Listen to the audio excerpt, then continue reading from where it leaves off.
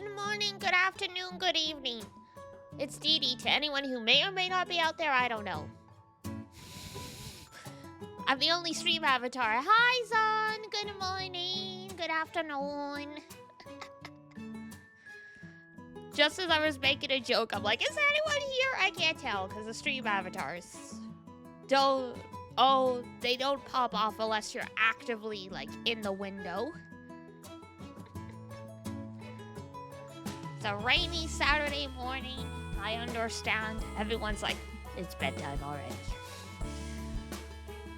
I nearly had that moment myself earlier. You know, like, this is another example of do as Dee Dee says, not as Dee Dee does.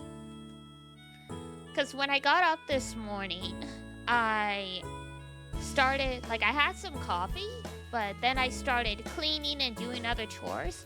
And next thing you know, I'm sitting here at, like, about 11-ish, and I'm like, oh shit, I haven't eaten anything today. And then I stood up, and that lightheaded feeling kicks in. I didn't faint, but I sat back down. I'm like, oops. Remember to eat breakfast if you usually eat breakfast, otherwise it's a bad time. I did get a lot done, but that was a whoops. I know that one, yeah. I was gonna say probably some of the moonbeams that have a little, like a touch of the neurodivergence, or just people who tend to forget to eat when they get really absorbed in stuff. It's like, yeah, you that's the one. Like, I got up, I stretched, and then my body's like, no, it's time to collapse. It's like, what do you mean it's time to collapse? It's time to collapse. Sit back down. Hi.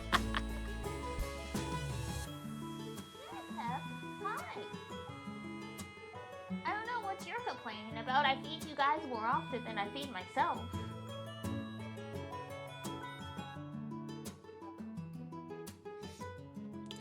Cats. Cats, I'm telling ya. But yeah, United Fight starts on Monday. Crazy. Coincidentally, the VODs getting posted right now on the YouTube are the ones from January's United Fight at the end of the month. I was like, just in time.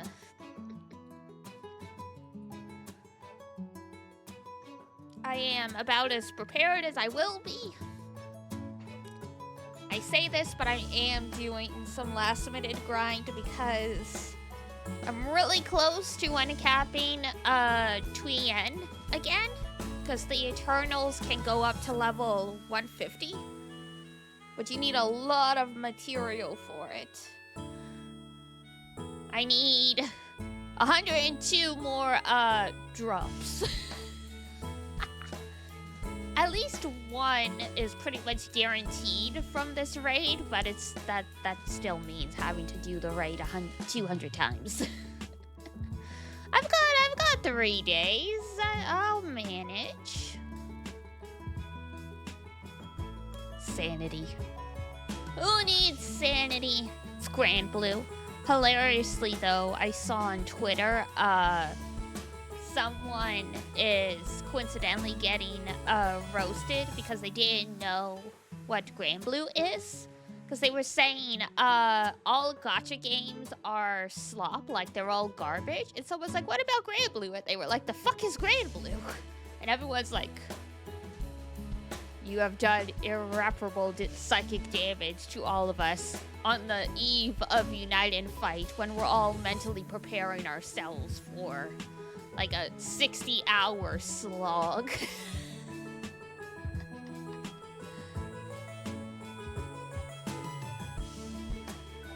And I'm like, that's fair. Grand Blue used to be decently well known until, you know, Hoyo-verse games took over the scene. Because before that, everyone played FDO and Grand Blue. and not about much else.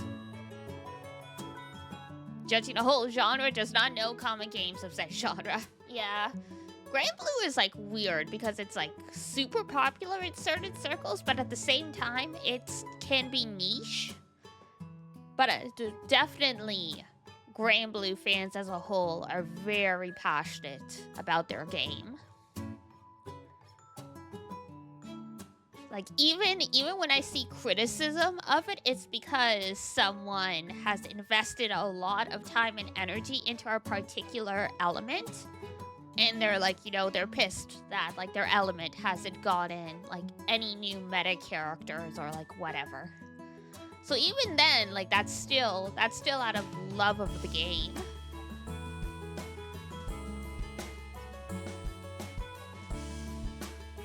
Someone was talking about power creep in Hoyo games as well, and I'm like, Granblue fans are like, move aside. We build entire grids of 9 weapons, and then they release a new character whose weapon breaks the meta, and we're like, now we need 3 of these things. Great.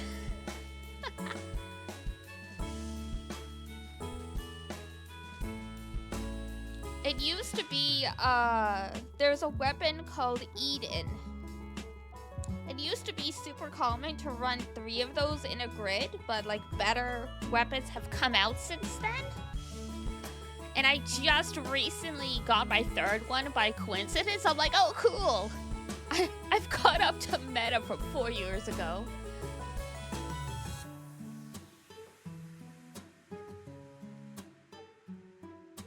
Yeah, I feel like Granblue is mildly known because, like, for being the hardcore one. Because for a long time, it was really difficult to get people to try the game because of how much investment you need to put into it with the grids and stuff like that.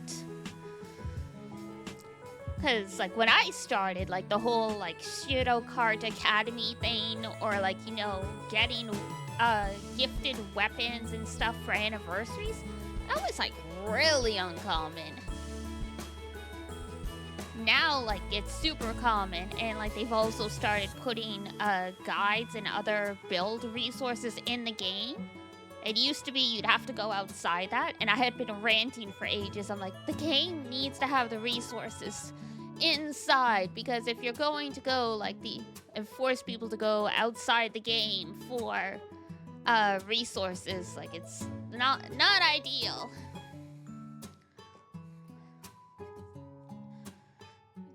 Breaks out of its space with... Yeah, Granblue is, like... It's not Cygame's best selling game, that's Uma Musume, but I think because the people who play Granblue tend to be the competitive types, it worked out well for them to be able to branch out the brand into the fighting games and also, like, you know, the action game. Especially the fighting game.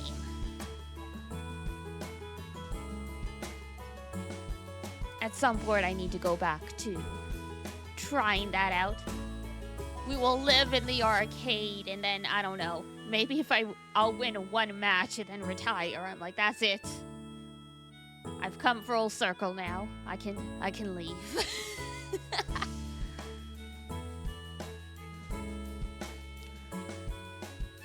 There being a new Vicky unit in the base game reminded me of the fighting game recently. Because she's still one of the most... I know in the base game she's still one of the most used characters. Probably the fighting game too, I wouldn't be surprised. We love Vicky Mouse. I mean Mickey Mouse. I mean Vicky. Yes, just Vicky.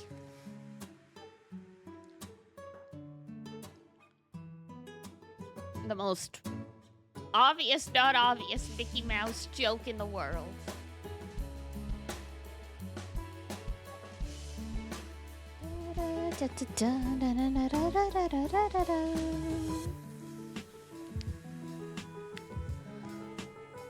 Yes, feel like I'm still waking up a bit, but that's okay. I will survive. We will persevere. For now, we got lawyering.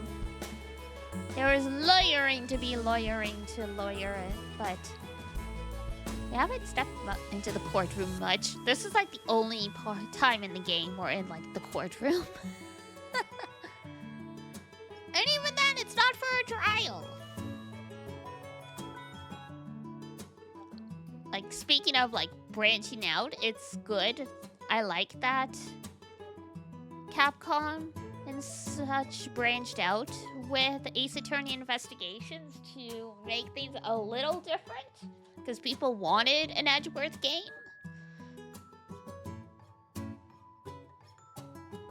But yeah, not being like a prosecutor and or defense attorney and never stepping foot into court. I don't know about that. At that point, you're basically like, you're an intern. You're an intern! There's no coming back from that one. Alright.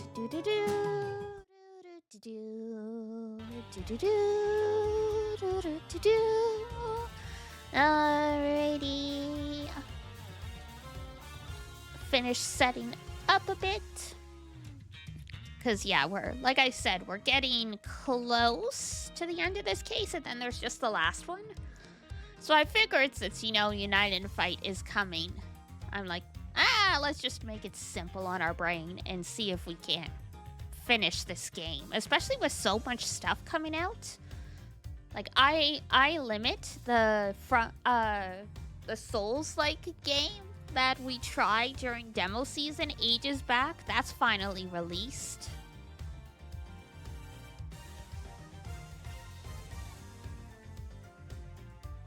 Also, I'm like humble bragging when I say this, but I've made it, guys. I'm getting sent PR emails now to play games. I'm like, oh! Shit, alright.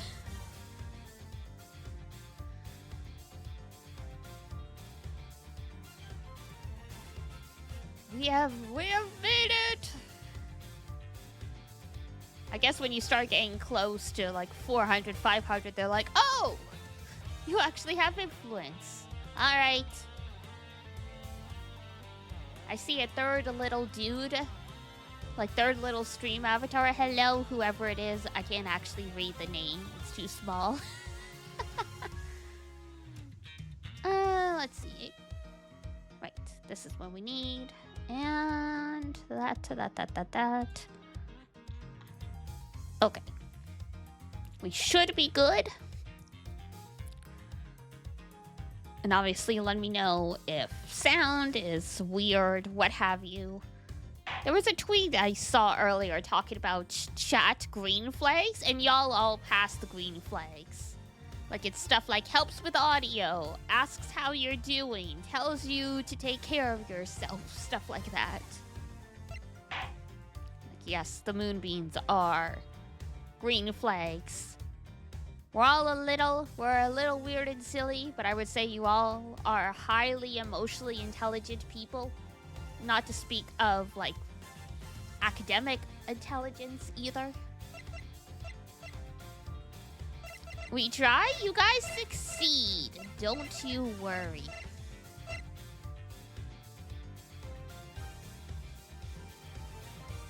Oh, and 326. Just making sure I didn't miss anything else. 21.9. Okay, it's this one. Zoom.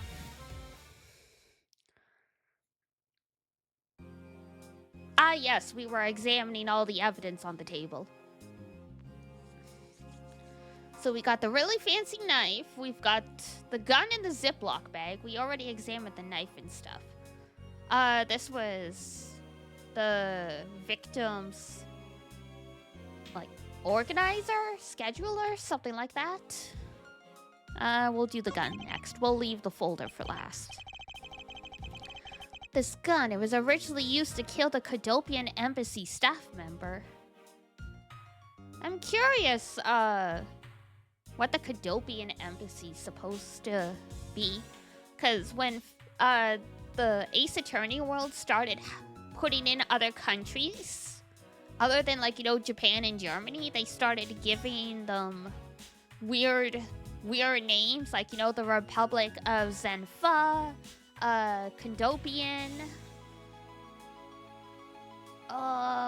the one that LeBlanc and also Apollo Justice is from. I can't remember that one off the top of my head. But yeah, like, Republic of Zenfa, that's like obviously China. But I'm like, what about the others? Because if I remember right, the Republic of Zenfa shares a border with Cadopia. If I'm remembering the geography of the Phoenix Wright world right, so I'm like, what's Cadopia then? Mongolia? Maybe? When the crime was reported, the responding police found Mr. Rell still holding it, which led to his immediate arrest. And then this gun took the original shooter's life. How ironic. Guns don't kill people, people kill people. The gun didn't do anything wrong. There doesn't seem to be anything else we can learn from this piece of evidence. Okay. Straightforward. Now what's in the manila envelope? Completely off topic. Whenever I see these types of envelopes with the strain, I always marvel at the different ways people wrap it. Because whoever did this, they just did you know, wrap around like bottom to top, bottom to top, bottom to top. Whenever I have one of these, I do like a crisscross. I do like a figure 8. Is that weird? I don't know. It just feels natural to me.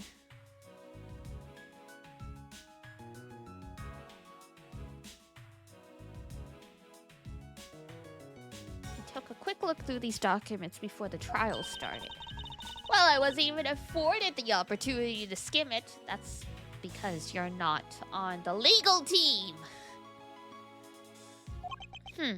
I suppose I should explain it to you then. Yes, you should. Perfectly and in its entirety, if you please.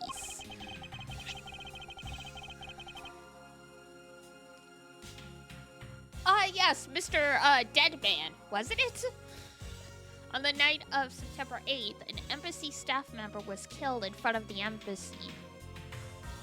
September seems to be a bad month for murders in this franchise. Mia was killed in September as well. The staff member died of shock due to being shot in the heart. Mackerel was brought in that night as a suspect and thoroughly questioned, because the murder weapon was found on him, for which he was arrested on the spot. A simpleton of a man, that's what he was. Well, that's nice of you. Perhaps he was, for the weapon wasn't the only incriminating evidence we had. Mr. Rell was caught in the act on film by a security camera. He was an even bigger simpleton than I thought. I mean, it's a little hard to entirely avoid all the cameras these days. I can't believe he didn't notice the security camera. Sometimes they're really not that obvious. The whole point of them is to kind of blend in. Because if you know a security camera's there, then you can avoid it. The Cadopian Embassy security system is supposedly very well designed. You may have simply not been aware that there was a camera in that area. So, have you seen the contents of the video for yourself? Yes, the surveillance video the security camera took was played during the trial by Mr. Faraday. You can clearly identify Mr. Rell on it. Even the sound of the gunshot was crystal clear. So the footage included sound, huh? I don't think I'd ever want to see the moment of someone's death in real life. I'm sure at some point in the franchise you've experienced it. Me neither. That's odd. We're short one piece of evidence. And the piece that's missing is the surveillance video that was played in court. The video? How could a piece of evidence just disappear? Did someone leave it in the VCR? Where did it go? The video showing the moment in which Mr. Rell committed the murder. Where could it have gone indeed? Are you done with your inspection of the evidence? Yeah, there's some missing, bro.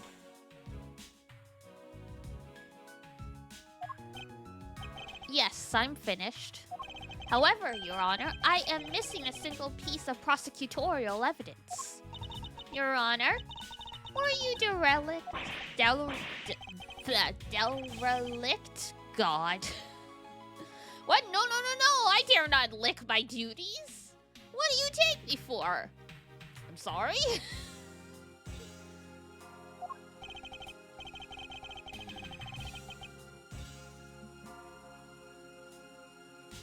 I vote Larry. Surely Larry is the sus one, you know? You're probably right. Larry would be, like, what, 19? In this, I'm sure he's gotten up to some questionable stuff. Meanwhile, Nick is about to be poisoned by his girlfriend. Well, attempted poisoning.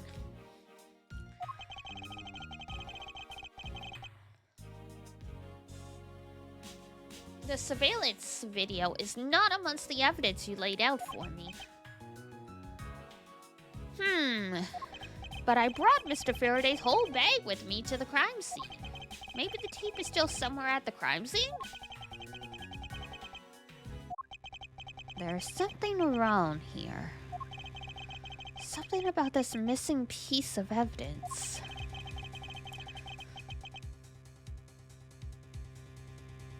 It would appear that for me to find the answers I seek, I will have to pay another visit to the scene of the crime, defendant lobby number 2.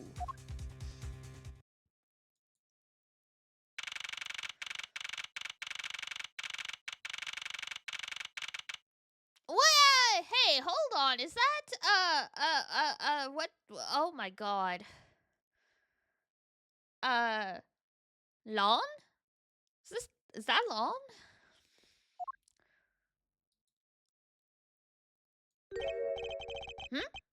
That's Detective Bad, but who is he with? I've never seen that officer before. So, did you find it? No, not yet. I've looked everywhere. I see. Well then, please continue with the search. Understood. I'll continue the search. Heh, so you're the one running this show. Prosecutors like you shouldn't even be allowed at crime scenes. Oh yeah, that is Lon.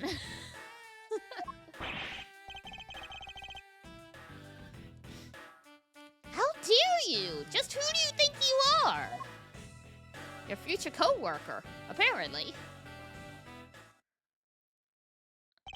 What was that all about? And who was that man just now? Whoever he was, I've never seen a more impudent officer in my life.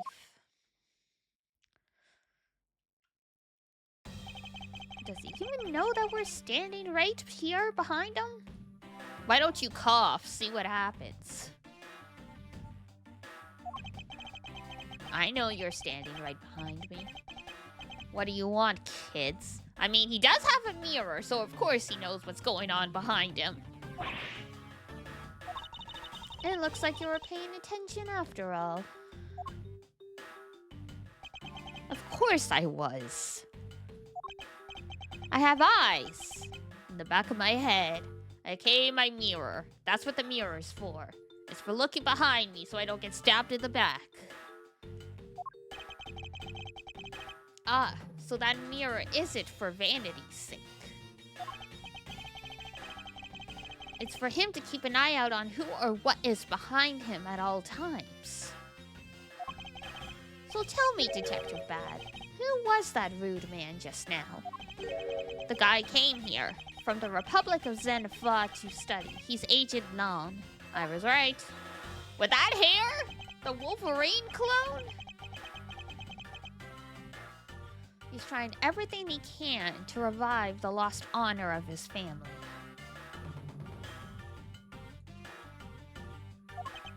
He's traveling the world to study different philosophies of detainment from scratch.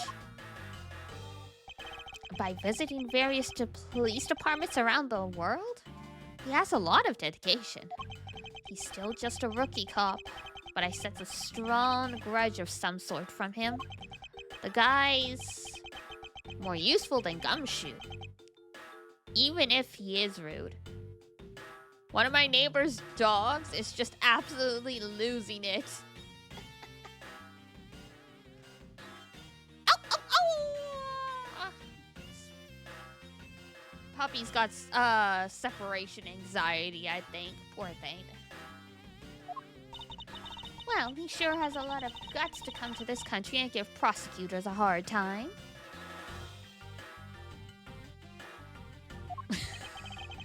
Why is it so hard to keep talking when a dog's barking? I agree. However, I can think of one young lady that statement also applies to. Anyway, what was that agent looking for, Detective Bad? Earlier, that little girl was poking around in Lobby 1 as well. Like I said before, it's got nothing to do with the two of you. I highly doubt that it has nothing to do with us.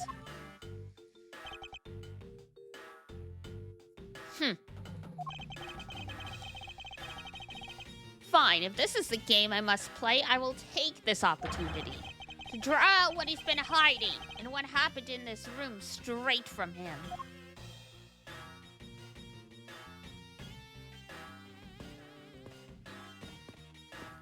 Hello, Detective.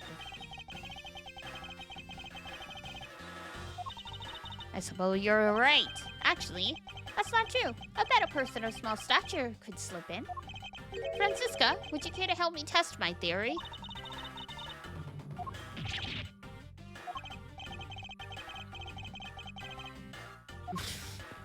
Wow. Rude. Earlier you were in lobby number 1, and now you're here in lobby number 2. You're quite the busy man, Detective Bad. Multiple returns to a crime scene brings about success. That's what we detectives say. I see. In that case, you wouldn't mind if I asked about what happened again, correct? I don't have anything left to say to you, boy. Boy? You'll see, I will draw my answer from you one way or another. Would it kill you to help us even a tiny bit in our investigation?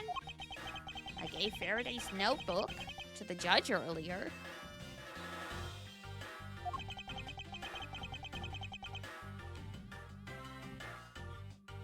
That's help enough, don't you think?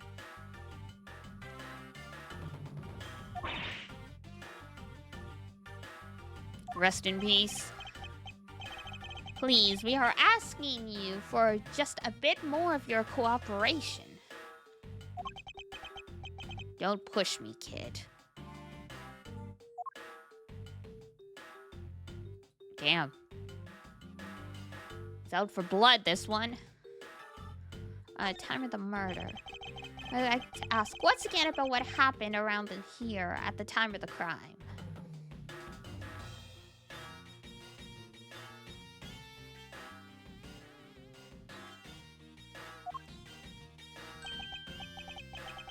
I refuse to answer. Oh, okay. Any more investigating you do would be a waste of time. Besides, how am I supposed to answer questions about things I don't know about? Things you don't know about, but aren't you supposed to know everything?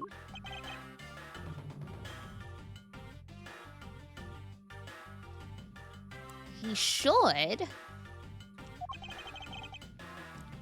Wait, is it possible? Maybe he doesn't know about the trick behind that piece of evidence. I should try showing it to him. It may prove to be the key to getting some answers from Detective Bad. Ah, yes. The actual key.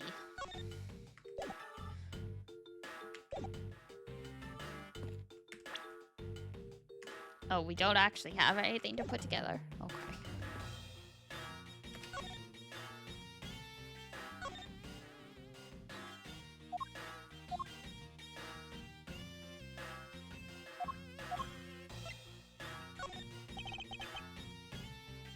Detective Bad. Did you know that of the existence of the item in this photograph? Of course I did. It's my job to know everything related to the Yatagata suitcase. In that case, let me ask you something. Did you know that the knife that killed Mr. Faraday and this Yatagata suit's key are one and the same? What? That's impossible. It looks like you didn't know after all. This piece of evidence, which we call the Yatagata suit's key, is actually a well-camouflaged knife. Mr. Faraday was planning to use this Yatagata-su's key to prove that Mr. Rel was not the real Yatagata-su. Isn't that correct? I guess so.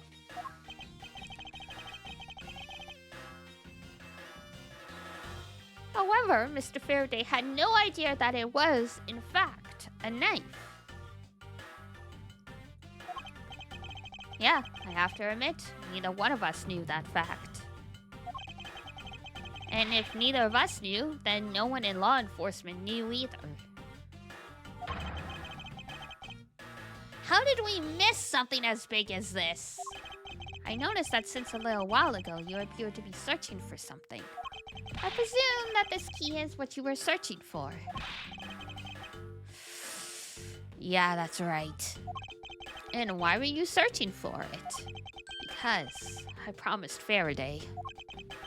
I promised I'd protect that key with my life. But after he was killed, the key disappeared from Faraday's evidence bag. Who would have thought that the key is what took Faraday's life? Detective Bad.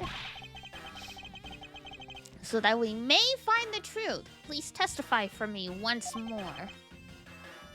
Alright. But it doesn't matter how many times I tell you about what happened. Nothing will change.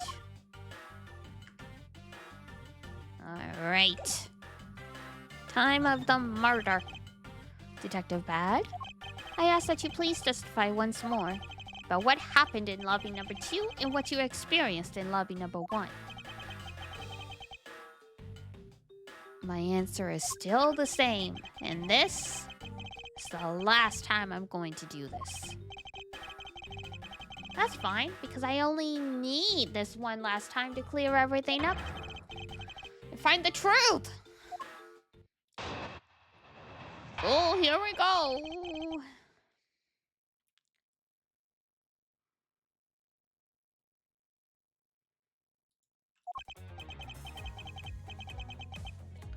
I was in lobby number 1, talking with you.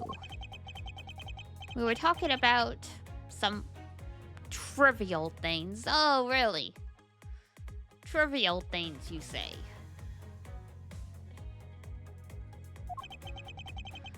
I heard the gunshot right before the trial was about to reconvene. When we heard it, you and I immediately dashed out into the hallway together. I saw Gumshoe goofing around there, and then we all ran into lobby number 2.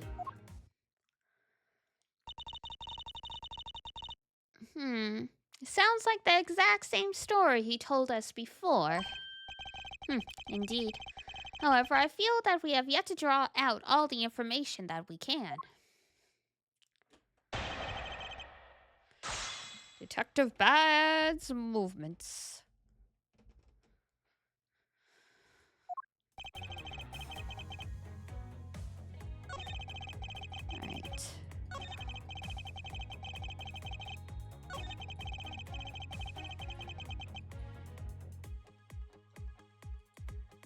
Alright. Okay.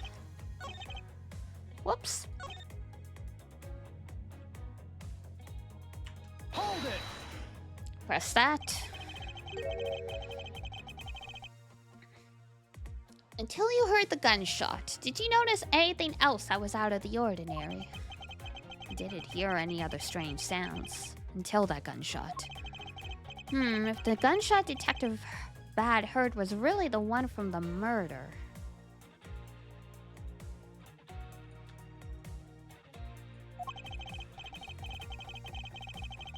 That would give that other piece of evidence an entirely different meaning.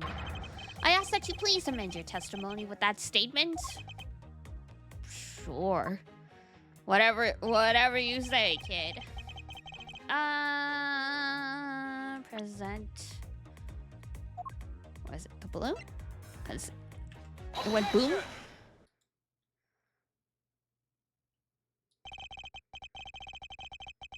Detective Bad, does this balloon fragment remind you of anything? It's the same color as the one Kate was holding. Oh, so you knew about that girl's balloon. Yeah. I was sitting with her up in the gallery. During recess, just before we split up, I filled that balloon up for her. Oh, so it's filled with actual air, not helium. Well, as you may have already surmised, this piece did indeed come from Kay's balloon. So, what about the balloon? I wonder if you might remember hearing this balloon pop at some point. What are you getting at? The fragment was found in the hallway right in front of lobby number 2. Furthermore, it was the sound of this balloon popping that the judge mistook for a gunshot.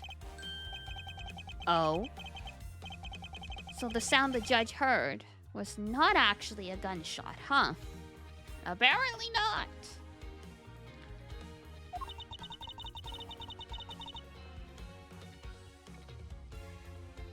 On top of that, His Honor said that he heard the balloon pop about 20 minutes before the trial was to reconvene.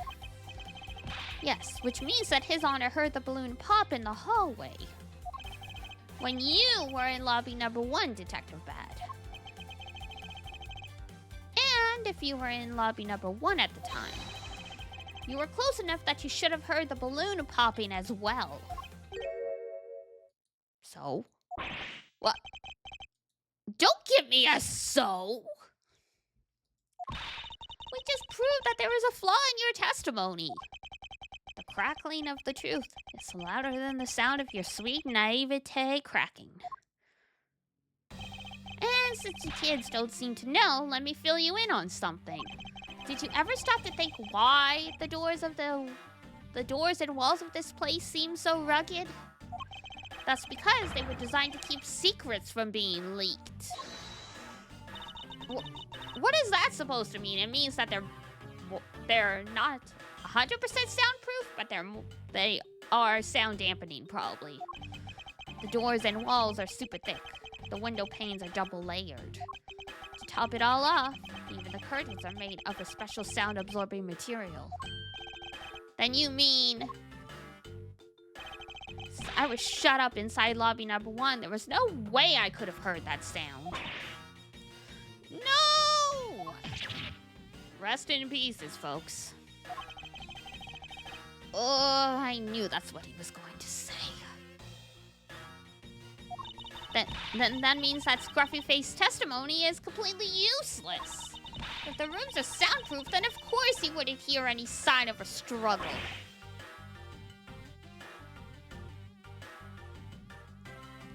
You guys might wanna, confirm that the rooms are soundproof before you just take him at his word. That's also why it's only natural that I didn't hear the balloon popping. Now do you get it, kids? Miles? I thought we were supposed to be the ones finding flaws. Not the other way around. The other way around? It's not possible to hear the sound of the balloon popping if one were in lobby number 1. However, if we examine this situation in reverse, the person standing in the hallway should not be able to hear the real gunshot either. And yet, Detective Gumshoe claims to have heard it while he was standing in the hallway. Detective Bad. If that is the case, how exactly did you hear the gunshot? What do you mean, how? I just did. Huh. That's a good explanation. It would appear that you have yet to realize the contradiction in your own words. Oh? How so? If the rooms are as soundproof as you say they are, then how did the sound of the gunshot enter your ears? I see what you mean. I guess I'm more out of it from Faraday's murder than I had thought. Which means exactly what, Miles? In the end, what does it all boil down to? It boils down to this. There must be a reason as to how Detective Bad and Gumshoe heard a gunshot they theoretically couldn't have. Looks like we need to examine the state of the crime scene again, huh? The state of the crime scene? Wait. Can it be?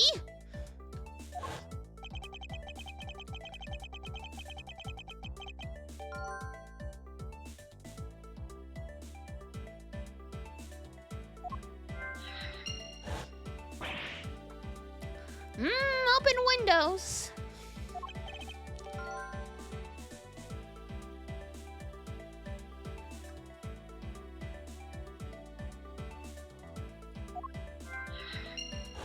And a noisy TV. Ah. Wait, was the gunshot just from the videotape then? Interesting.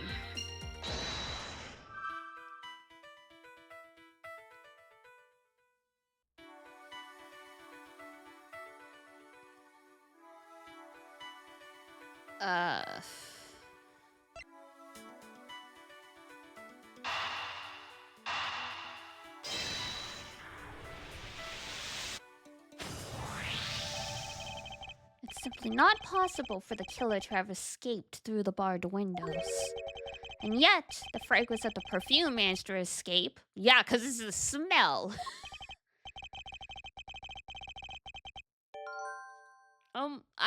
Really? This is the shocking revelation that sound and smells can move.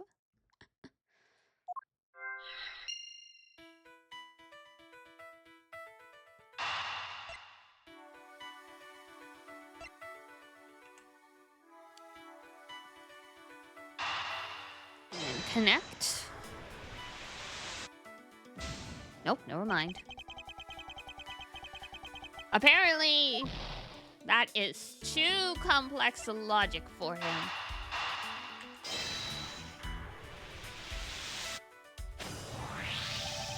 Now then, what else besides the smell could go out window? Sound? Edgeworth's like, I've done it. I've cracked the case. I am so smart. And since the windows were open in both, that explains how the sound of a gunshot could be heard in both locations.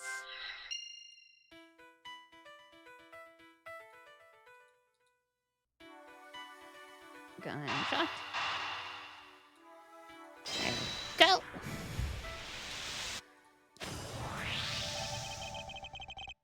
Zexu, hello. The missing piece of evidence is a video. Thank you for redeeming your potion. Instant popularity. Surely that'll help your gotcha.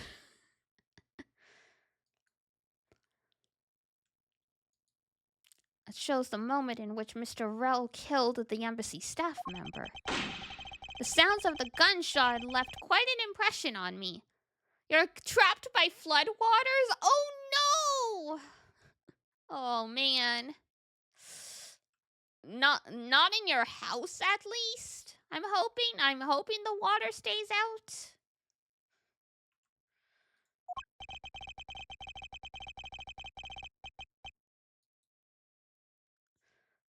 You're stuck at work by the floodwaters? Rip. Can't believe you actually went to work when there's flooding happening, but I mean, capitalism, I guess.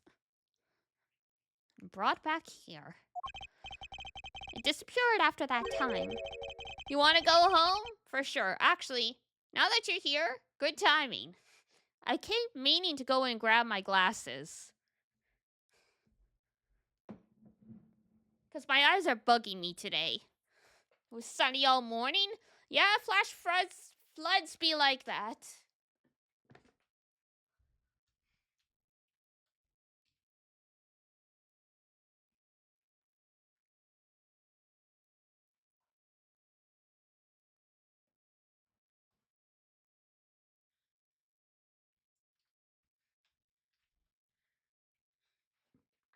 Ugh, there we go. The world must be ending if Diana wears glasses. Oi. I do wear them sometimes. It's just my prescription's quite light. No wonder I'm trapped. I wear my glasses when I feel like I need them. Usually I don't need them when I'm in front of a computer. Or I'm at work because I'm nearsighted.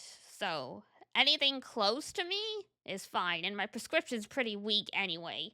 I wear my glasses when I go to the movies and, like, stuff like that.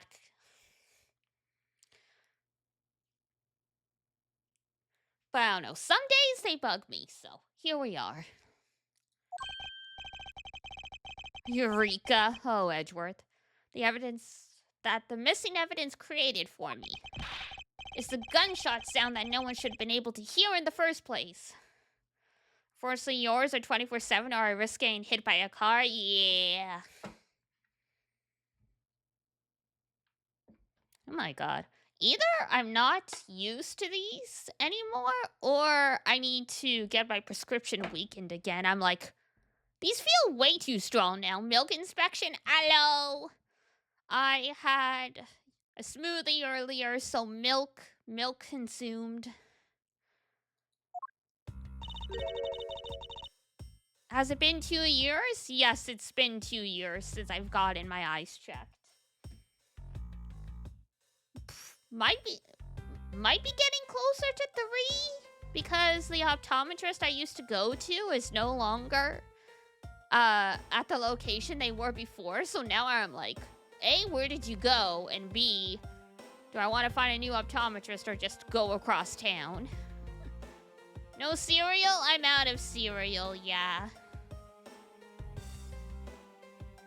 Normally every 2 years is when you change lenses. Makes sense.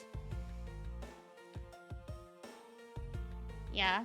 I go every 2 years because that is what my benefits cover. So I am due. I was due in what is it? August, but at that point, here's the funny thing.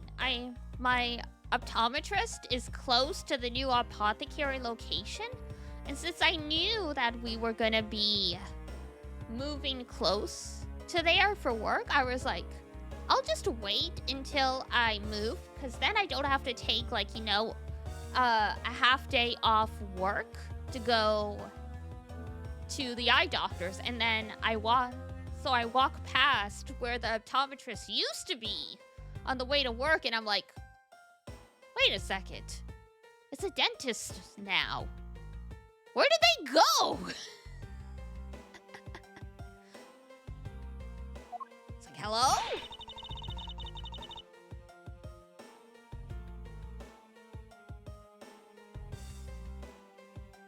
It's like, y'all were here like 6 months ago when you like texted me saying like I'm due for my appointment. They needed to switch fields. Eyes weren't profitable enough? I guess so, yeah.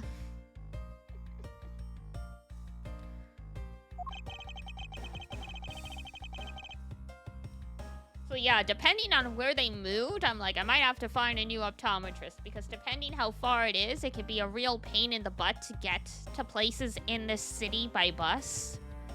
And sometimes it's like This is not worth it.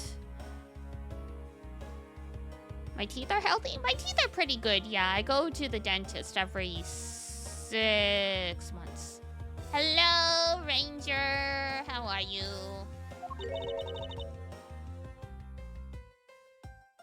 And where would that be? I believe you should examine the television.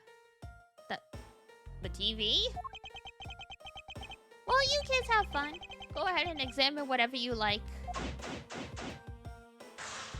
Oh, also, one other thing I forgot to mention with the whole glasses thing.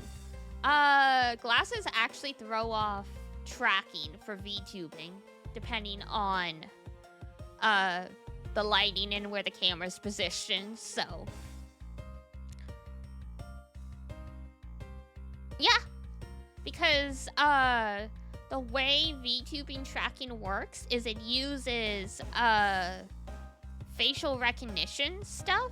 So if the glasses block your eyes, then it won't actually blink properly. My prescriptions are pretty light, so that's not the case, but I've heard some people who have thicker lenses, sometimes they have trouble.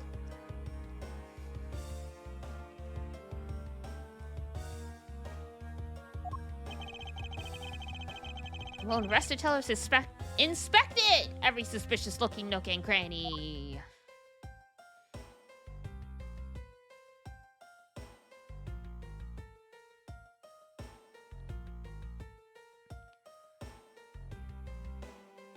Pancakes! There seems to be a videotape inside. Yes. 2020 something. We're still using VCRs. Though I think for some closed circuit televisions, they do still use videotapes because it's easier. Car's inaccessible? Is your car at least okay, or is your car flooded? Because that's gonna suck.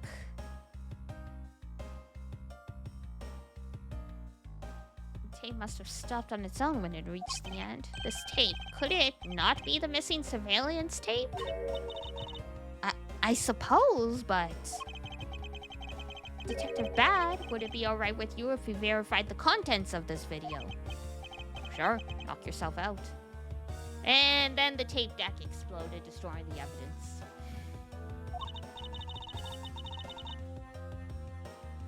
It's like the 5th floor of the car park, so you're fine. Oh, that's good at least. Reminds you of Polish schools. Well, this is a courthouse, so the bars are on the windows to keep the criminals from trying to get away.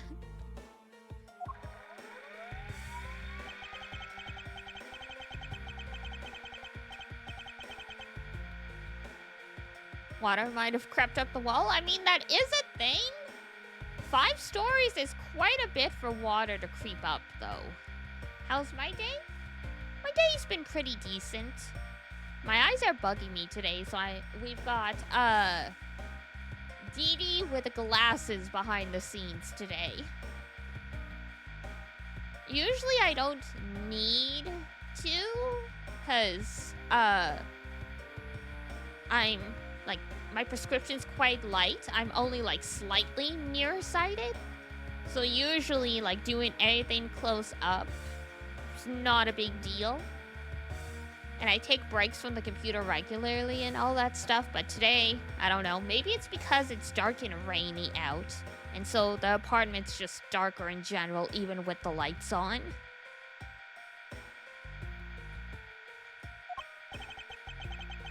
Should be at about the 30-minute mark from the start of the tape. Gloomy day? Yeah, I mean, it's spring. April showers, brain made flowers, all that stuff. We had some crazy freezing rain on Thursday as well.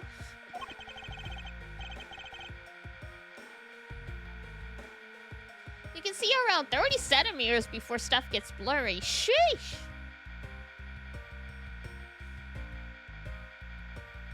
I'm trying to remember what it is for me. Like when I do like the letter chart stuff, if I'm not wearing my glasses, I can still tell what the letter is, but the edges are blurry, kind of thing.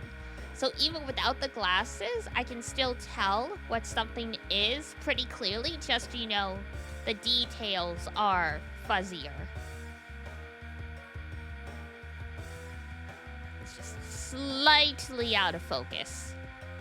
Like, enough that when I have to see something at a distance, it's worth having the glasses so my eyes don't strain themselves, but...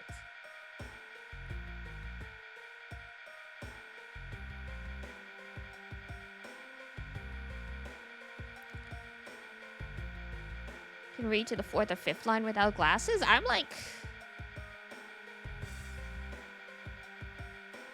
the 6th line, I think?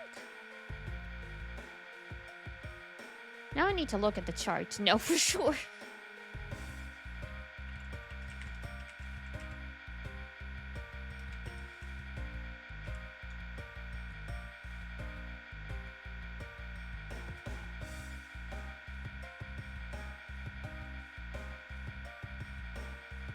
You were able to read the whole thing? That's nice. Because, yeah, you wear glasses for, like, the blue light and stuff, but...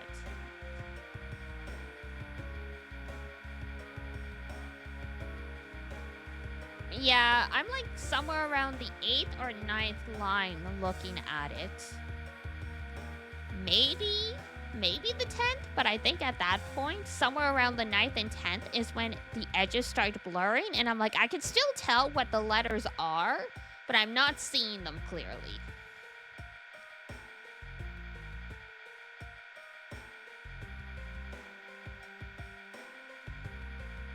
So I'm like slightly less than 2020? Or like I'm probably like 2025, somewhere around there.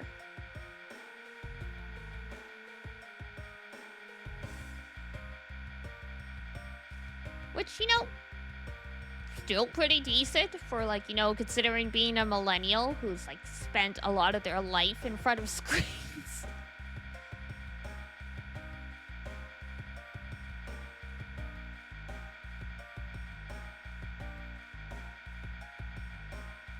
Show off, Mr. Eyes.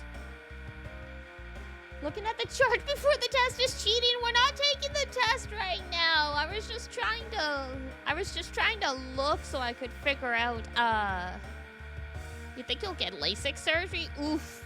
I mean, some people have really bad side effects from that surgery. Papa Mellis, both his retinas detached after he got the surgery. So I would never dare. But, I mean, to each their own.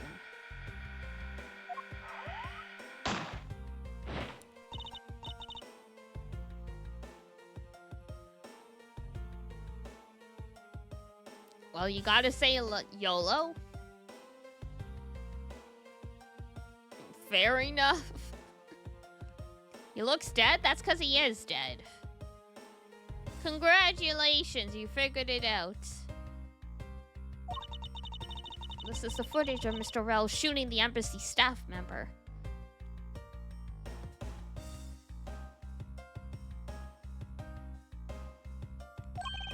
I knew it.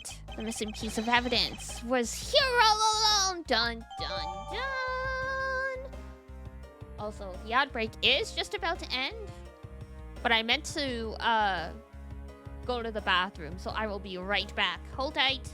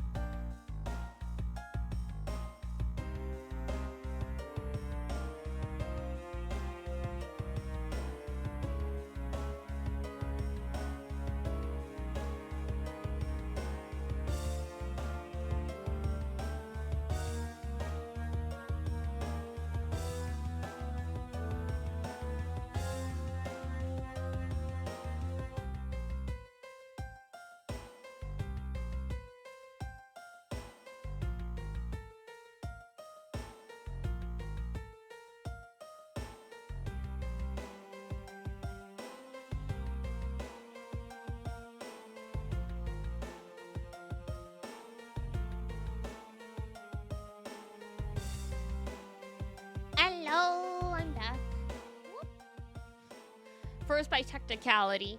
Yeah, Zahn was officially the first.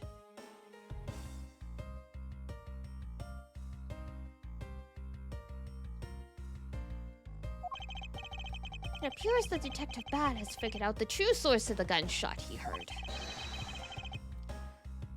Welcome back, thank you. With that, I think we can figure out the trick behind this double murder. What do you mean by that? It's quite simple. It's quite elementary, you dear.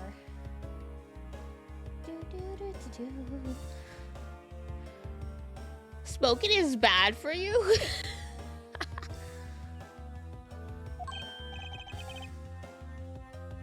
All I have to do now is show what show what the gunshots Detective Bad and Gumshoe heard. It's not actually a cigarette, it's a lollipop that the detective has.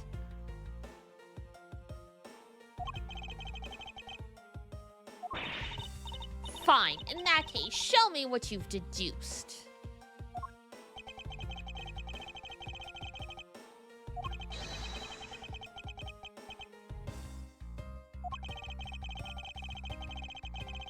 Sugar is bad for you? Well, I mean, yes. Less bad than,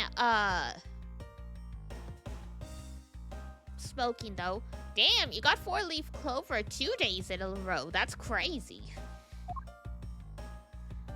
I guess I know where the good luck went. Zex, I was joking on Discord because I got 2 5-stars and 1 tentacle in Genshin. And I was like, sorry, Zexu, I stole your luck. And he's like, well, give it back. I'm like, I'll try. It's left me. I can't guarantee you where it's gone. I guess it's gone to Ranger. Go, go, go. Yeah, the speed potion. You can Sonic now. Gotta go fast.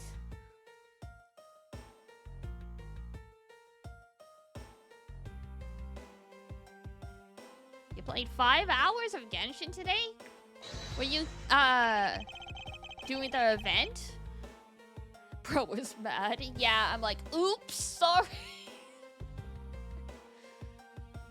I mean, honestly, I was shocked when I got that. Because, so per, like, the explanation of pity I gave yesterday, I was at 0 pity. Because I had just gotten the latest 5-star and I decided to run, the next. Like, just throw what I had at the next banner just for the heck of it. And then I saw the rainbow and I'm like, oh, wow. Okay, whatever.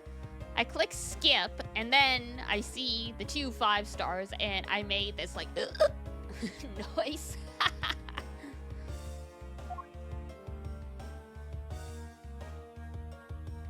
The little dino quest? Yeah, the new event is cute. Sad but cute. DD won gambling. I won.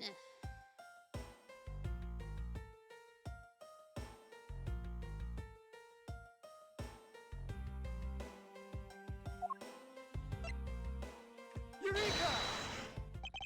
If the door and windows to the crime scene, namely this room that we're in, were closed, time to quit since you won it big. Yep, time to leave the casino and never go back.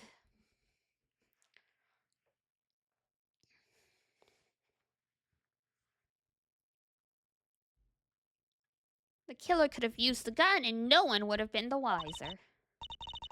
That's true. This courthouse does seem well designed for such a thing, as it were. Sounds ominous.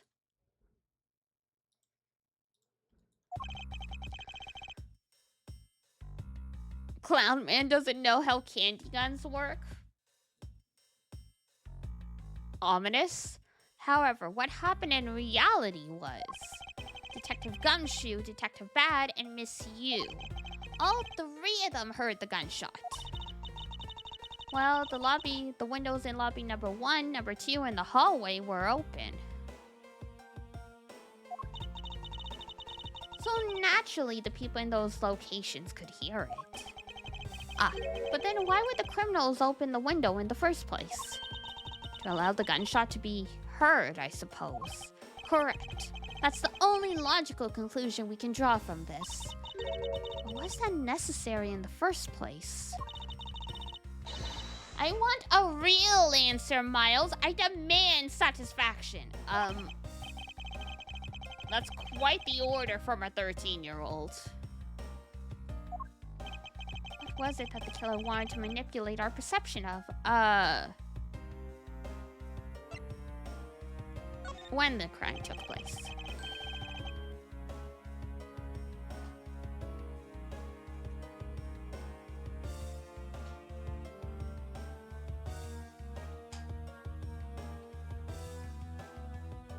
Miles is 13? No.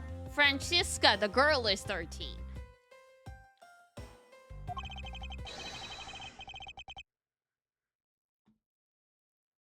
And they used the gunshot in the surveillance video to do so.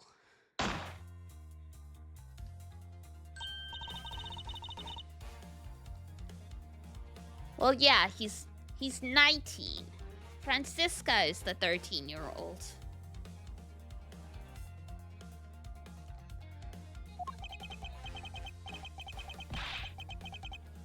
Surprise!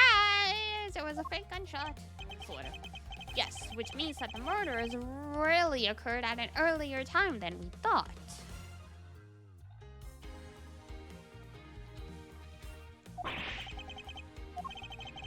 Is Bat also 13? I'm pretty sure he's in his 40s. 53 even.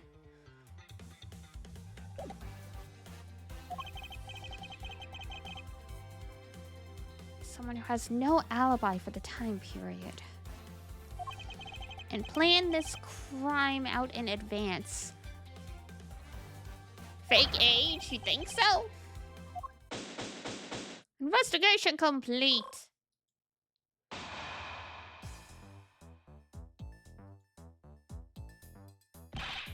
Mr. Edgeworth? Yes, what is it? Miss Yu is asking for you. She's in the courtroom. She says that she's identified the murderer, but that she wants to clarify something. Looks like Miss Yu is still investigating something. Understood. Please tell her that I will be right over. I'll come alone. I want to hear what she has to say. What could possibly go wrong? It would appear that the time has come to uncover the truth. To be continued. Dun dun dun dun dun dun. Save. Yes.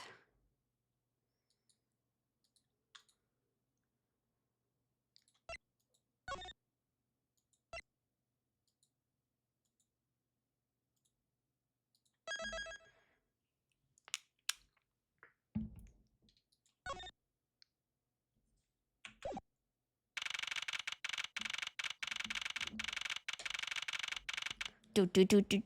6:15 p.m. They've been here all day.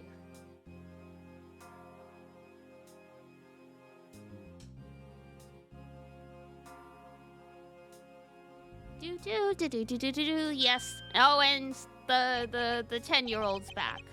Give me 1 sec.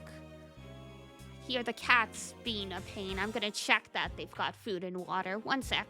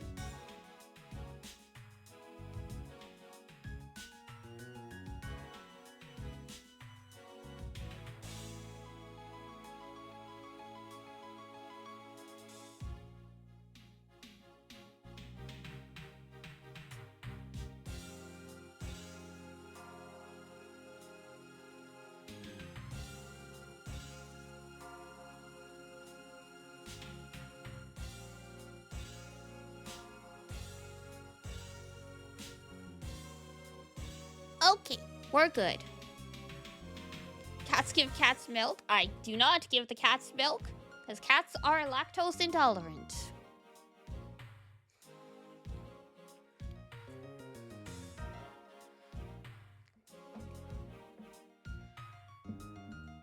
Okay, what are you doing here?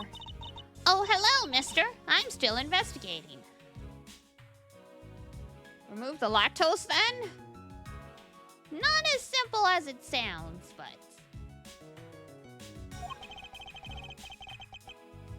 the object you're looking for has already... Hold it.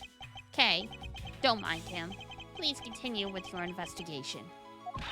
Okay, you got it. Detective Bad, haven't we already found what you were looking for? If it means I can keep her in the dark just a little longer, any little task will do. Oh? You're more sympathetic than I thought. Huh.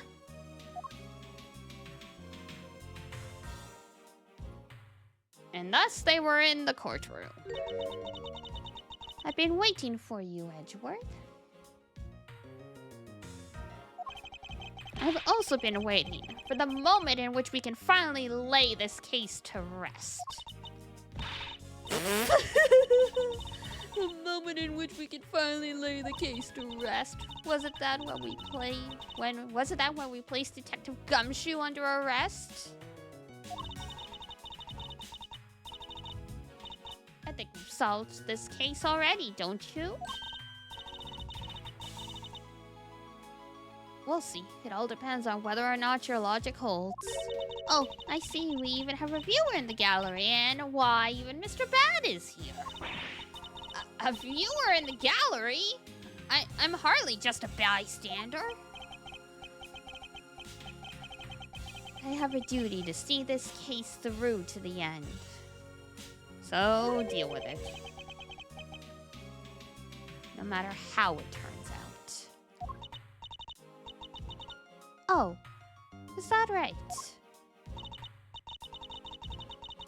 Anyway, I thought you might like to hear what I've slaved away to find out.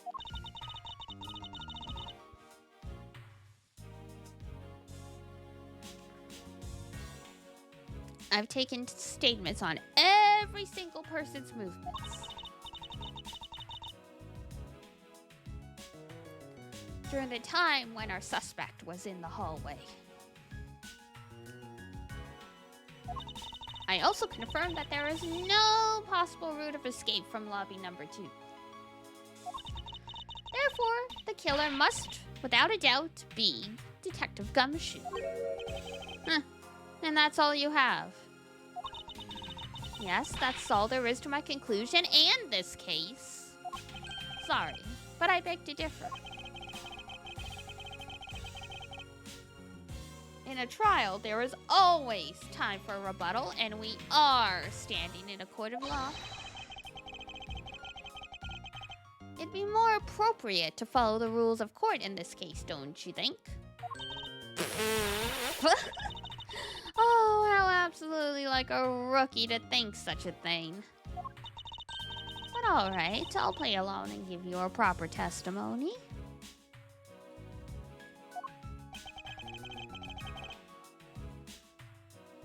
If my logic is correct, then we've already won.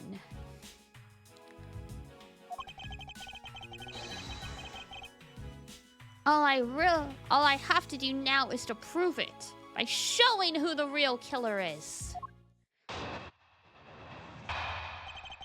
Miss Hughes' argument. Everyone says the suspect has an alibi for when the gun went off. Why is she laughing? Furthermore, the areas have also been blah blah blah. I also confirmed that there is no possible escape route, which leaves us with one unshakable conclusion. Now that you have your testimony, I expect a good rebuttal. Huh, but of course. There is no need to confront her logic head on right now.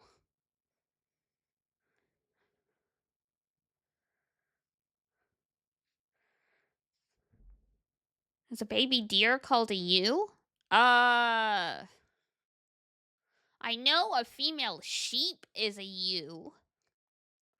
I don't know about a baby deer. A baby deer that's a fawn, isn't it? WAFN?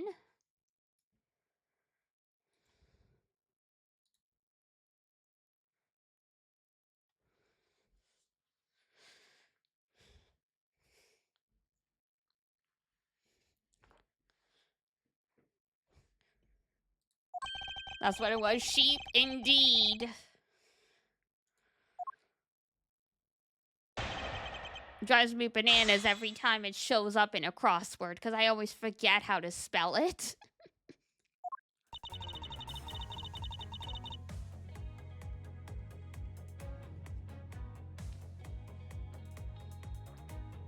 And a baby sheep deer. Fawn is like showing affection to an extreme. It's that, and also fawning is a reaction to. It's like a survival strategy for abuse, where like you recant and do whatever they want. I think that's how you explain it. Everyone has an alibi, really now. The suspect? But I thought Detective Gumshoe's alibi has already been proven. Are you joking, Edgeworth? Not particularly. I assure you this is no joke. Look, I know you heard from the judge earlier that the detective was in the hallway with Mr. Faraday's daughter eating a Swiss roll. Yes, that's correct. But see, that was 20 minutes before the real gunshot went off, right? And the problem is, there's no one else who can corroborate what he did since the snacking. A Swiss roll? Yeah, you know, the cake.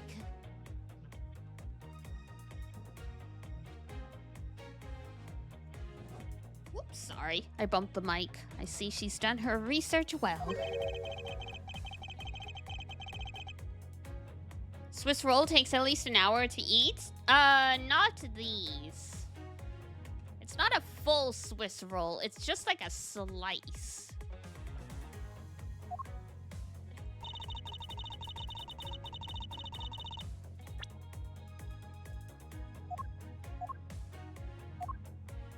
See, it's just one of these things.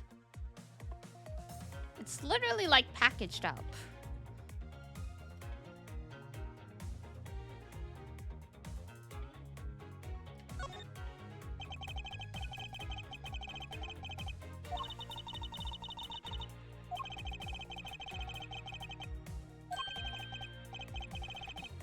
Oh, well.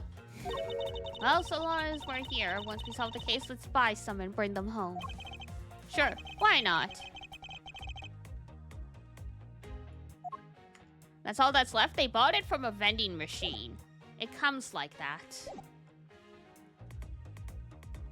Hold it! Whether they have been thoroughly investigated or not is for me to decide. He ate the vending machine? I doubt that. He's not Kirby. The scrunched eyebrows and lines on your forehead are back. Anyway, even if you believe it hasn't been exhaustive, the crime scene, lobby number 2, has no way out other than the hallway Detective Gumshoe was standing in. And because he claimed to be there, that makes him the only possible suspect. But isn't it possible someone escaped through the window and into the garden? That's the first place everyone looked, silly. The police aren't a bunch of lazy bums. They looked into every possibility, you know? Yeah, she has scale earrings. Yeah, there wasn't a scrap of evidence to suggest someone used one of the windows. There also weren't any footprints or anything in the courtyard garden.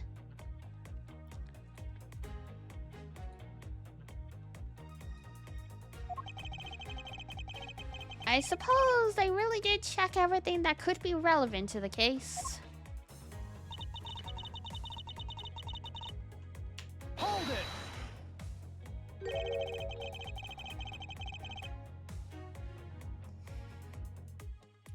Are you absolutely positive that there are no possible routes of escape? Like, are you triple, doggy, double, quadruple sure?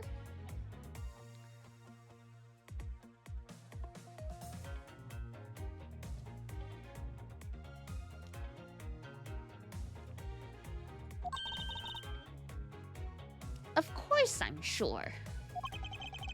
And why are you so certain? This is a courthouse, the place where criminals are brought to be judged. If there was an escape route, I'm sure every criminal would be using it to escape. I mean, I guess. Assuming it's that easy to get to.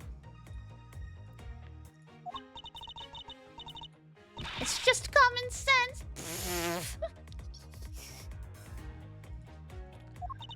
Miles, I suggest you use a bit more of it in the future. Ow!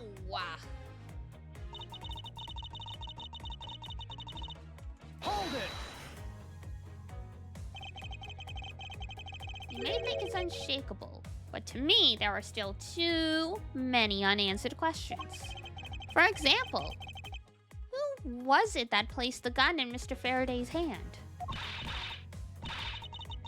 But you're the only one still wondering that. Detective Gumshoe probably had no idea which hand Mr. Faraday used to write with. Yeah, even if you know someone, it doesn't mean you'll know which hand they write with, right? I mean, lefties tend to tell everyone they're lefties, speaking from experience.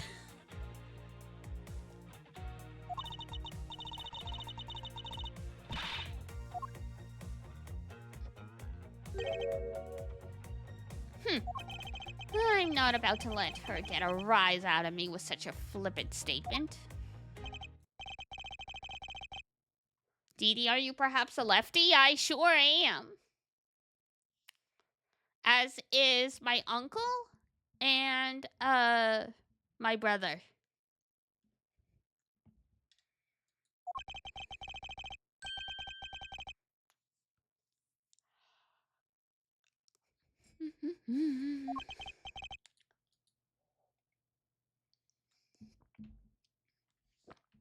I have the left gene, it seems. I sure do. Oh, Mama Melis was a lefty as well. I say was because Grandma Melis forced her to be right-handed after her older brother got the shit beat out of him by the nuns at Catholic school for being a lefty.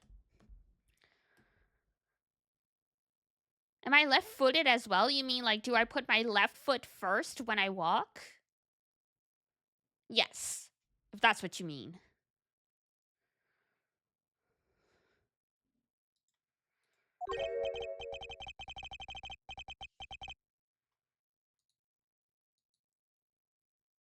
Being a lefty is a sign of demonic possession? Yeah, that's the cat ears.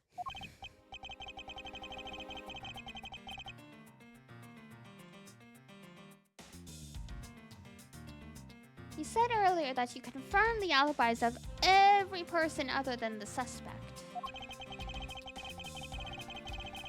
Left-footed people kick stronger with their left foot?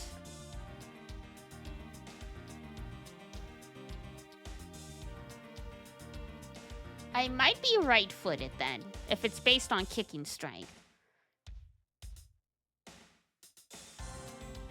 My natural inclination is to step forward with my left leg and pivot into a roundhouse kick with the right. Always forget I stream earlier on the weekend. Yes! Because I don't have to be at work right now.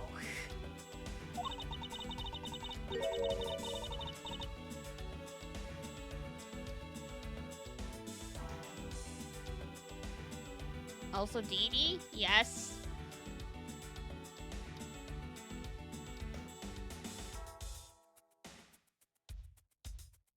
That got violent quick. Oh, the roundhouse kick? Eh.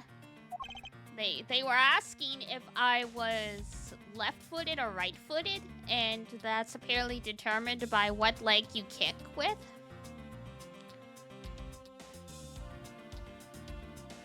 I don't kick anybody. I used to do karate, that's about it. Or karate, technically. It's not T, it's te. It's empty hand karate. She came to the courthouse during the recess. You're learning, oh, what is it, capoeira?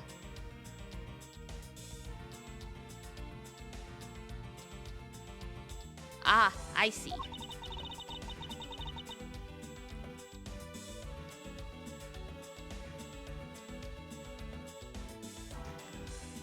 I actually got it right. Yay! Art doesn't have to roast me today for mispronunciation.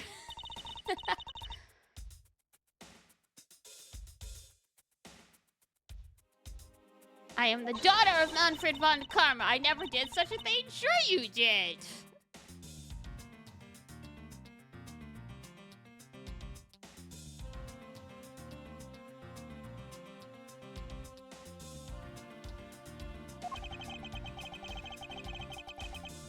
VTuber says something correctly, the world goes crazy.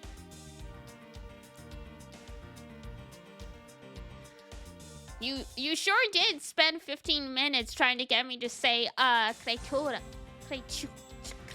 right.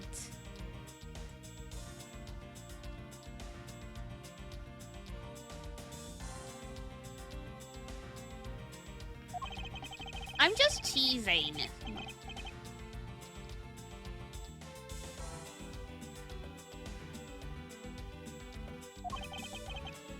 Hello.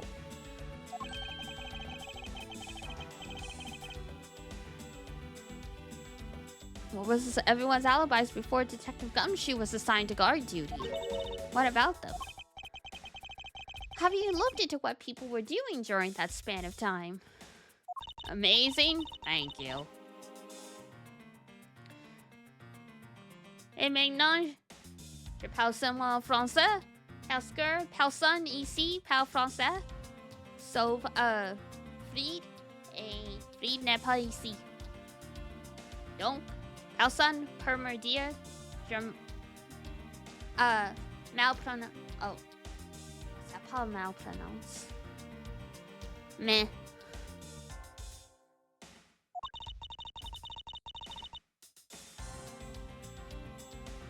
French scary?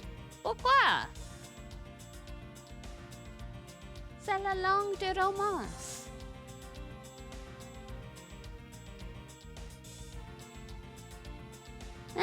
Les Québécois sont un peu.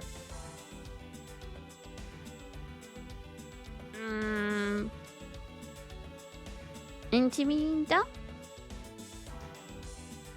Alright, I'll leave it there. I could technically keep going, but...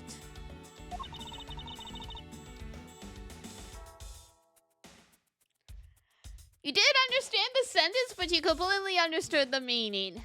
That means you understood the sentence. Romance made of bitter coffee and spite? Hey! Tastes just like my childhood.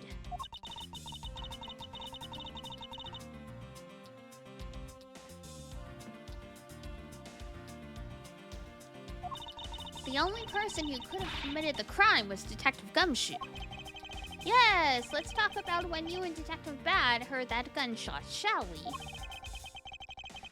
My childhood taste of sand? Are you perhaps... Gara?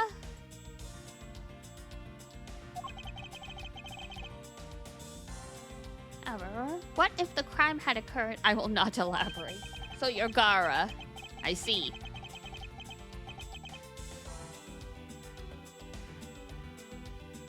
Watch out, folks. He's got a tanuki inside of him.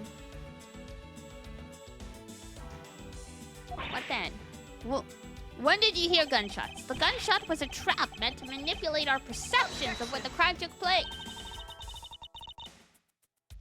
Sadly, your explanation is very lacking. You're milky, so no one can corroborate your statement. Ergo, it is untrustworthy.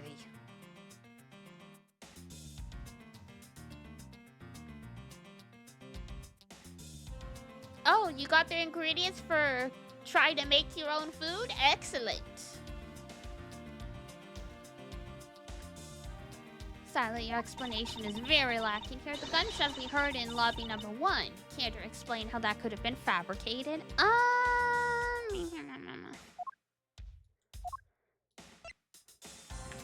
Surveillance video.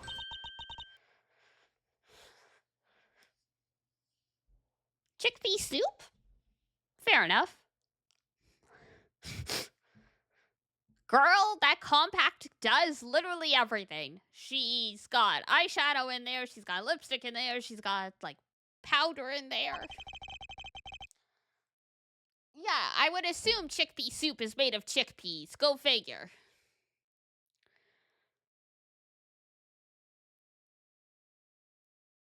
Let the girl be herself? Look, I'm judging. She's spreading bacteria. If she keeps everything in one compact, that's what happens. You spread bacteria. You want to get styes? You want to get pink eye and stuff? Use makeup on your, like, do makeup on your face using a brush, and then use that brush on your eyes. That's how you get styes and stuff. Maybe you want to get styes? Don't recommend it. This video was found in the player of lobby number 2 that was connected to the large television that had its volume turned all the way up. She puts in a vat of ethanol between each makeup. Now that's just ruins the makeup. You just need to spritz it.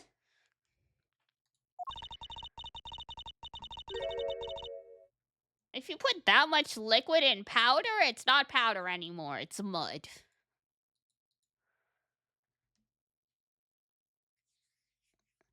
You can't honestly mean that the sound we heard was the gunshot in the video. She needs to make sure it's clean. All you need is a spritz. Yeah, but if you pour ethanol into the pan, then it's a liquid. It's not like a gas. It still can get things wet if there's enough of it.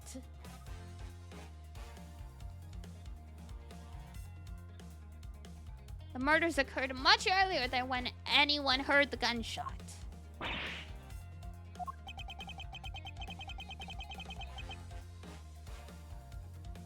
Yeah, but you said she puts a whole vat of ethanol in between applications. Therefore, she puts in a vat of ethanol between each application. Yeah, she's still gonna ruin it.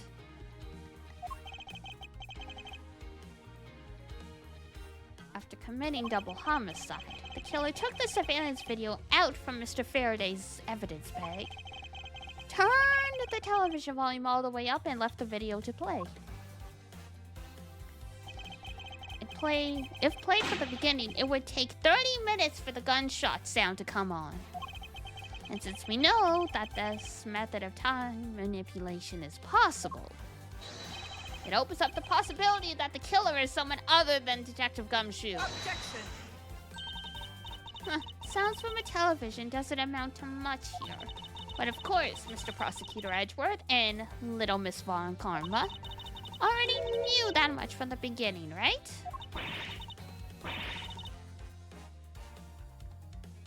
It was a subsonic gunshot. Yes, of course. We know about the soundproofing quality of the courthouse's rooms. You might go back to sleep. Don't ruin your sleep schedule even more.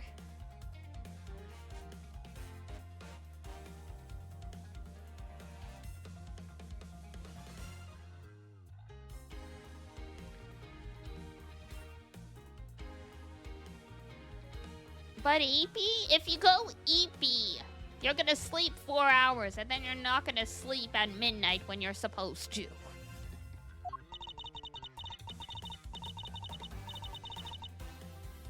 That's right, and if the rooms are soundproof, then we should not have been able to hear it.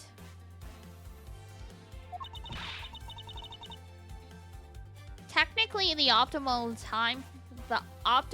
amount of time to nap is 20 minutes. It'll just be 30 minutes?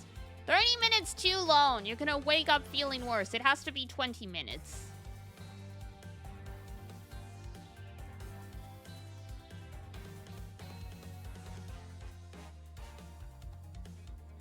Gives you proper energy until you eat time. Also, your iron tablets, if you did take them today. 20 minutes? That's why it's called a cat nap. Any amount of time you nap, it's supposed to be in increments of 20. Because of, that's the average time of a sleep cycle. But if you wake up in the wrong sleep cycle, you're just gonna feel like ass. So ideally, 20 minutes at a time is the best way to do it.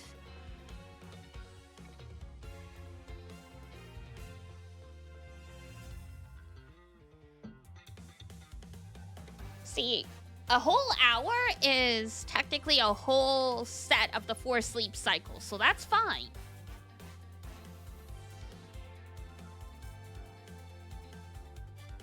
Like I said, increments of 20 minutes. 60 and 120 are divisible by 20.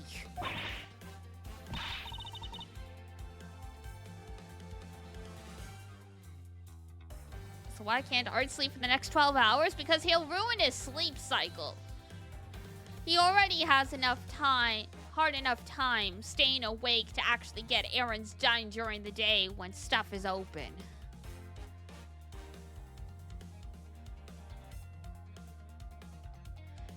Remembers helpful stuff more than family? That's what I'm here for. I am your new family. But it's not.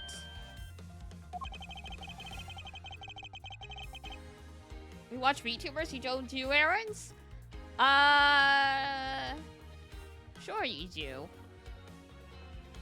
Stop parrying my social.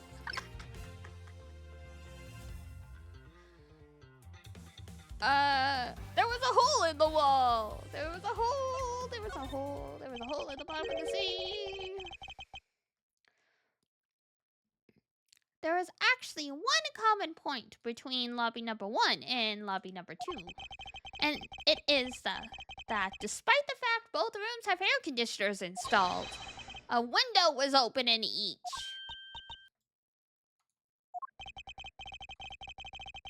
Now, we know that the window in lobby number 2 was opened by the killer. However, a window in lobby number 1 was also open. Objection! Windows for more airflow? Yeah, you spilled her whole ass bottle of perfume. So that place stank like a skunk. So she, opened the window.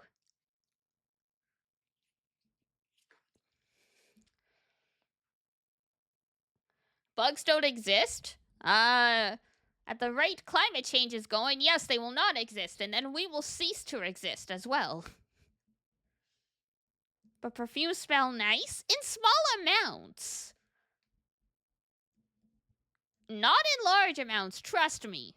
I have been in high school. I have smelled all the dudes who soak themselves in Axe body spray because they mimic the frickin' TV commercial. It is not a good time.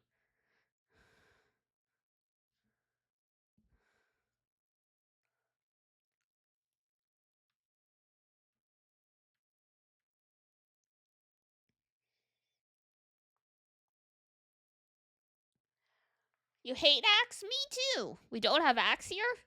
That's good. Europe has some, Europe in general bans aerosols, don't they? If I remember right. It's called Lynx? That's even worse. It's probably just coincidence that both were open at the time. Objection! Huh. It was no mere coincidence, I assure you. Sure y'all know the Earth is healing from... Yes. They are indeed.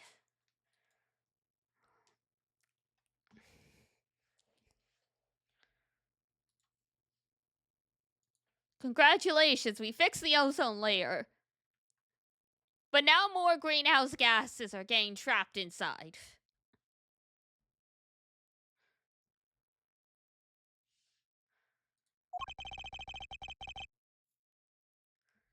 Why was the window open in lobby number 1? The answer is that a certain person did something to cause the window to be open. Fix the ozone, time to turn up the heat, pretty much.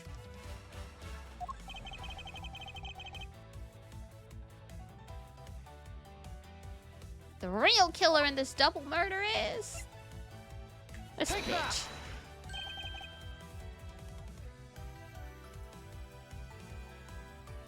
Oh yeah, I mean, I try and be optimistic. It's just, unfortunately, out of the hands of the common individual in a lot of cases.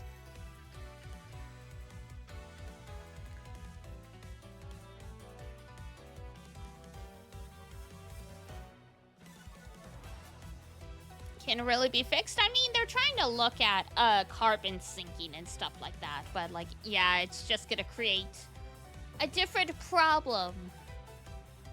But it buys time to get off using too much carbon for stuff, which is the main issue we have.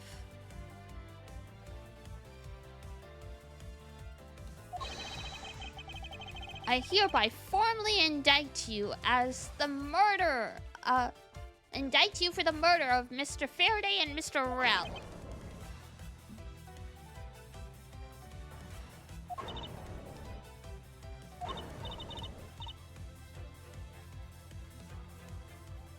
The radioactive rocks? Art has a chart that would help you with that.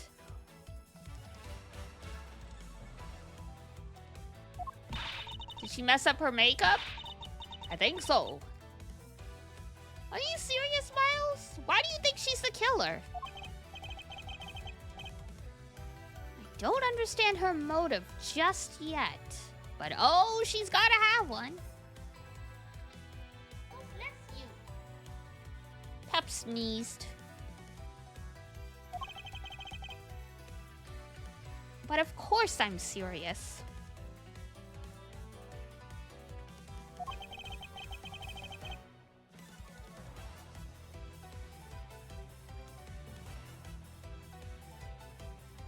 Gato!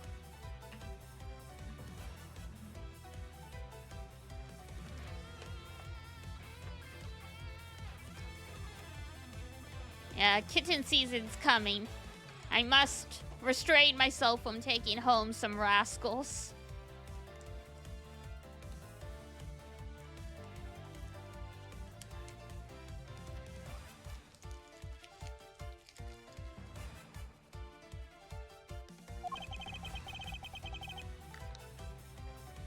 Don't become crazy cat lady? I already am. I just don't have all the cats. Being a crazy cat lady kind of goes hand in hand with being a lesbian. Especially if you don't plan to have children.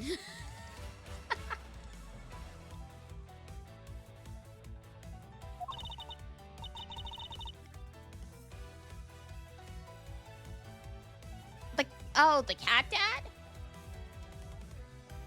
Ladies love men who love cats, honestly. 2 little Kit Kats. I mean, per the bylaws, I can have up to 5 before it starts getting iffy. So, hey.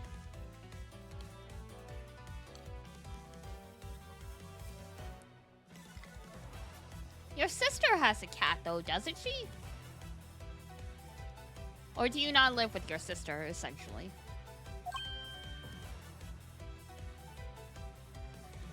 You pet sit cats? Meow, meow, meow, meow.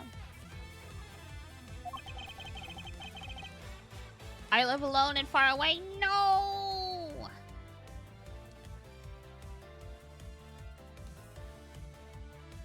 And a floofy tabby. Oh. Floofy cats are cute, but oh, you gotta be diligent about brushing them.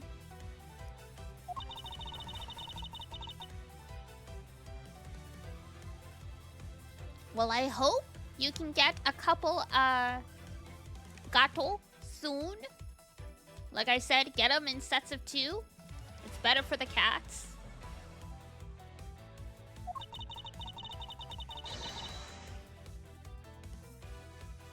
People are like, I'll just get 1. They're not dogs. Cats will bond with people, but they don't bond to the extent that dogs do. They need another gatito with them. I'll send Floof cat pics in server, please.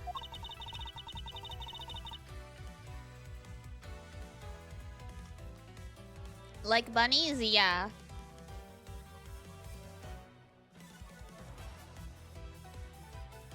Pep and Mogu, they're not a bonded pair, as they call it, where they're like 100% inseparable. But they were born in the same litter, and they get along well, so I was able to adopt them together.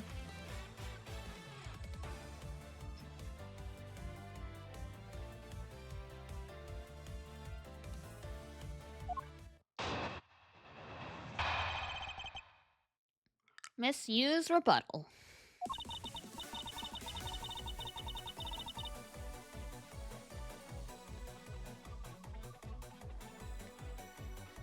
You argue that the window was opened. However, do you have any proof it was I who did it? Your perfume, I mean. You got a German Shepherd and 2 Aspens? I've never heard of Aspens. A blue Persian. Oh, I love Persians. I love the grumps.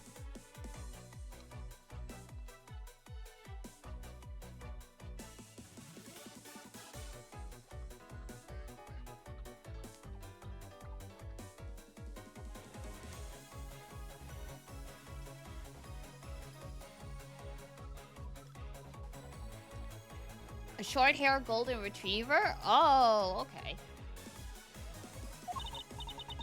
Furthermore, do you have proof the tape was used in committing the crime? And unfortunately, yes.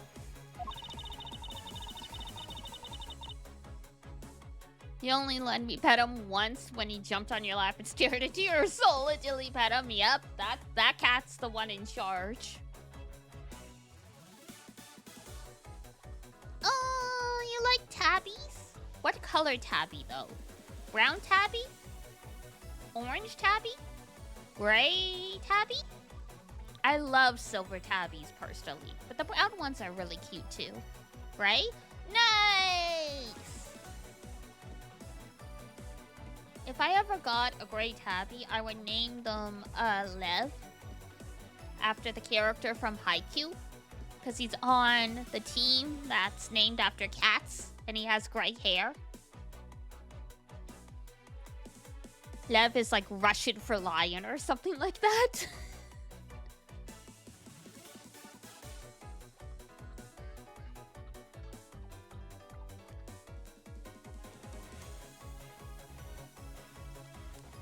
Black cats are my...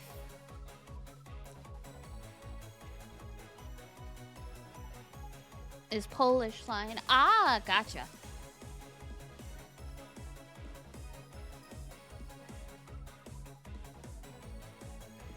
Said to live because Polish has no V. Gotcha, gotcha, gotcha. Black cats are also my fave. I love all cats, but since black cats get adopted so less, I just keep ending up with the black cats because I'm like, well, you're cute, but I know someone's probably more likely to take you. I'll take the black ones. That and, I've wanted to adopt senior cats, but they're all like, must be the only pet. I'm like, God damn it. Like, I'm trying to give this cat a good home. But my other cats are still alive, so F my life.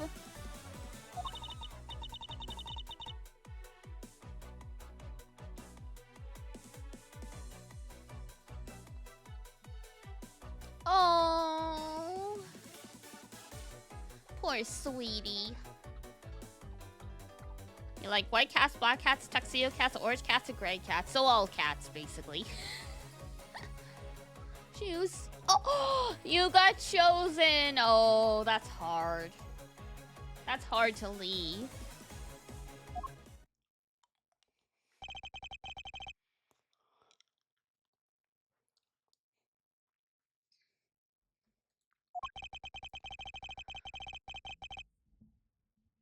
I must have let my guard down for even a second or the truth will blow away. Whew.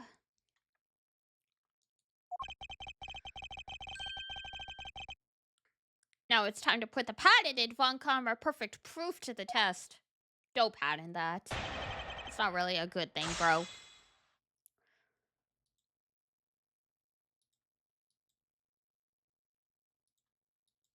Alright, misuse rebuttal. You argue that the window was open, however, do you have proof? Yes, we do. We'll try presenting first. Don't think we need to press. Is that the only... Okay, that's the only instance of the perfume.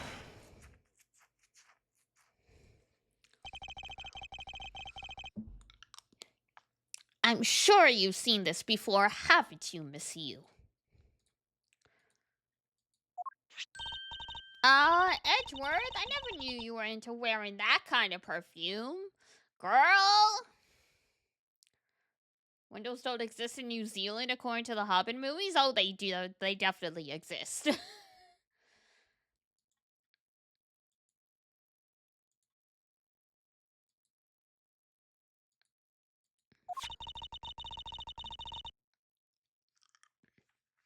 It's not exactly what I'd recommend for boys, you know? Shut up. Scents are gender neutral.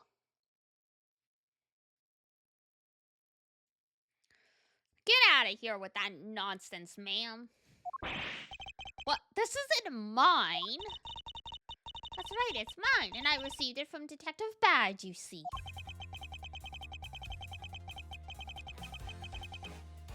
Miss You, you can pretend all you like, but we know at least this much is for sure. That you're the one that gave this bottle of perfume to Detective Bad. And that you're super easy to rile up. So, what about the perfume?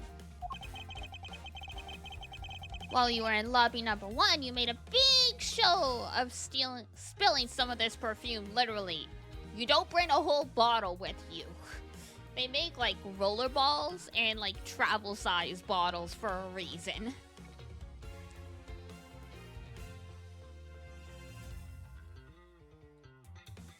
Looks like he sniffs at all the perfume in the store, but always just buys the same one. That's because if you sniff all the perfumes, it'll mess up your sense of smell, and then you can't actually smell anything properly.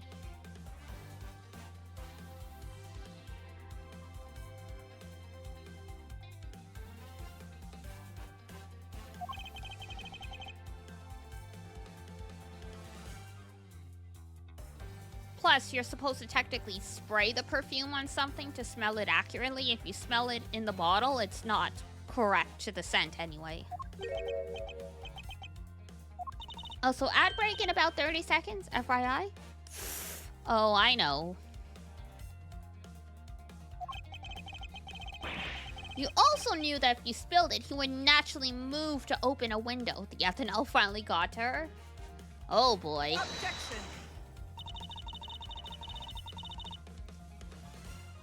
Come now, I've already told you, that's all just a big coincidence. After we opened the window in Lobby 1, I just left it open, you know? Bad looks like he doesn't know what a perfume is. Oh, he definitely does. Man has dated before, I am sure. He's a handsome old man. Alrighty. Ad break. I will be right back. Hold tight.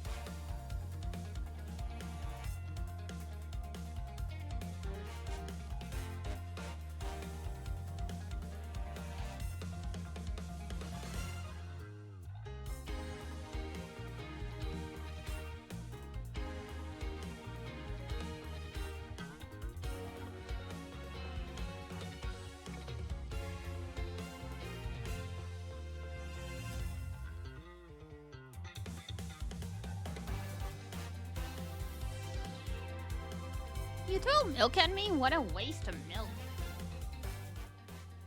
Alright. Exercises first, I suppose. One sec, though.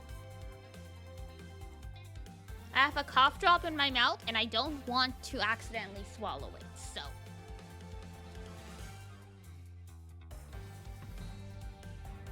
Hello, hello. Alrighty. Ah, I need to sweep my floor.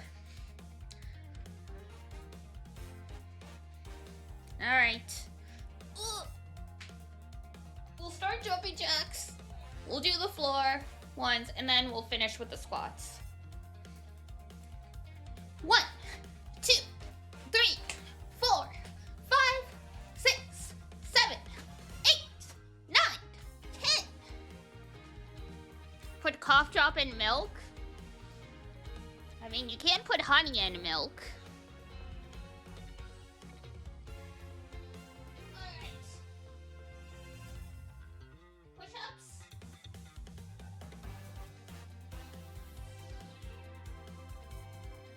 One, two, three, four, five, six, seven, eight, nine, 10, 11, and 12. Then the plank.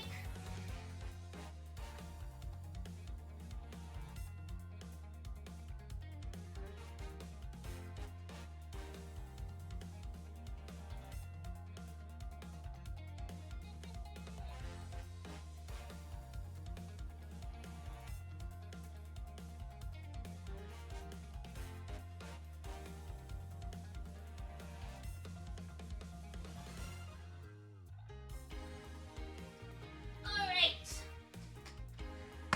Last one.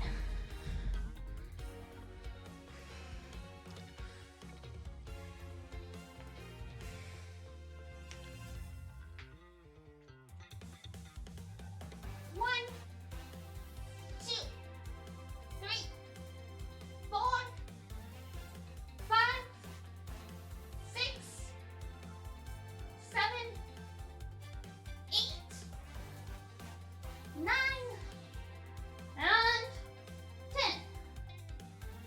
There. After exercise, stretching, and hydrate, good idea. All right. Stretch to the right.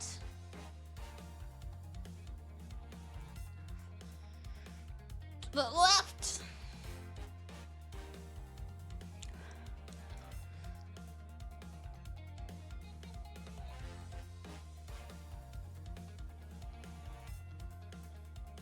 All right, there we go.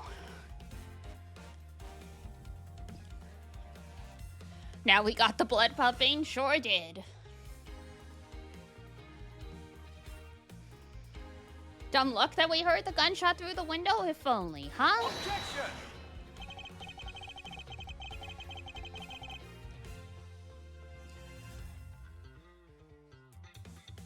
Blood pumping for more perfume, yikes. The timing of when you are going to spill the perfume is something you could control.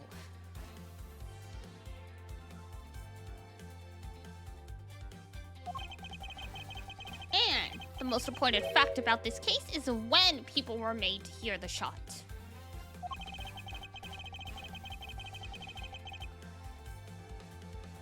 Furthermore, it would have been pointless if you did have an alibi for yourself at the time. You mean, Miss Yu, you were the one who called Detective Bad into lobby number 1. When you saw him bring Detective Gumshoe into the hallway. Is that correct?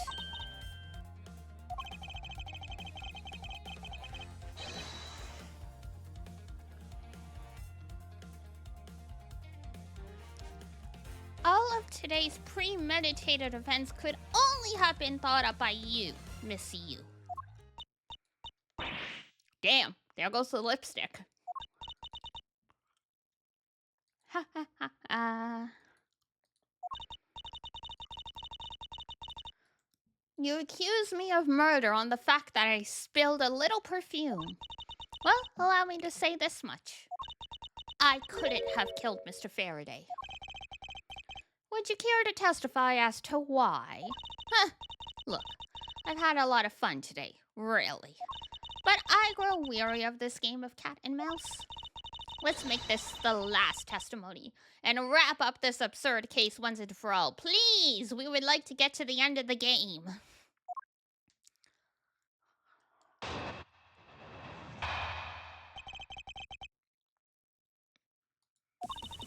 Accusing someone of murder over spilled butter perfume is a bit over the top. But I suppose forgery of evidence is to be expected of a disciple of Von Karma. You're not wrong, but rip. In any case, it simply could not have been me who killed Mr. Faraday. After all, I didn't even know where the knife that was used to kill him came from. Miles, her testimony is flawless, really? I don't know about that.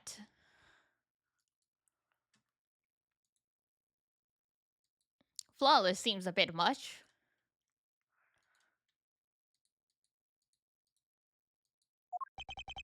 Yes, but no matter what sort of trick she may try to pull, she won't escape me. And if I'm lacking in information, I'll just draw it out of her.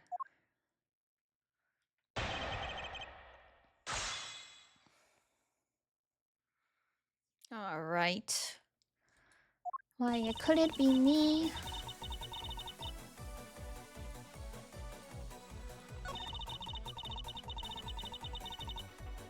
Forgery of evidence.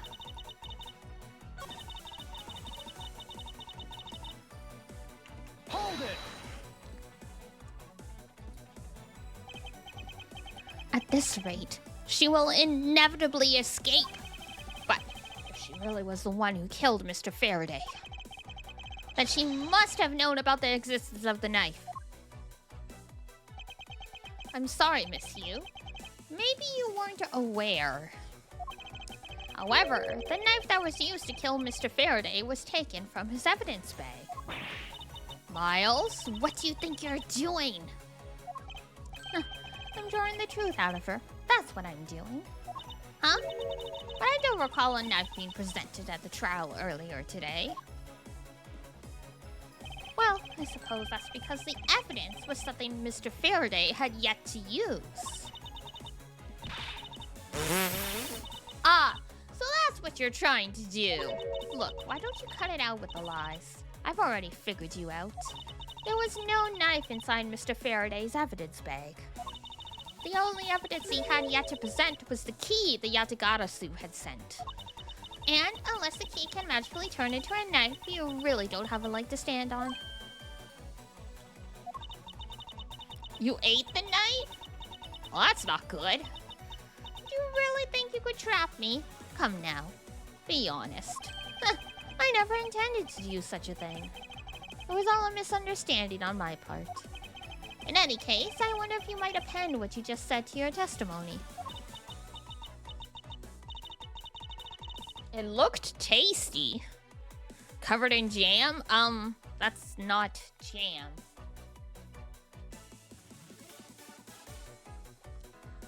Smell like a penny though? Yeah, that's because it was blood.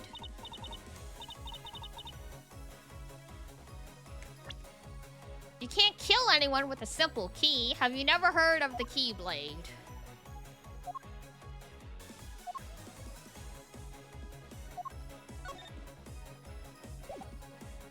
Objection!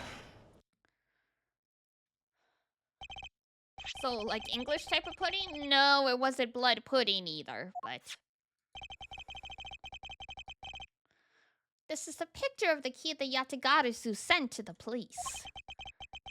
However, while it may look like a key at first glance, it in fact, has a secret ability to transform into a knife.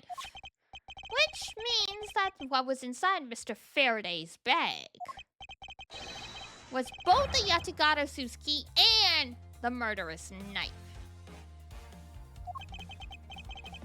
You knew the key was inside Mr. Faraday's bag, did you not? Yes.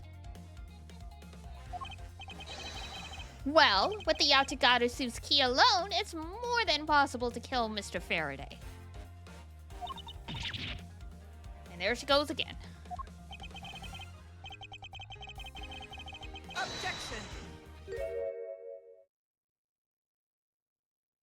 Yes, ma'am? You done yet? I still haven't had a good look at it. Showing it to me from that far away, you could be lying for all I know. Oh, you idiot. You would even now still feign ignorance. I'm not feigning anything. Well, we can't have you accusing me of a crime with false evidence now, can we? I mean, Mr. Von Karma, I've heard some very interesting rumors about him. Are you mocking my papa? Your papa's a criminal. I regret to inform you.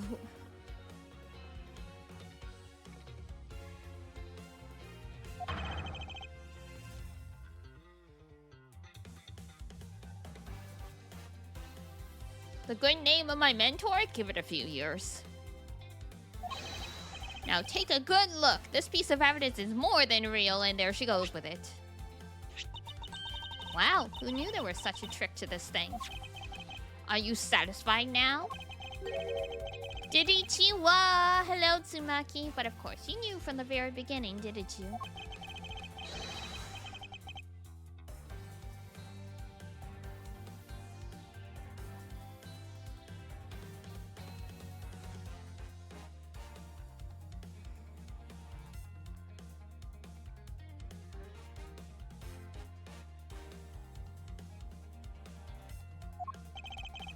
Otherwise, someone like you, who isn't a member of law enforcement and who would never have been privy to this trick, would have never known about it to begin with.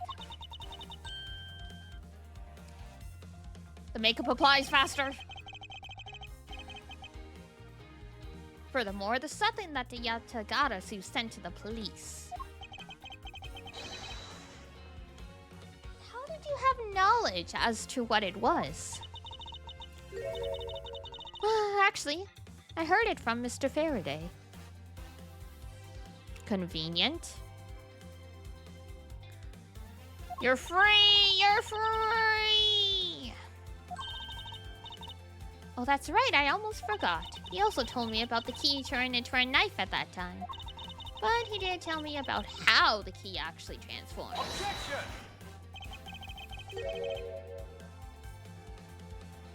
What you are saying is simply not possible. Oh, and why not? Because Mr. Faraday himself didn't know about the hidden knife within the key. For within these pages, he mentions nothing about a knife. Objection! Oh, I'm not sure he would have written everything in his organizer, you know. Wouldn't something of this importance be left to oral communication? Objection! Unfortunately, that is also impossible, because Detective Bad didn't know about the knife aspect either. What would have been highly classified information even within the police force, and is something that even the lead detective on the case didn't know. Why would Mr. Faraday have felt the need to share such information with the opposition? Here she goes again. Yeah, I guess he would have had much of a reason to. Looks like I gave her a pretty lame excuse, huh? How can you laugh at a time like this? She probably just realized the flaw in her logic and is actually in a panic over it. That's not something we need to concern ourselves with. I suppose you're right. Miss you.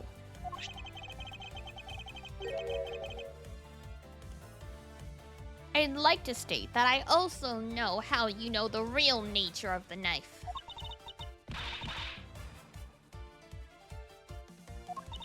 Do you now? Well, why don't you put your money where your mouth is and show me? Oh, I will, and I'll wipe that smile off your face by the time we're through. This is the moment of truth, the secret behind the Yatagarasu's key. Only one person would have had knowledge of it from the get-go. You would know from the start. It would be the Yatagarasu. There's only one person who would have known about the dual nature of the key.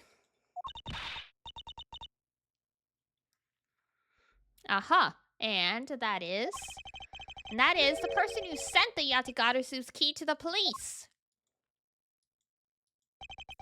That is to say, the Yatagarasu herself.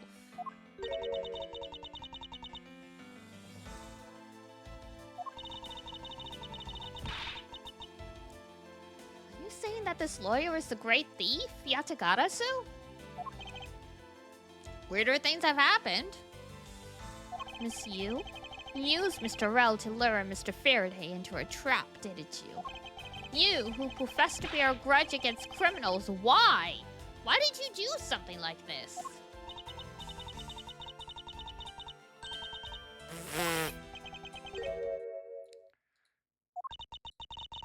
Oh, there she goes!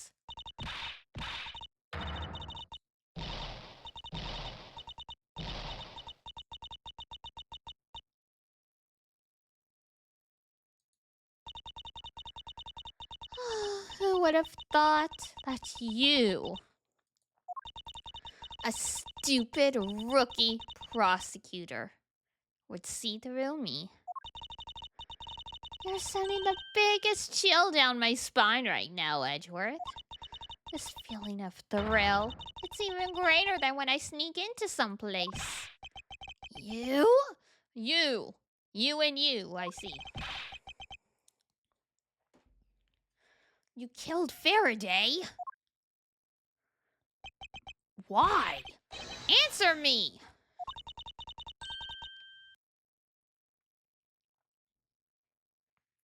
I really don't think she wants to.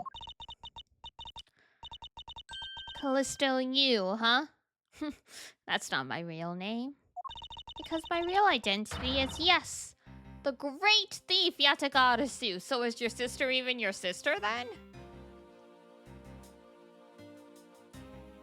Because CCU is the one who, got killed by the smuggling ring. Sister is a paid actor, apparently. Let me tell you something, Edgeworth. Mr. Faraday was one difficult man to deal with. For you see, he had discovered my true identity, which is why I had to erase him from the world of law. I made Rel an offer, an acquittal for a little favor in return. All he had to do was accuse Mr. Faraday of being the Yatagarasu in court. But once we entered the recess, Rel was dragged off by Mr. Faraday, which threw my plan into a complete mess. I chased after them and eavesdropped on them through a crack in the door. That Rel caves to only two things, money and authority, just as all thugs do. I feared my plan would be ruined if Mr. Faraday held on to Rel any longer. Plus, if I had let them continue on the way they were, I would have been found out. That's why I had no choice. I had to kill them both. That's crazy. But did you say that you despised criminals?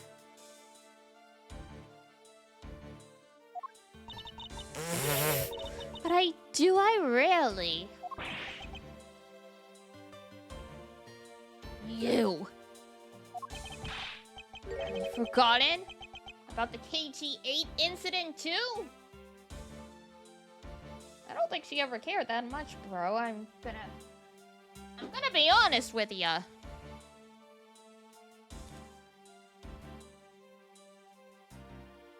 Because they want a monopoly on crime, or they despise the particular crime, but not crime in general.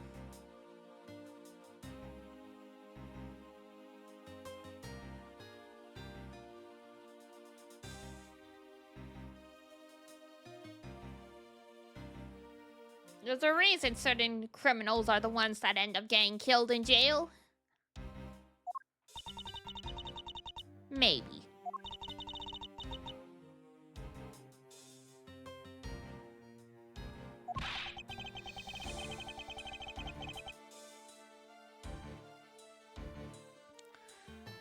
So then, was it your plan to kill Mr. Faraday with the very evidence that you sent?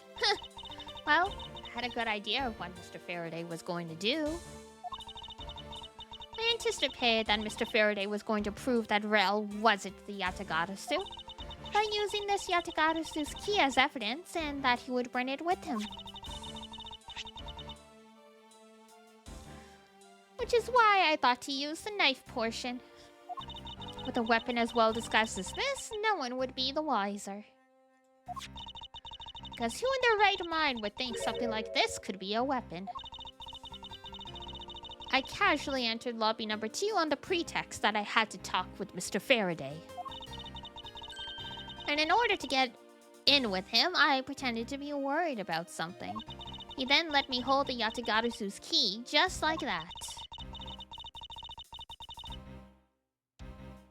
He never noticed I had changed the key into the knife inside that plastic bag. And he did have a chance to take note of the knife that took his life.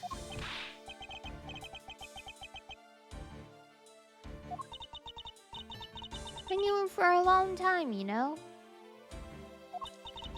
At the very least, I thought to give him a quick and painless death. But if you killed Mr. Faraday first, there was no need for you to kill Mr. Rel as well.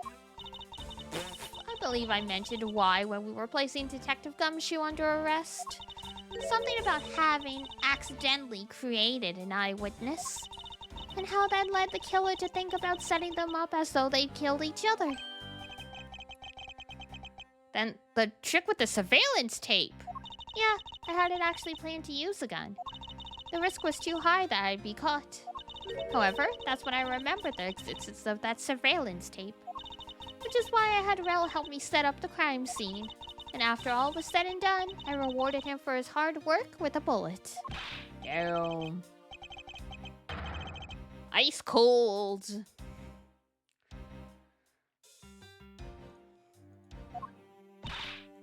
Client? If you want to talk about who was a client first, it was me. I was the client in the murder of the Cadopian Embassy staff member, Deadman. You ordered a hit job? You still haven't figured it out, Mr. Bad? I had Deadman killed because he was about to give away info about the smuggling ring. Now, who exactly do you think would benefit from such an assassination? It can't be. You're... That's right. I'm a member of the smuggling ring. She's just dropping everything.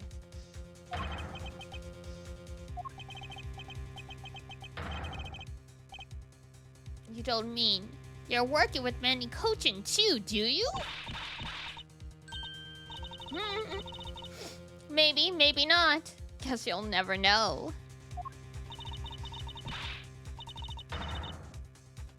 The Yatagarasu claims to be normal, but you're just a murderer.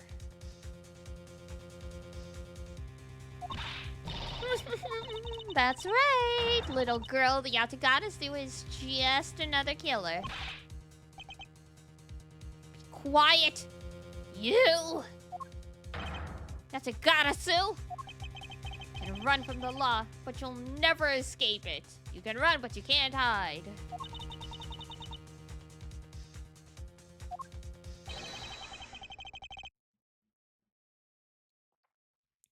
So just humbly accept the judgment of this court. Yeah, I don't think she's gonna do that. Hey, Edgeworth. Did you know? The Yatagarasu has 3 legs. Do you know why that is? No? Well, let me tell you. It means that the Yatagarasu has more than one razor-sharp way to do her work. Oh, damn. She looks pretty badass like that. You really are too naive, Edgeworth. You even handed the Yatagarasu's key right to me, without a second thought. Everything may not have gone according to plan, but I'll still gladly take it. Why is everyone just standing there? Do something, duh! Run away! You mean the key was your real target? That has enough muscle to take a shot and survive. He's been shot at many times. That's why his jacket has all the holes in it.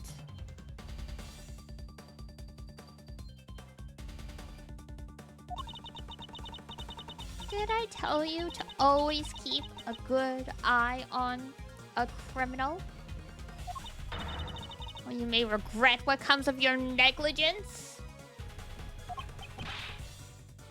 You two, get down!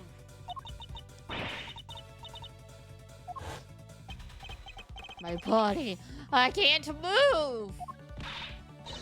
To your right!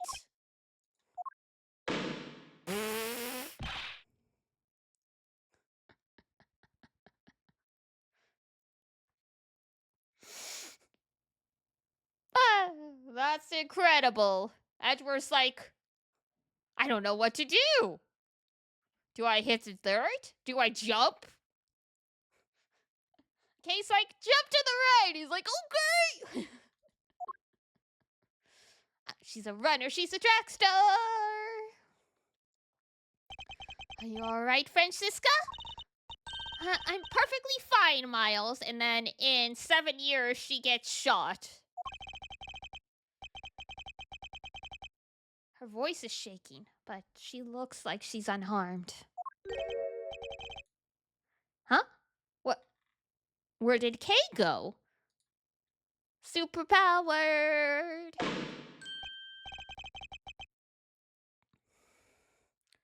People only get shot because bullets find them attractive? The law of attraction, I see. So I'm never gonna get shot then. Excellent.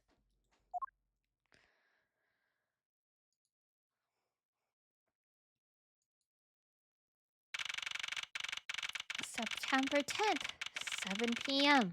District Court Room number 3.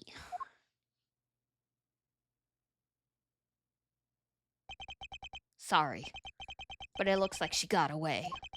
I called the precinct. They should have a perimeter set up soon.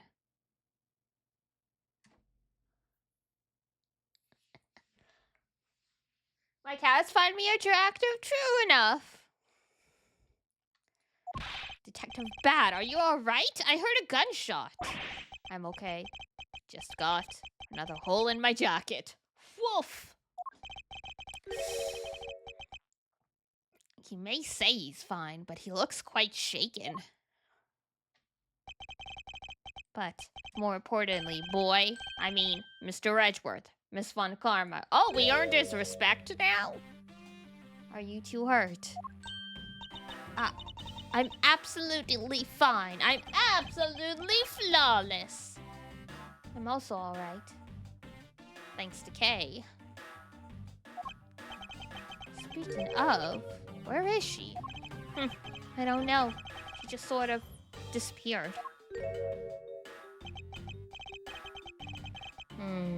I'll go look for her. Oh, and hey, Detective Gumshoe. Yes, sir? Detective Bad, sir? I'm sorry I doubted you. Don't worry, sir. It's not your fault. What a nice guy.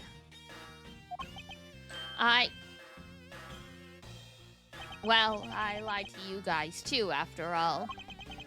I heard about what happened from Kay. Lying while giving testimony is still unforgivable. But in this case, you were protecting Kay and her feelings. Looks like you just might have what it takes. Good for you, Gumshoe.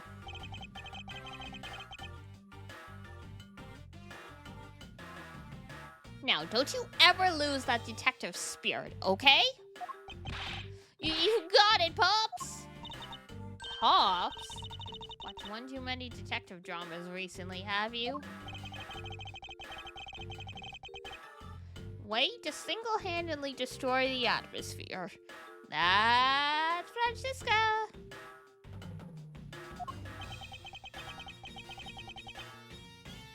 Should get back to the investigation.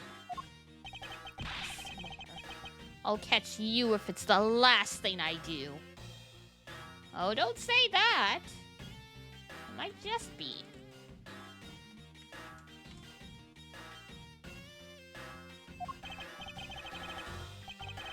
Be careful, Detective Bad.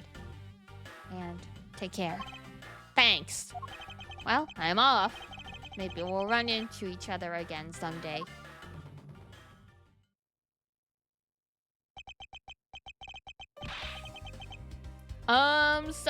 Thanks a bunch, pal. You're the best. You really did find out the truth behind everything. Yes, well, I'm glad we solved everything before you were taken to prison. Yeah, that's a good thing. A very good thing.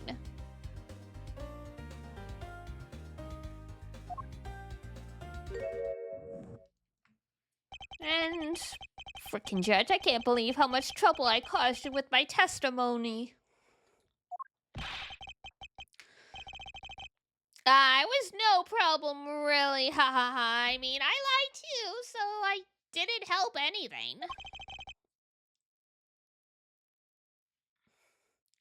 It's really not your fault, Your Honor. Well, even if we didn't have His Honor's testimony, I think the lad lawyer would have found one way or another to get you convicted on her behalf. Yeah. I can't believe I was about to get fired. And, potentially go to jail and maybe get hanged. Well, so long as you're not fired. You should work hard, give all that you have, and perform your duties well. Oh, and one more thing.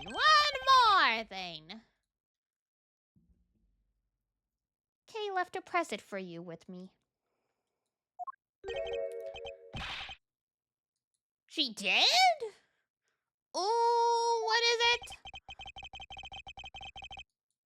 What was it that Kay left? I don't know.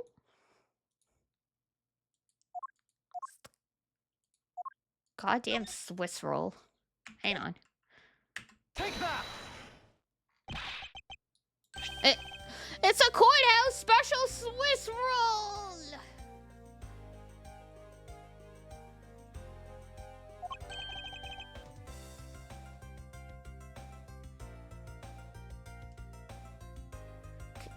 Can I really have it? Yes, it's a present meant for you after all.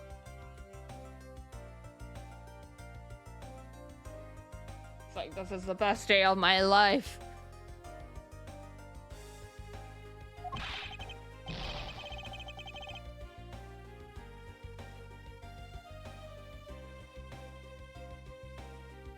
Thanks, pal.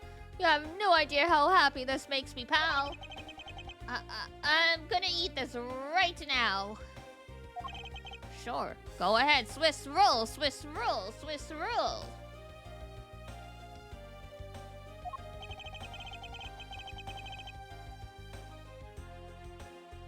The Swiss rolls Detective Gumshoe and Kay bought together.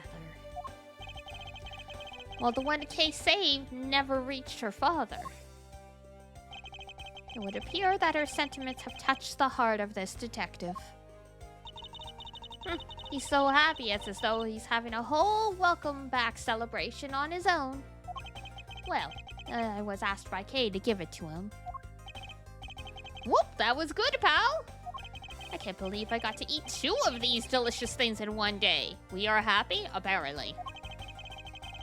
It's like I'm in a Swiss roll paradise or something. Gotta thank Kay myself. Hey, wait, where is she? He only just noticed now?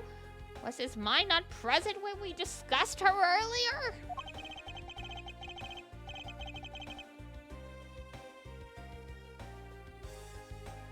Detective Bad looked like Detective Bad left to go search for her earlier. Maybe you should go join him. He doesn't look like he could eat 2 in an hour. I mean, he eats nothing but cup ramen. The guy is probably starved.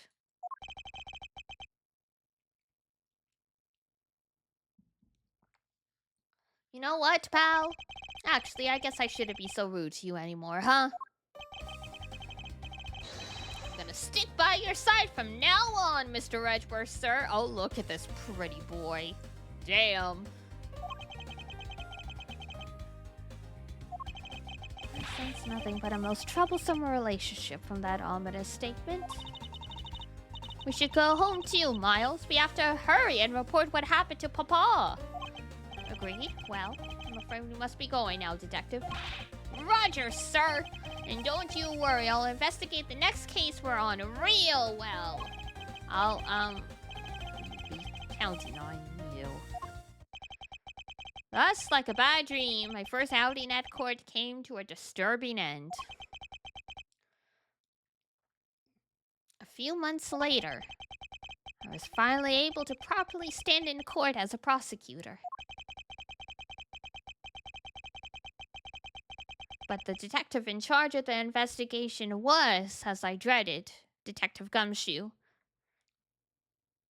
Thought his name was Miles, not Roger? It is Miles, but in Japanese it's Reiji, which does sound close to Roger. After that, he became my direct subordinate.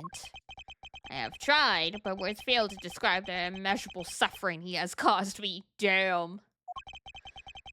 But I suppose that's just how things are. But this is the English version. Well, yeah. As for the little girl who suddenly disappeared, she's now...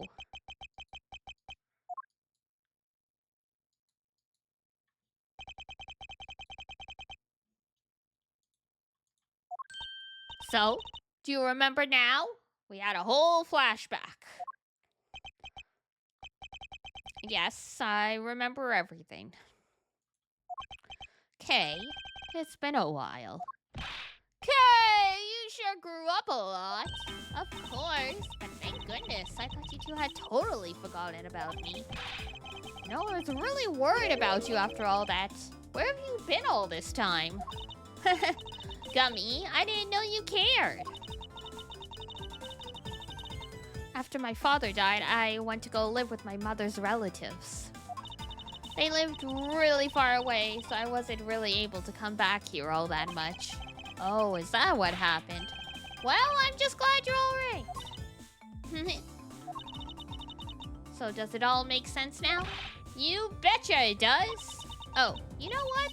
I was going through my father's bookshelves recently and... Hold it! Hold it? Actually, there were still a number of things that don't make sense, Kay. Huh? First of all, why did you come all this way to see me? And second, why are you calling yourself the Yatagarasu? The Yatagarasu is Callisto Yu, the woman who killed your father. No, you're wrong. The real Yatagarasu was my father.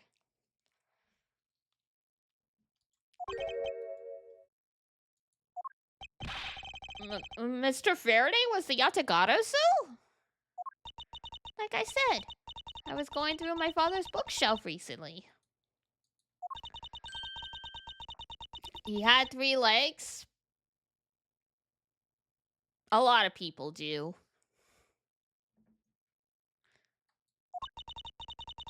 I have no regrets in choosing to walk the path of the Yatagarasu. That was written in his diary, and that's how I know for sure. But that's impossible. What's with that look? You don't believe me? It wasn't just an expression on my face. I clearly said it was impossible just now. You got a paper cut and it's itchy? Then go disinfect it. Alright, then how do you explain this?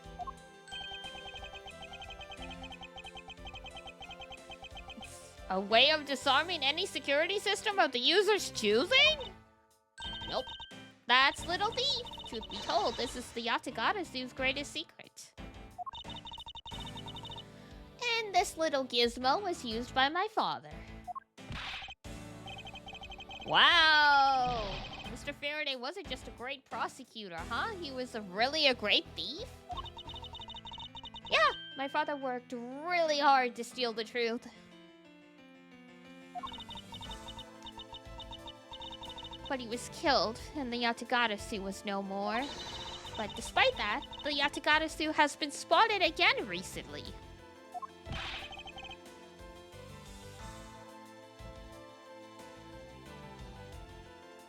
Someone other than you, apparently.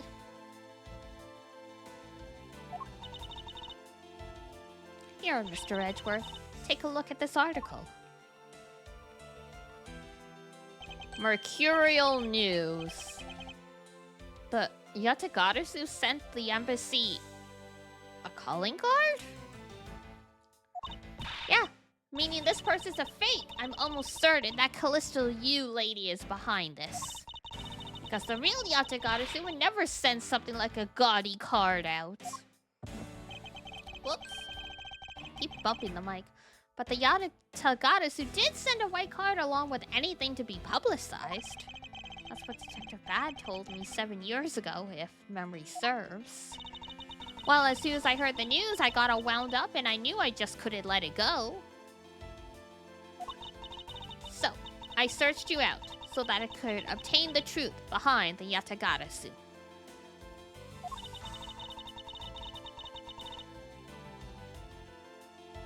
Because if anyone can help me find it, I figured it's you, Mr. Edgeworth.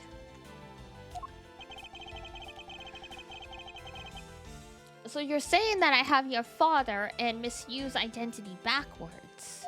Yes, because the real Yatagarasu is noble to the end. And I want to revive the real noble Yatagarasu. Or they have 3 legs. The Yatagarasu has 3 legs because it was actually a team of individuals.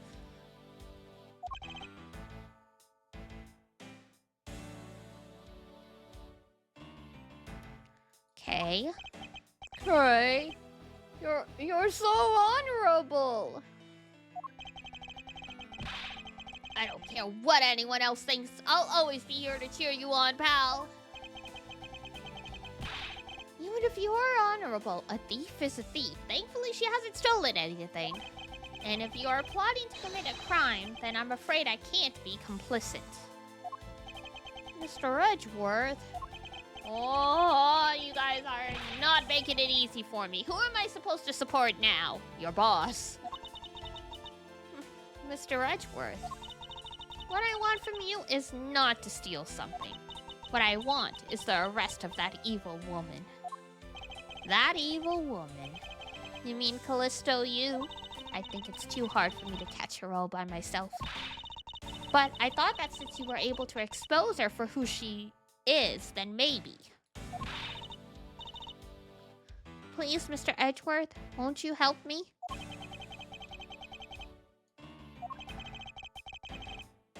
Come to think of it, I do believe I owe you. Huh? Owe me one for what? When Miss Yu made her escape, it was you who saved my life. Furthermore, you helped me with the investigation today.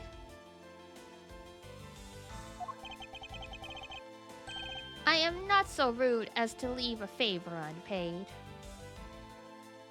Well, isn't that wonderful?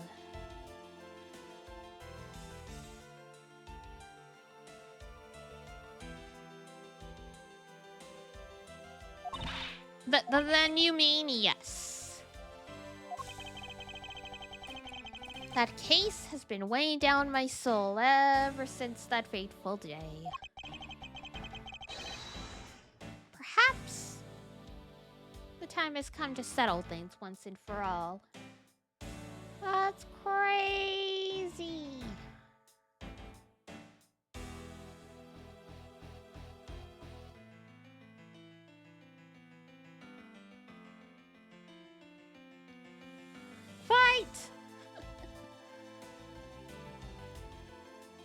Perhaps the time has come to settle this all. If you don't intend to sully your hands in a crime, then I believe I can help you. Thank you, sir.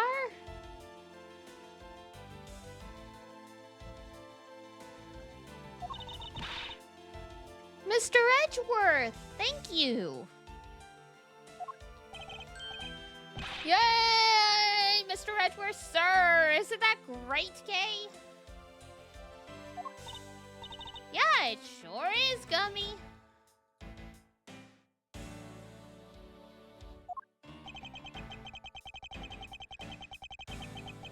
Even though he had completely forgotten about her until just now. Well, that's Gumshoe for you. What is with their chummy relationship? You mad, bro? Because you don't have friends?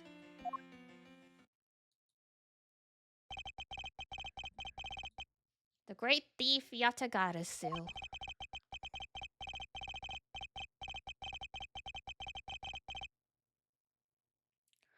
After all this time, the true identity of the thief sank back into the darkness. Byrne Faraday, Callister Liu, and Kay Faraday. The phantasmagorically changing identity of the great thief Yatagarasu. And the Yatagarasu's real goal. It would all come to light the day after I made that promise to Kay. Everything went so fast in this game. Sheesh. Some crazy timelines here. The end. Yahoo! Last case of the game. Turnabout Reminiscence. Complete episode 4.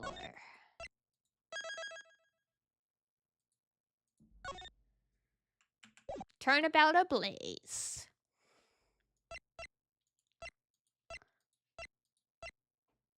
Last one. Dun dun dun!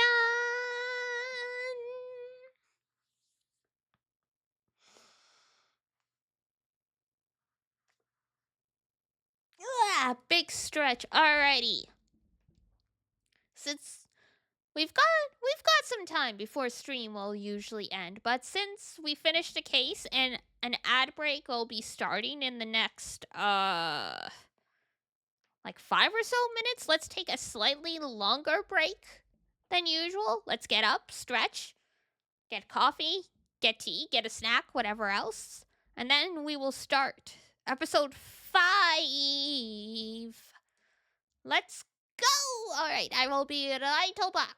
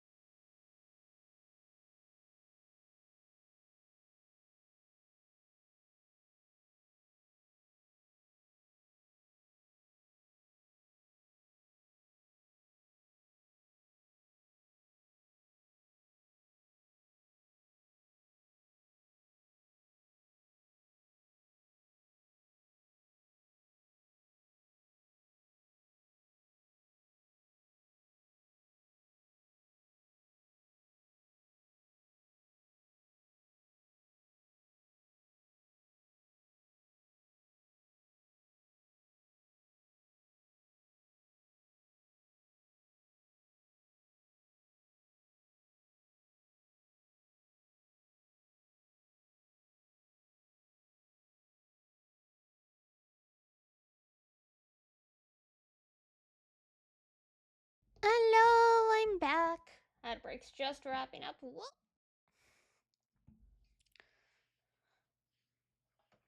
Hello, everybody. Welcome back. Thank you. I did some proper stretching during the slightly longer break.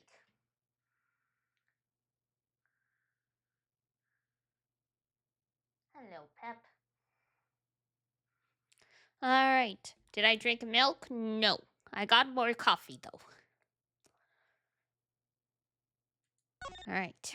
Turnabout Blaze.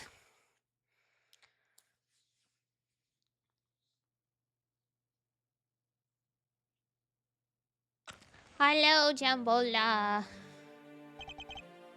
2 cards. 1 of the Black Raven, and 1 of the White Raven. A country torn in 2. 1 to the west, and 1 to the east. When those who were split are made whole again, the truth will reveal itself.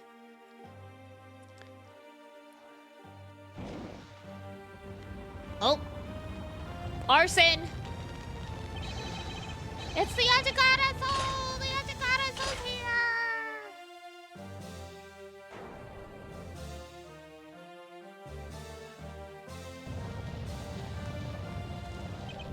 You accursed Yatagarasu!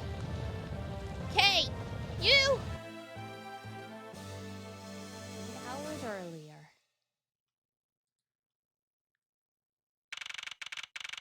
I was just here trolling, having some tea on this fancy ass couch. March 14th, 10:17 a.m. Hey, it's White Day! That's cool. Ace Detective DD on the case. Exactly. High Prosecutor's Office, room 1202.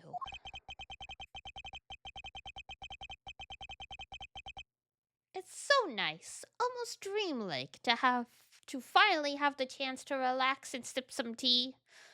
Famous last words. Especially after what a whirlwind the past few days have been. On my return to flight, I was dragged into a case involving an Interpol agent's murder. You know, he really did have a crazy week. The next day, I investigated a kidnapping and a murder at the Gadewaterland theme park. And later that night, a detective's dead body welcomed me back to my office. Along with a thief who was out to pilfer files related to a case from 10 years ago. How did I manage to find myself in the middle of so many cases back to back? Now you know how, Phoenix feels. Well, at least I have today. All I ask is that I be allowed to spend it quietly. Why do you even think these things to yourself? Mr. Edgeworth! This is big! Big, I tell you! Hey, what's wrong with you? Where's your enthusiasm? He was born without that. And suddenly the phrase, the fragility of dreams, comes to mind. What are you talking about? Fragile dreams? Come on, let's go! The fake Yatagarasu isn't going to find herself, you know. Huh. Well, if you must know, it's possible that I was paid a visit last night by your fake. Damn, they already cleaned up in here real good.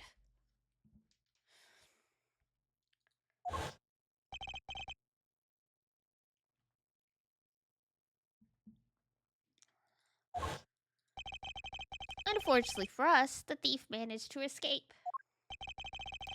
But even now, we're still looking for this criminal.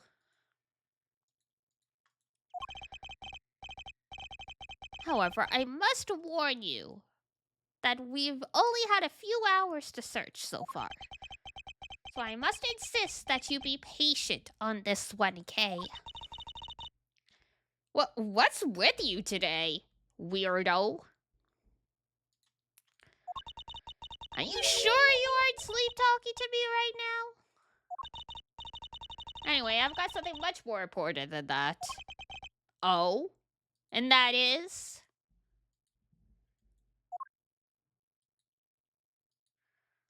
It's like, give me a minute. Take a look at this.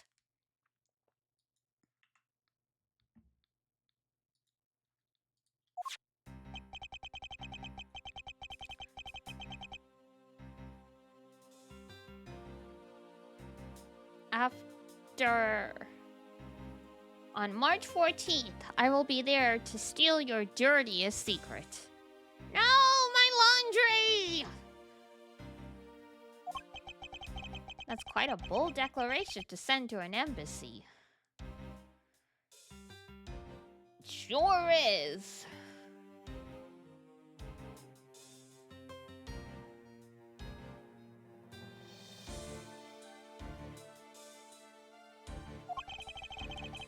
I suppose it was inevitable that a newspaper would catch wind of this. The date the card mentions is today. Huh. Today, huh? Apparently so. Come on, we've got to hurry. The embassy awaits. Hello, Mur. How are ya? However, do you know which country's embassy we should be investigating? Well, it's some really special country, and I'm actually really fuzzy on the details. But never mind that. Where's all your energy? You're so lackadaisical today. I'm not, Kay. You're just too wound up. I am 27 years young. Or I guess 27 years old. Like, super old at this point. Well, then you should get wound up too. Because this might just be our chance to catch that woman. I mean, Miss You. That woman who killed Kay's father 7 years ago.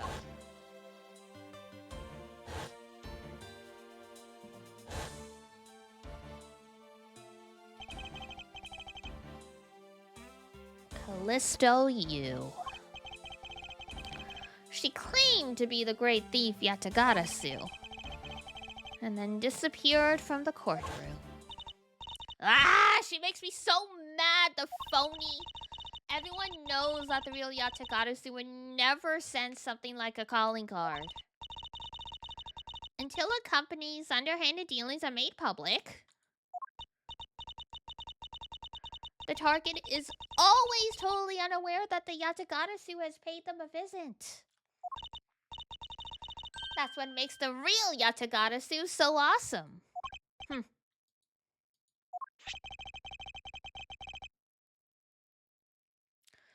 The Yatagarasu's card. It looks to me as though it could be genuine. See, that's the thing. Whoever it is, the person isn't the real deal, but has knowledge of the Yatagarasu.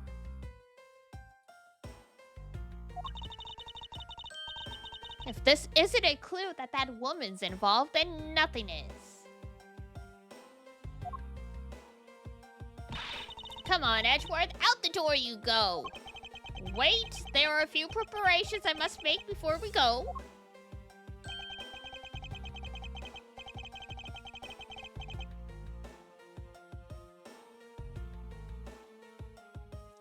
There's something interesting about this card we found last night here in my office. It's of a different color than the one in the article, which makes me wonder why. What's up? Any reason why you're boring a hole through the newspaper with your eyes? No. No reason at all. I'm just being weird. Very well, seeing as how Miss Yu is also someone of a special nature to me. I agree that there is some merit to be found in investigating this. I knew you'd come around. Here we go.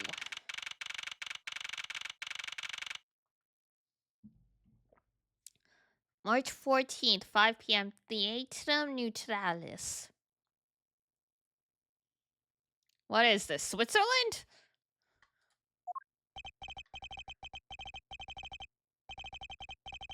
Oh my god, I forgot about this!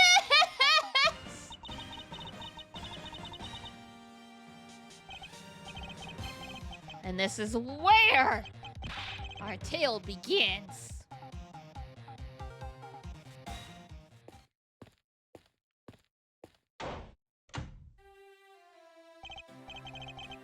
Huh, what a coincidence. Who would have thought that a Steel Samurai stage show would ever be held at such an elegant theater inside a foreign embassy? Steel Samurai. Now that I think about it, the Steel Samurai is involved in so many of like the final cases of these games.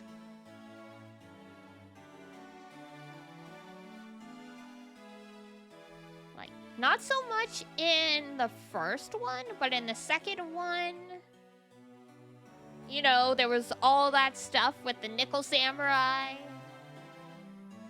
The third one, Larry was involved, and like everybody.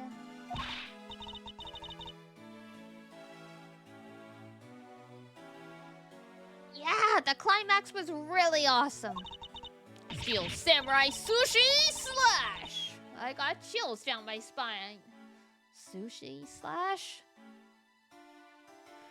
This Edgeworth line seems like such a setup for something bad to happen. Honestly, nothing good ever happens.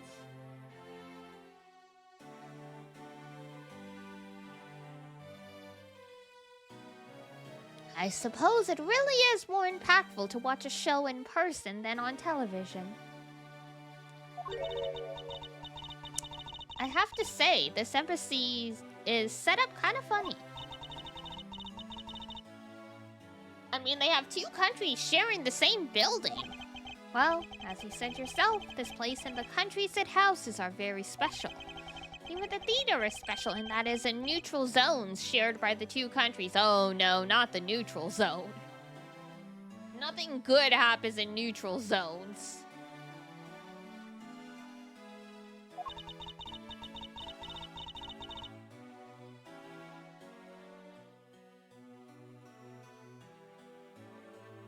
In Star Trek, you cross into the neutral zone, technically you get fired upon. So let me get this straight. The Steel Samurai show just now is being sponsored by one of the two countries. The one that's called the Kingdom of Alabast, right?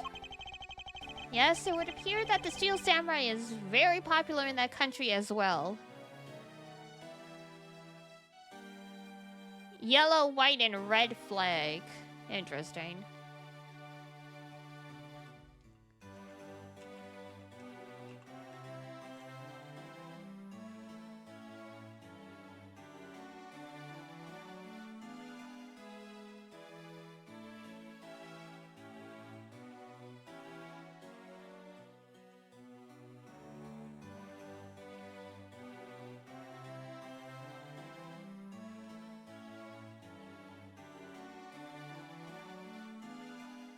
Okay, but what country uses a flag that color? That's what I'm trying to find.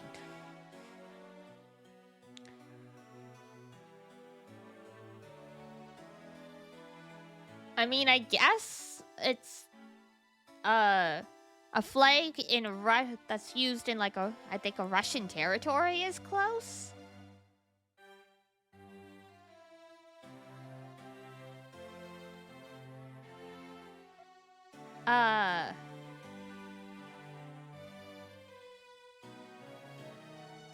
I know Spain's is close. Not quite, but close.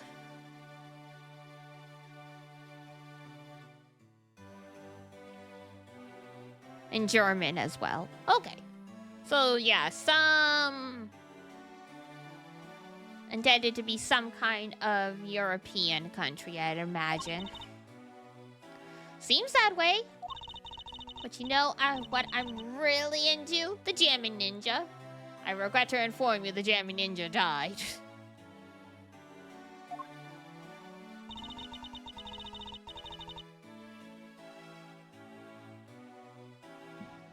Alabasta and Babal. Country A and Country B. Are you kidding me?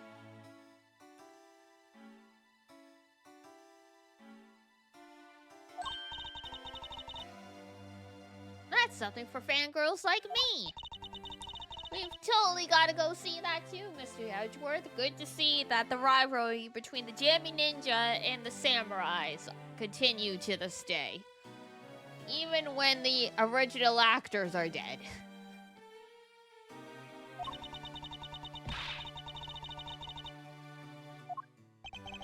You know, ever since I first met this girl, I've always had this inkling.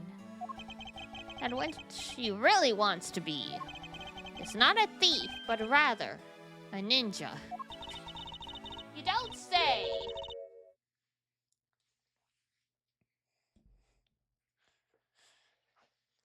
The scarf is it the clue? She just needs to learn some hand seals. The music made that feel really sinister and ominous. Ah, I mean... ninjas were spies, assassins, all kinds of stuff.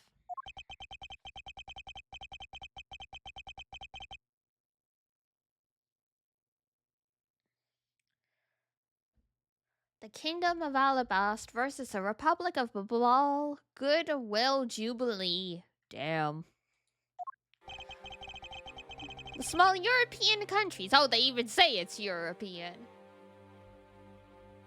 Somewhere outside Germany, based on the flags. And the Republic of Babal. These two countries used to be a single entity that was a... It really is just Germany. It's East and West Germany.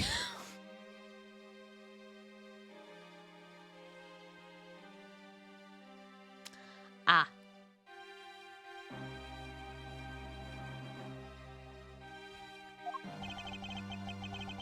And it was called the Principality of Cadopia, Country C.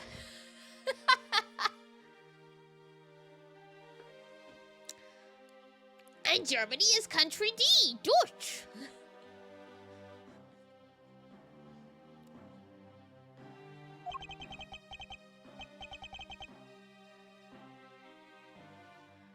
In Japanese, Germany is close to Deutsch, I think. Deutschland.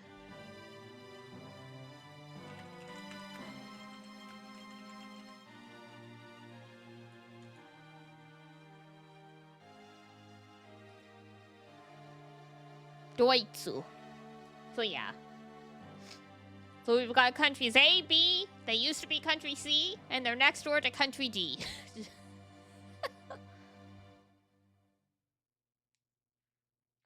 Francisca, have you ever vacationed in these countries?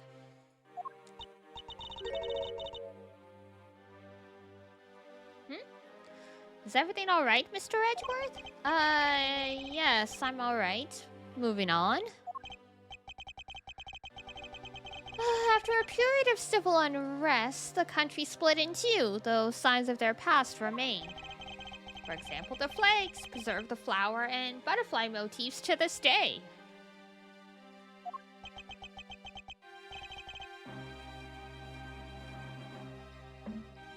Cadopia, huh?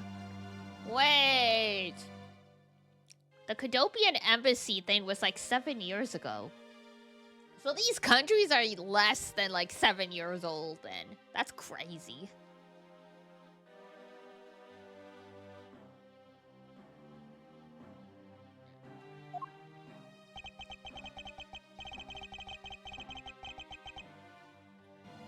The KG-8 incident and what was referred to as the second KG-8 incident,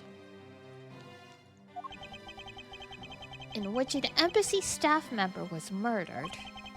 Both of these cases were related to the Principality of Cadopia.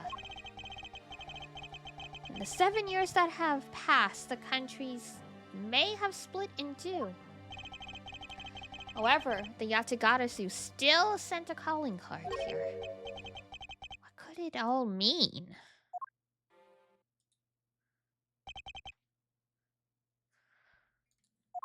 Mr. Edgeworth, I know you're thinking about something.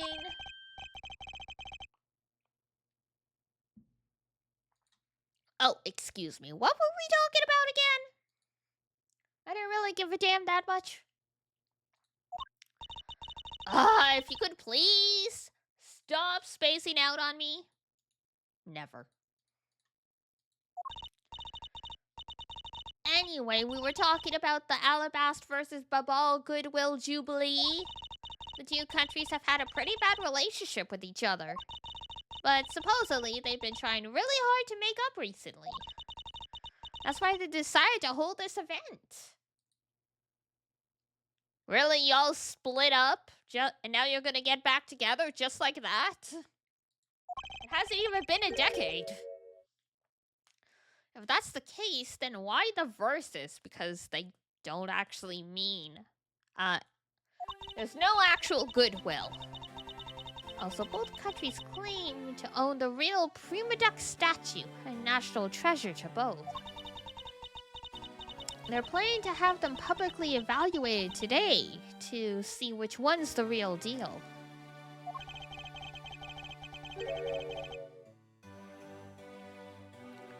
Hey, Nia and I remind you to be chill. Well, you know, when it comes to treasure, I can't help myself. You know that. Please help yourself. I am not gonna pay your bail.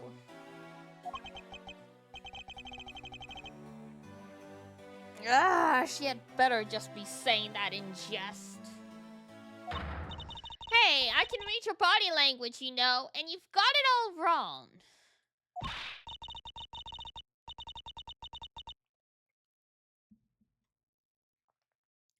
Look, I'm here to do some investigating. Investigating, I tell you. I know. And although we don't know if the Yatagarasu will really make an appearance, I suppose we should still spend some time examining this place. Woo!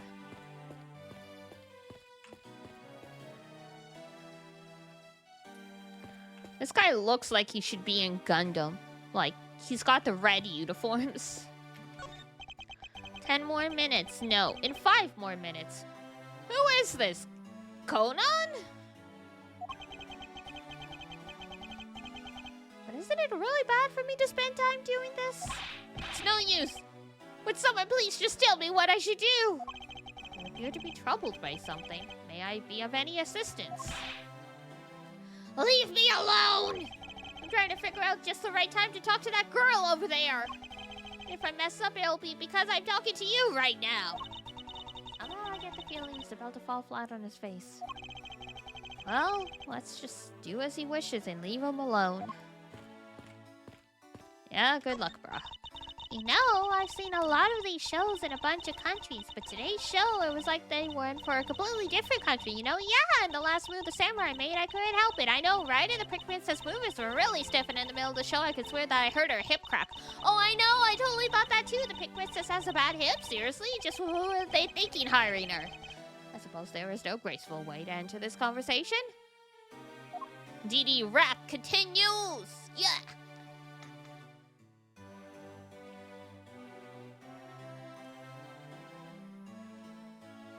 Leave it to me. They got nothing on Old Bag.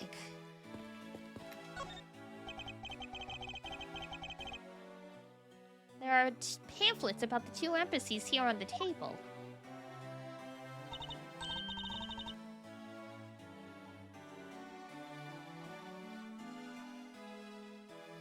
So the theater is neutral and, like, a connecting hallway and like 1 meter of space in between the buildings.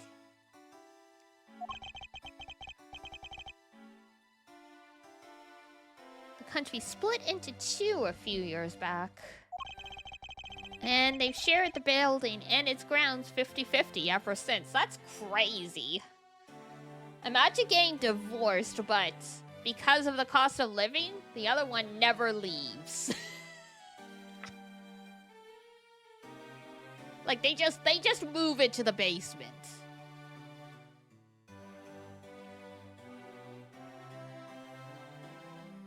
I make this joke, but considering the way society is going, that may happen one of these days.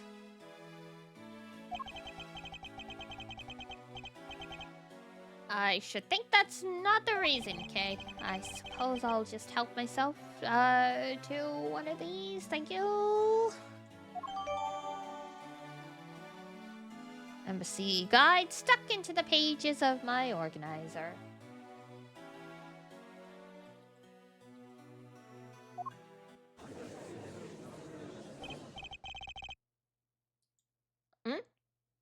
What is all the hubbub? The hubbubaloo? Ah! Hey, look! It's the Steel Samurai!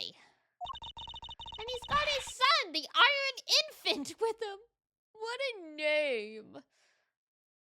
Oh, so we've got the Steel Samurai, the Nickel Samurai. I think there was even the Tin Samurai, and now we've got the Iron Infant. The Iron Infant just sounds like a character from Berserk.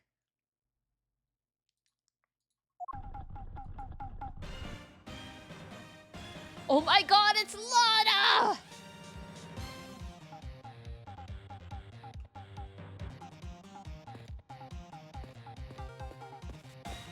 No way! Look at this bitch! Where in tarnation are they? Come on, Big Scoop! Hey, mister, out of the way! Yeah, I'm talking to ya! I seem to remember this woman from somewhere.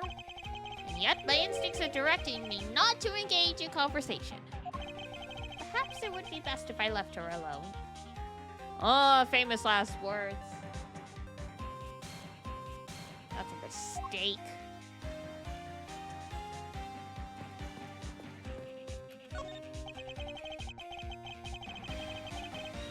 There's a flat panel, a tape deck, and a row of Steel Samurai videos on this table. I suppose its visitors can watch an episode or two at their leisure. I guess it really is just that popular, huh? Yes, although it would seem it would... Oh, sorry. Yes, although I never thought I would see it reach this level of popularity. Maya must be ecstatic.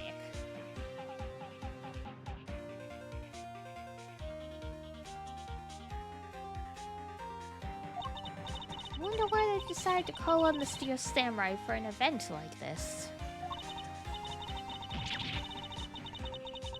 I mean, it's like they intended to cut the 2 countries apart with the samurai sword instead. An interesting thought.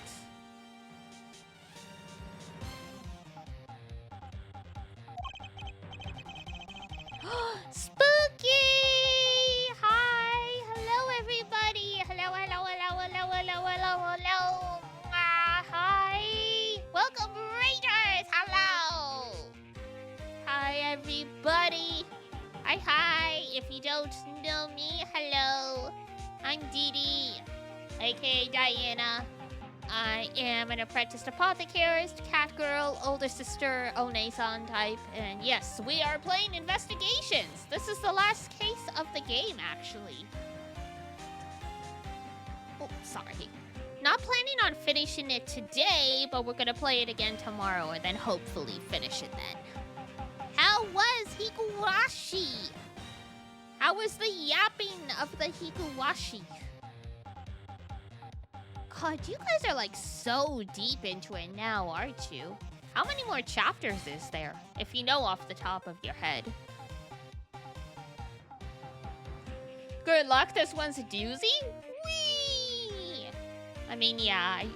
Good, sad. Of course it's sad. I'm afraid of what's to come. Oh, dear. Higurashi was sad times. I'm trying to think if there's ever a time when Higurashi isn't sad times. Poor Rena. Oh, no, Rena! My girl. We just started episode 6 out of 8 main episodes. Ooh, you guys are deep into it then. I have no clue what happens that deep in the storyline.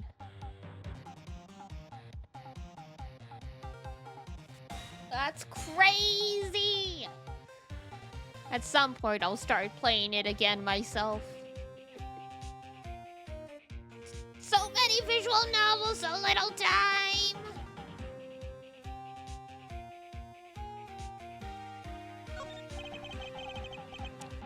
May I speak with you for a second, Steel Samurai and the Iron Infant? It's the Steel Samurai.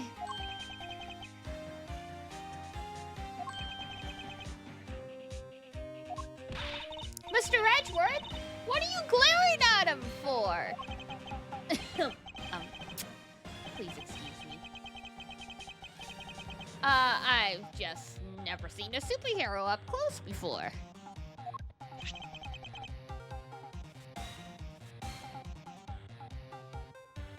Oh my god, what is this autograph? It looks like he's writing something down for you. To Edgeworth from Steel Samurai Daddy, married man of Nero. What the fuck? Wow, an autograph! Pretty cool that you got one, huh, Mr. Edgeworth? Huh.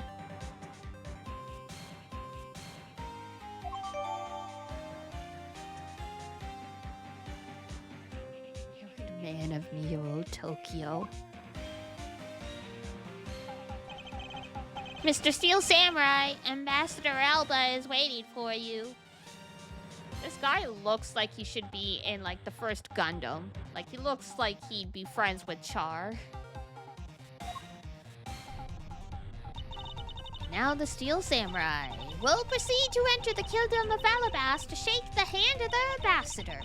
The Steel Samurai isn't only here for the two countries tonight, but rather can be thought of as a goodwill ambassador from our own country as well. Yay, Japan! Decided to use the DS sprites then? Yeah, prefer them? I was on the fence, and so I asked chat what they wanted, and they wanted the pixel sprites. So that's what we went with.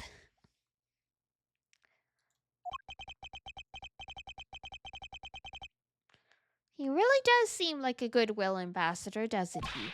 Okay, we're shooting the next segment now. Cue camera. In just a few seconds, the Jammy Ninja show is set to begin. After the show, the Jammy Ninja will enter the Republic of Babal.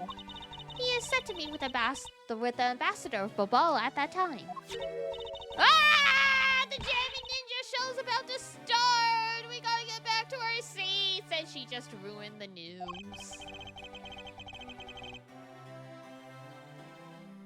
Regrettably, I don't have much of an interest in ninjas. Well, this show will change your mind. Come on, we have to hurry. He's like, Lord help me.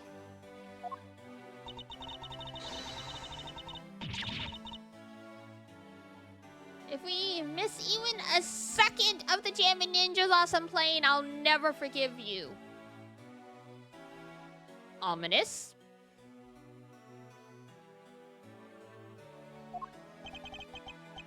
I suppose you're not about to give me much of a choice here, are you, Kay?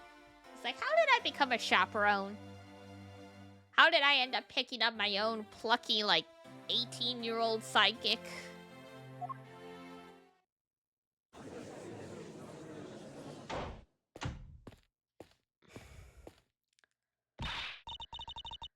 I could listen to a ninja marked for Death's lullaby song all day. Damn. That's seems like quite the tune. His superb playing and that sad melody really brought it all out, and his heart-wrenching voice, now that's the jamming ninja's greatest weapon.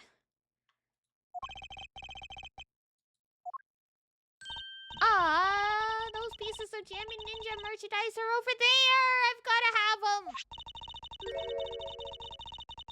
I especially want the hair sticks. They're exactly like the ones the heroine, Princess Misola, wears in her hair. Anyway, hold it right there, Mr. Edgeworth. Yes? You're thinking of going home, aren't you? Well, it doesn't seem likely that the Yatagarasu will make an appearance tonight. More likely, it was simply a prank. No way! I know the Yatagarasu will show. But I thought you said that the Yatagarasu doesn't send calling cards.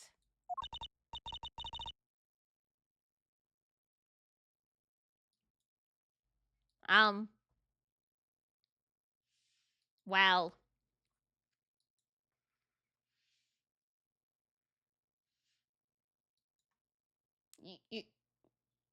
You know.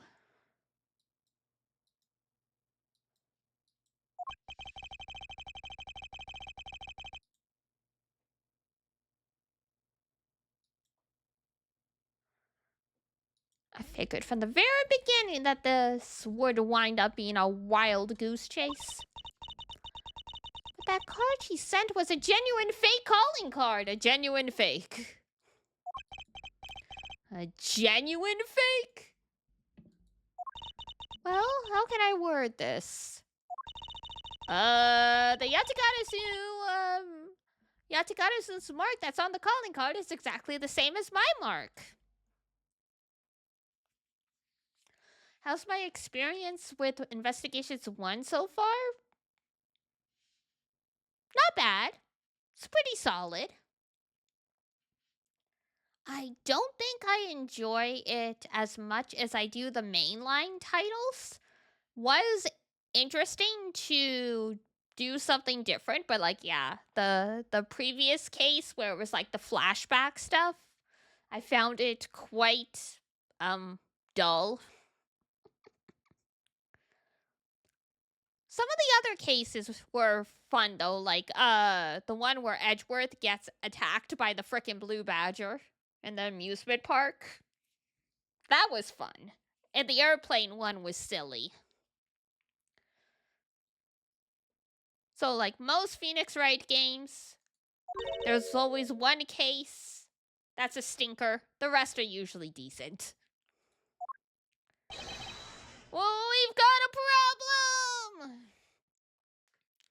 Prefer the main trilogy, though Edgeworth's starkiness keeps you going for sure. And I did really enjoy... I do recall enjoying the Apollo Justice trilogy, though it's been a long time since I've played that one. I tend to go back to the original trilogy a fair bit because they're like comfort games for me. But I haven't replayed some of the older ones in quite a while. Or sorry, the Apollo Justice ones in quite a while.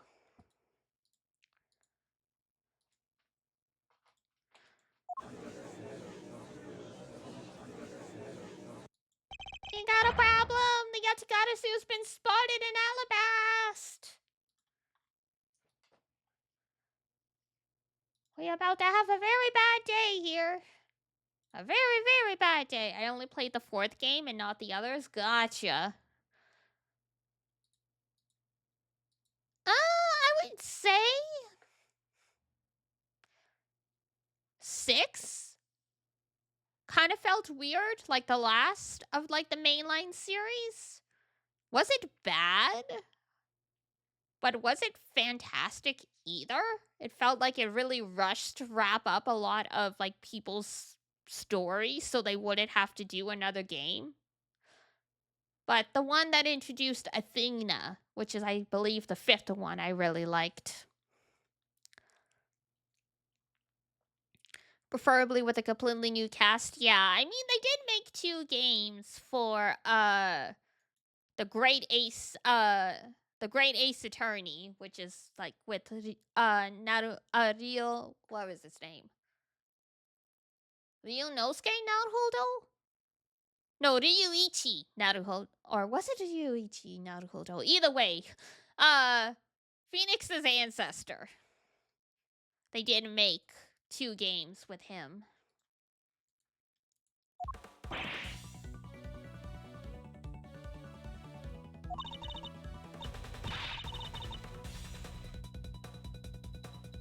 Yeah, I only played most of the first one, but I really love it. They got a frickin' Sherlock Holmes. Sherlock Sholmes in it, and he's a freak. And I mean that in, like, the best way possible.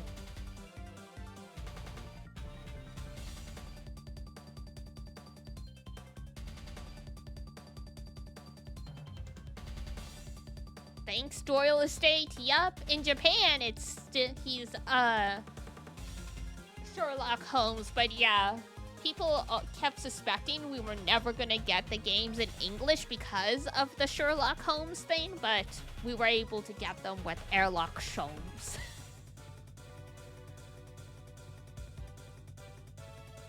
Close enough.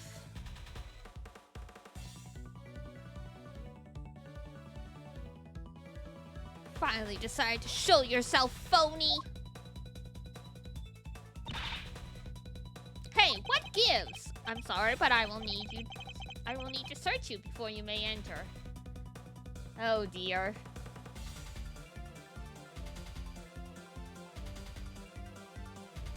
They can actually use his name now, if I recall. I think so?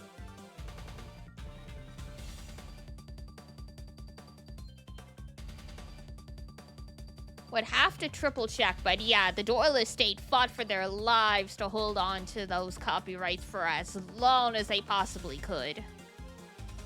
I mean, some of them are in public domain, but not all of them. And until they're all in public domain, the copyright on Sherlock Holmes himself still stands, if I remember correctly.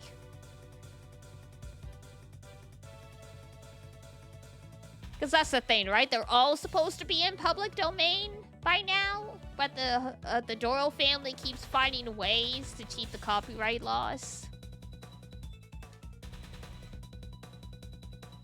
Because, you know, money gets you everything in this world.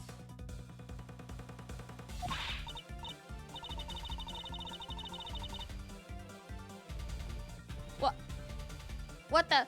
Hey, the Steel Samurai just waltzed on through. Okay.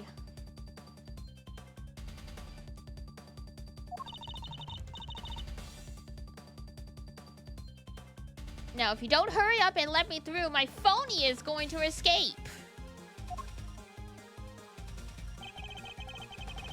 Okay, a country's embassy is considered to be part of the country itself.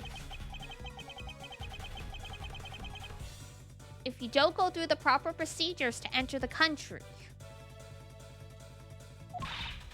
Mr. Edgeworth!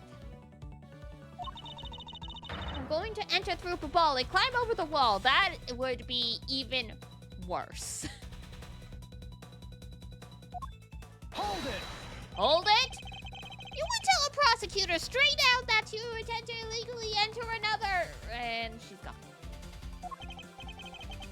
Okay, are you listening to me? She is not.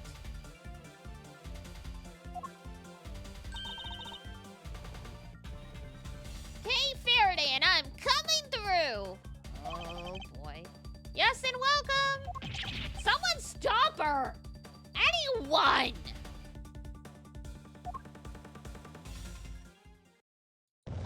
You really got into the country that easily? No checking her passport or anything? She just yellowed for it. my god, Edgeworth can't run. Though, I mean, to be fair, he's in a suit.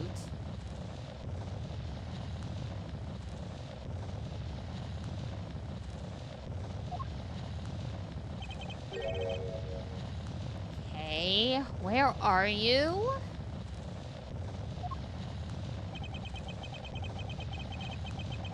Don't tell me she really did find some way over this fence. Ah!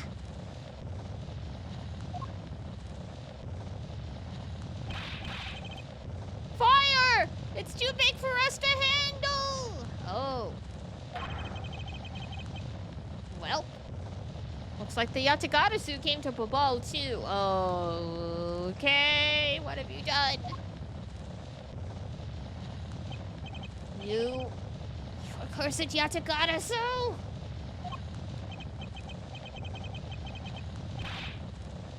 Okay, you better be alright wherever you are. And thus, just like Maya, she is accused of crime. Oh, yeah, that's about what I figured.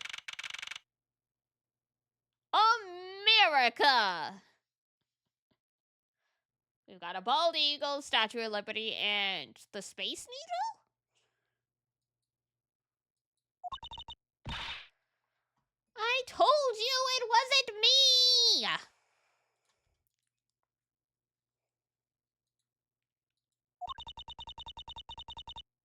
Hold it!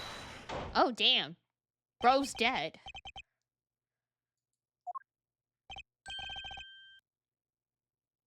Okay, are you alright? Do I look alright to you? Now, can you do something about this woman? Mr. Edgeworth, Detective Gumshoe, what is the meaning of this? Well, sir, it's, this. He's... It wasn't me! He was already dead when I ran in here. That's convenient.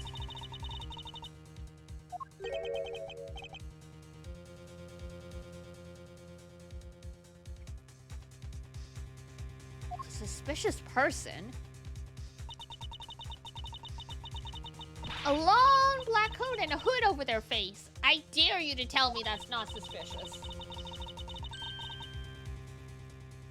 Does sound a little suspicious.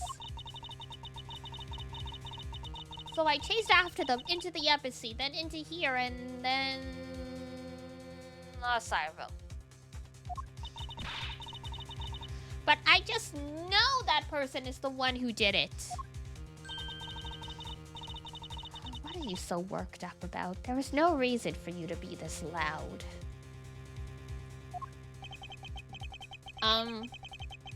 Correct me if I'm wrong, but you're Agent Long's secretary. Sheena, I believe your name is correct?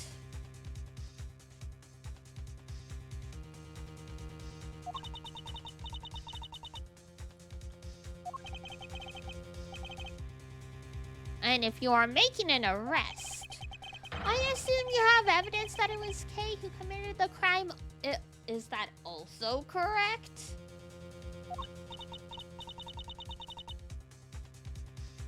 He ain't gonna talk to us, Edgeworth. You refuse to answer? Oh my god, she takes off her glasses like her boss. I don't need to answer. She is beautiful, though, I will say that.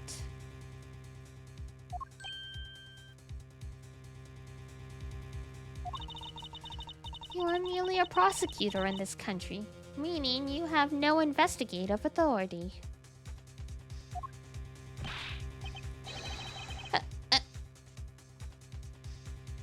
Is she now? Well, yes, she is. She is beautiful.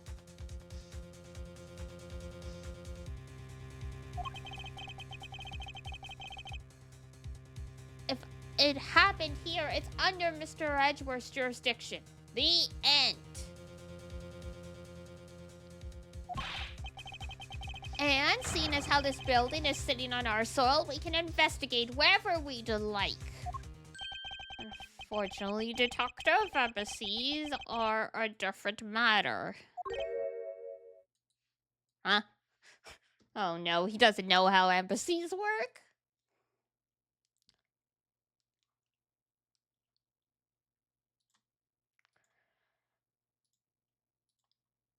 Look, Gumshoe is a little complicated. This office is considered to be part of the Republic of Babal.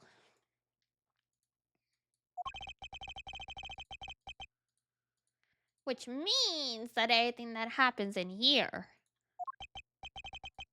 defaults to the control of the Babalese government and Babalese law, giving them exclusive extraterritorial rights. Yay! Fun. Extraterrestrial rights? Sir, do you really believe that the truth is out there? Basically, our country's laws do not imply inside the embassy of another country. That was what was agreed to by our respective governments. Our authority to investigate was effectively nullified the second we entered this place. Rip. Which means we could do little here in this situation. No way, sir!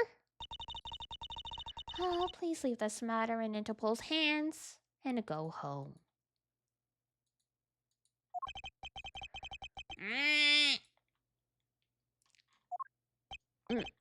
Mr. Edgeworth?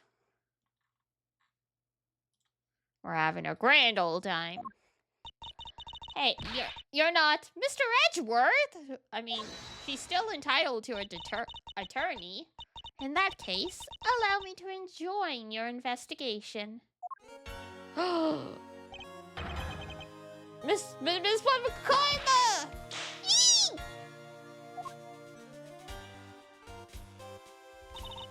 Ambassador Poliano, I truly appreciate you allowing me to join the investigation. It's really nothing. Manny was my secretariat, so of course I want to help you as much as I can. Oh, it was Manny Cochin who died, welp. In fact, it's a blessing that Interpol agents were able to make it here so quickly. Francisco?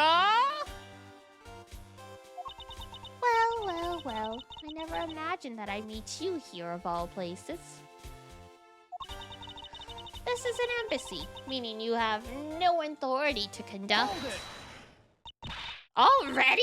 What is it? Ambassador Poliano? And you are? I'm Miles Edgeworth, public prosecutor. Also sort of Francisca's older brother. I ask that you please allow me to investigate the case as Miss Von Karma's assistant. Assistant? Miles? What the heck do you think you're... Please, I implore you, Ambassador.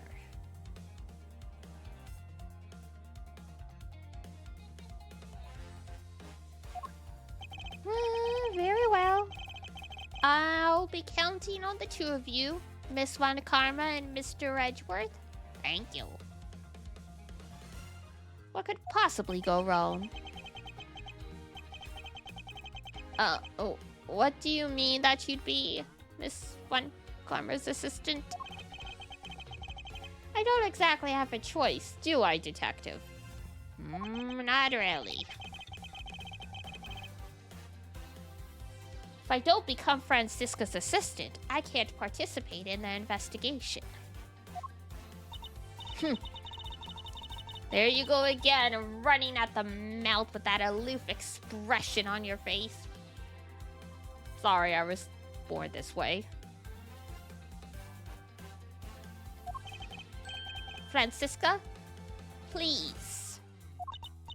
I don't know what you're planning quite yet. But at least least I do know one thing. That you are now my subordinate. I've got you right where I want you. Within whipping distance. Just remember that my whip is always ready to wake you, should you have a brain lapse. Thanks. Of course, I'll keep that in mind. You crazy woman.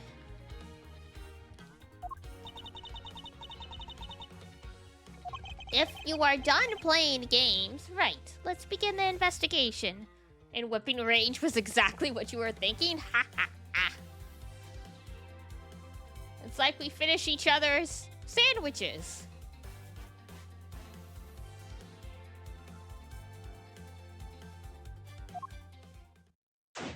Begin investigation. Alright, by the way, detective, I suppose it's a bit late to be asking, but why are you here? Well, better late than never, I guess, sir. Sorry, it's been a crazy day, okay? Also, ad break in about a minute. For those of you who aren't subscribed or using ad blockers or have turbo or whatever the heck else.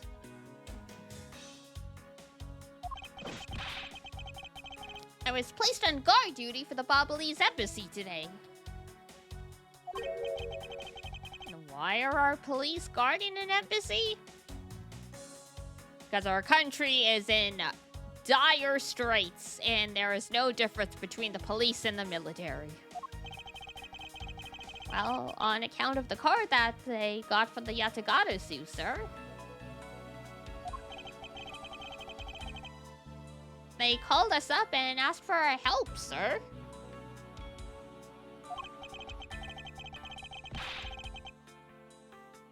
Oh, and because we've been searching for the Yatagata-su these past 7 years.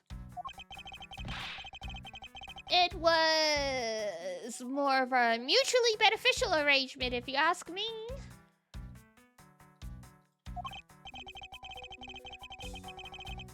Except for how mutually unbeneficial this has all turned out to be, I suppose.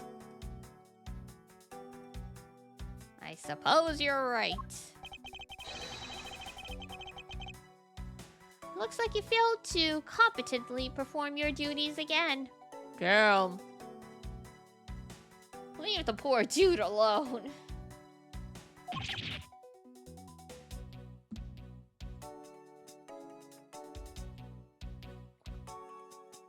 Ah! Look forward to your next salary negotiations. Although it is out of my hands. Can't you put in a good word then? Bro might actually die of malnutrition at this rate.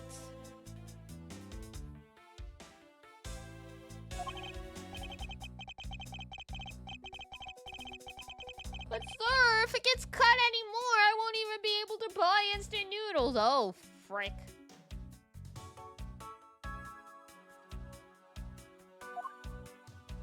He's in some bad shape.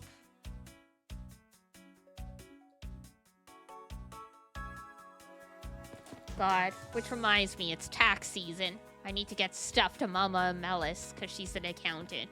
She's retired, but she's like, yeah, I can still file your stuff for you. I'm like, yay! I don't need to repay an accountant.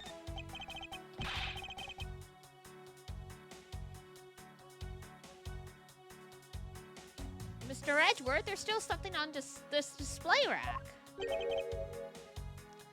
Huh. Knives, huh? Although the blades are all that remain of them, unfortunately. I guess the handles all got burnt off by the fire. So even the knives fell victim to the fire. It's a pretty freaking hot fire. Or a hot fire, but selective to burn the wood, but not anything metal. Why, yes, they are. They're a special set of ornamental knives featuring the national symbol of Babal. These butterfly-themed knives, along with Alabast's own set of knives, are comprised of 3 knives each. But I can't believe the Bubbly's ones have been reduced to this state. Ornamental knives, huh? There's a small release on the tane of this blade. Master Palliano, what is this notch here for? Oh, that! It's a feature of these knives wherein you can freely exchange the handles on them. So that we can change how they look to fit the situation, of course. The situation? I'm sorry?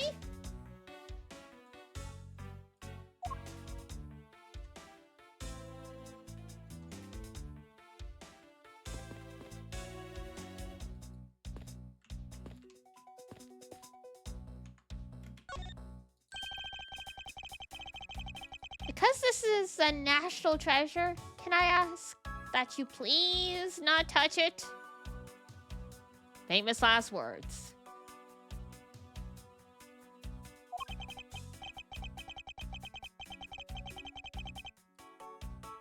I'm afraid the only ones allowed to touch it are myself and the Secretariat. Hold it! But there is a possibility that it's related to the murder, wouldn't you agree? Hey, Mr. Edgeworth, why don't you give up for now? We can force them to let us investigate it later when we find some solid proof. I suppose I don't have a choice here. Gumshoe's like, hold up. Gaslight girl, keep girl boss.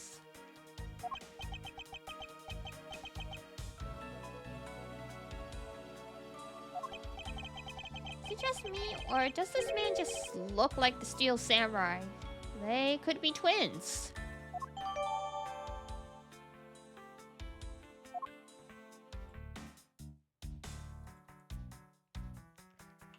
Alright. What else we got?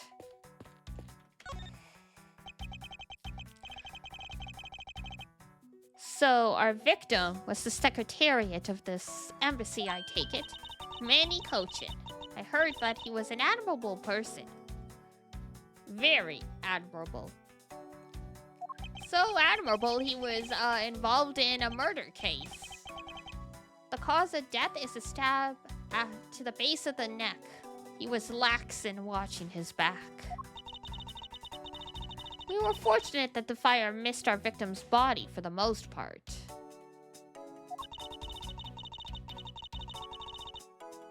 If the fire had burned a bit longer, it would have made identifying him a hassle. Good job, firefighters.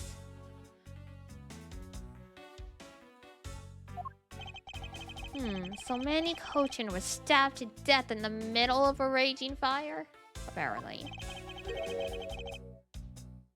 What in the world happened inside this room? Crazy shit. Won't rest until I've inspected every suspicious-looking nook and cranny. Let's go. Oh, hey! It's the Yatagarasu key. There appears to be something in his pocket. This key! It can't be! Isn't this the Yatagarasu key that was stolen 7 years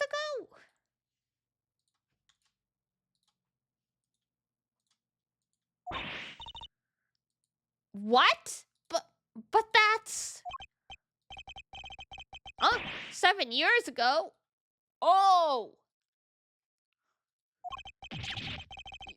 You mean that case where I was framed, sir? You were framed in many cases, unfortunately, Gumshoe.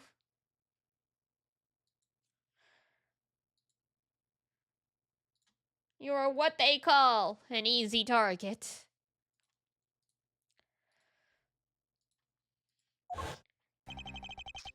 Yes, it's the piece of evidence that stole the life of Kay's father 7 years ago.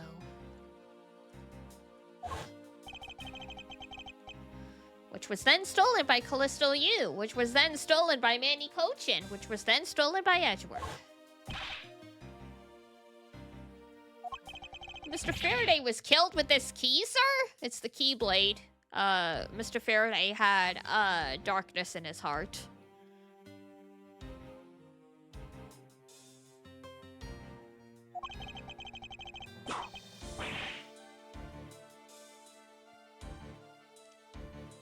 I thought he was killed with a nut! Scruffy, at the very least, try to remember the details of crimes you were a suspect in. Francisca, as you will recall, Detective Gumshoe was not present when Miss Yu made her escape. Plus, even among law enforcement, only a few knew of this key's existence. I doubt that a new rookie at the time would have been privy to such knowledge. Roasted.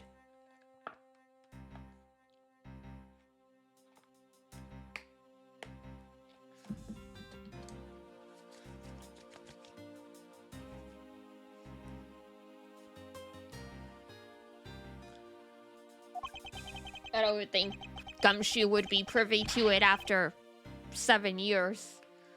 Hi, Art. Oh, I feel like the victim right now, all trampled on, sir. Damn.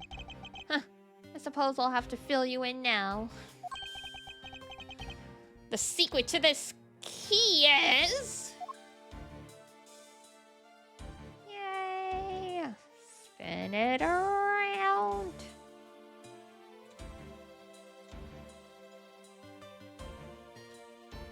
Ba-ching. There we go. I was like, is it not? That's amazing, sir. Like some kind of magic trick. I think that's just how a butterfly knife works.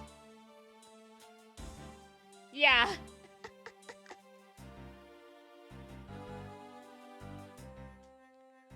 A butterfly knife with actual butterflies on the handle.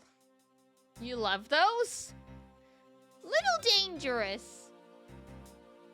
But yes, they do seem like they would be fun to play with. Good way to chop your fingers off, though.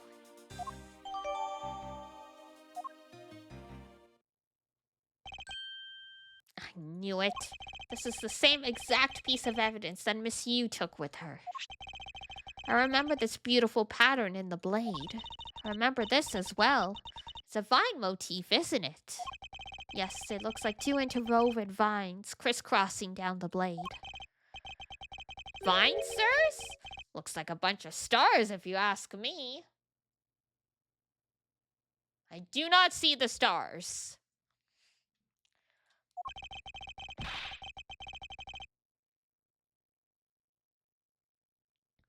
One of those 6-sided stars?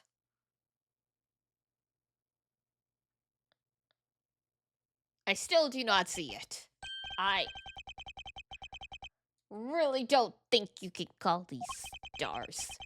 To say that the detective's art sense is underdeveloped would be an understatement. Damn, you don't need to say his art is his sense is underdeveloped.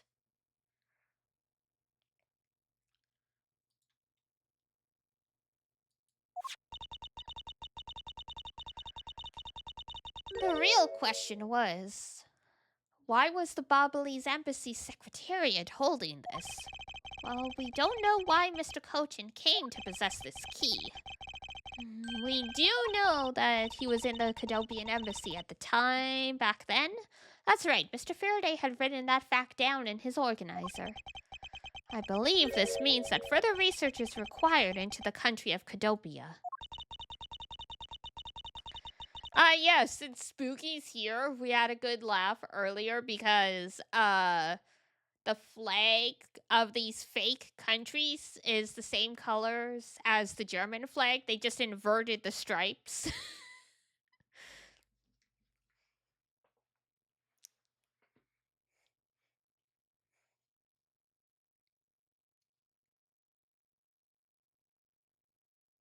Oh, yeah. I mean, there's actual Germany in this game, and then there's, like, these 2 European countries that, split in two several years ago in the midst of like war and stuff like that. And I'm like, oh.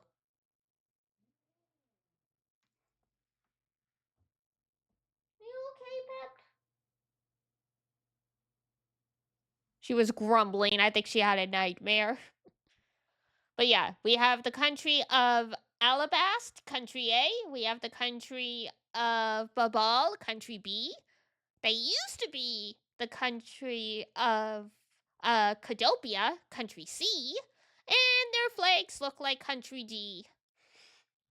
As the Japanese say, Doitsu.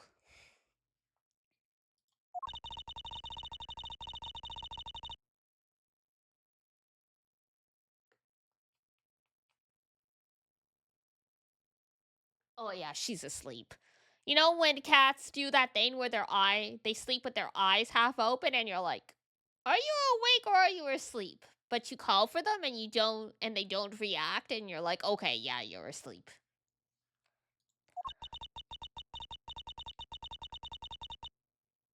Your dog does that too? Yeah, it's decently common in animals.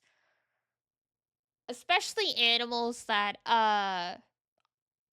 aren't like the top of the food chain, that like, something does hunt them. As in the case with cats. The eyes completely open. It happens sometimes with mine, but usually it's just half open.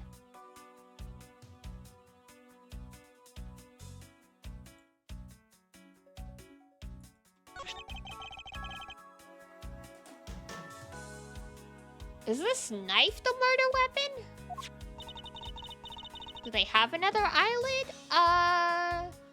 Technically, there is,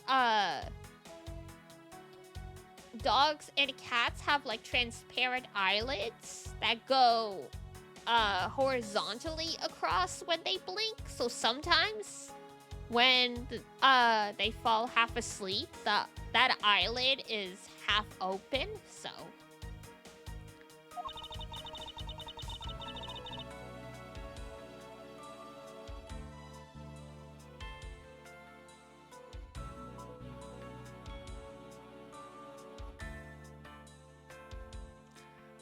Why can't humans have those?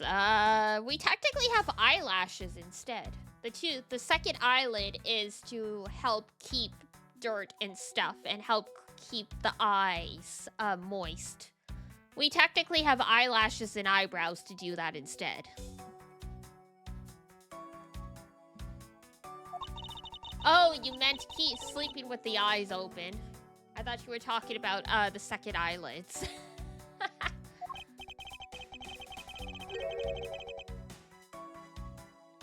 I suppose that means we now know that the crime was committed with this knife. The knife's got some real fancy ornamentation going on, huh, sir? This thing practically screams artsy. Although it's also covered in blood, just like the last thing I said was artsy.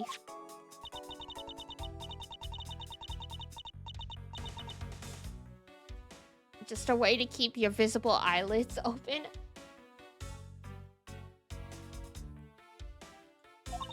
I mean, they don't process stuff quite the same when they're in that state, from my understanding, but who knows, right? It's not like we can ask them.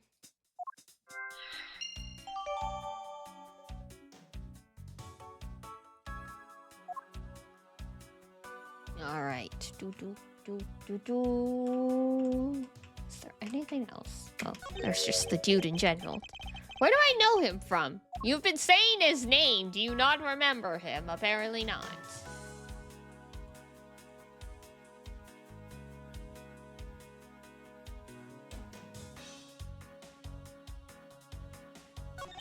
It's a knife wound. It's obvious what he was killed with, but I wonder if it's consistent with the wound. Indeed. Thanks, Sheena.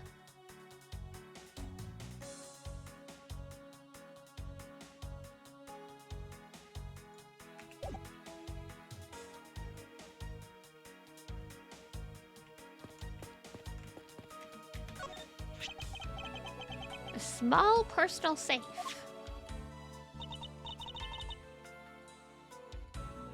was Mr. Kochen's office, so perhaps he stored his most important documents in here. Seems reasonable. Ah, of course it's locked. It appears we won't be able to open it without the key. The Yatagarazu's key?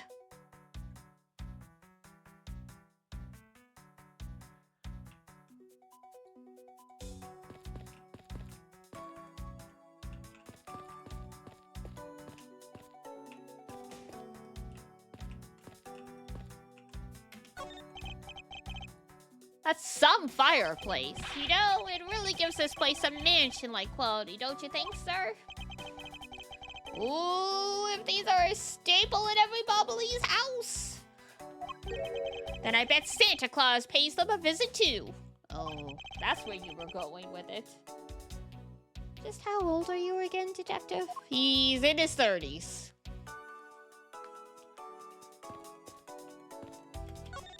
Sorry, but Interpol is still conducting its investigation beyond this point. This little hallway. I am a subordinate of Miss Von Karma. Is there some reason why I'm being denied access? My superior clearly stated, don't you dare let anyone near the site, you got it? If I let you examine the site, my superior would get really angry at me. You know, Mr. Edgeworth, I feel really bad for the guy, so why don't we do as he says?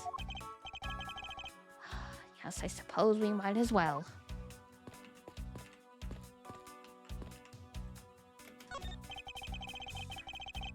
The ceiling fan must have fallen from the ceiling.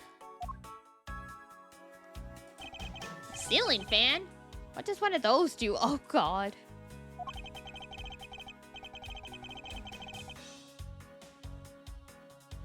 Gumshoe's so poor, he's never had one of those. Well, if I had one of those in my room, I bet I'd go dizzy from staring at it as I slept. Oh. I guess. Detective Gumshoe, in the real world, we close our eyes when we sleep. Unless you're Gumshoe or, Artem.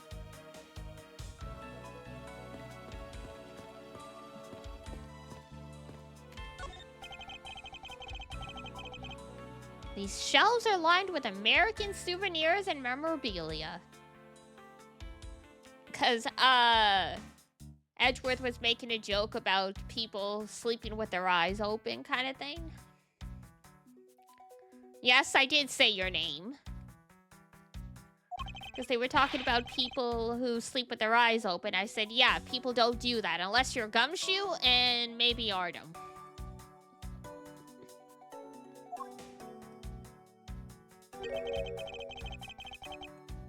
So, why are there so many American souvenirs, sir? I don't know. Maybe he likes America. Perhaps the Bobbleys are studying American culture and our tourism industry? Yes, America. This isn't Japan, it's America.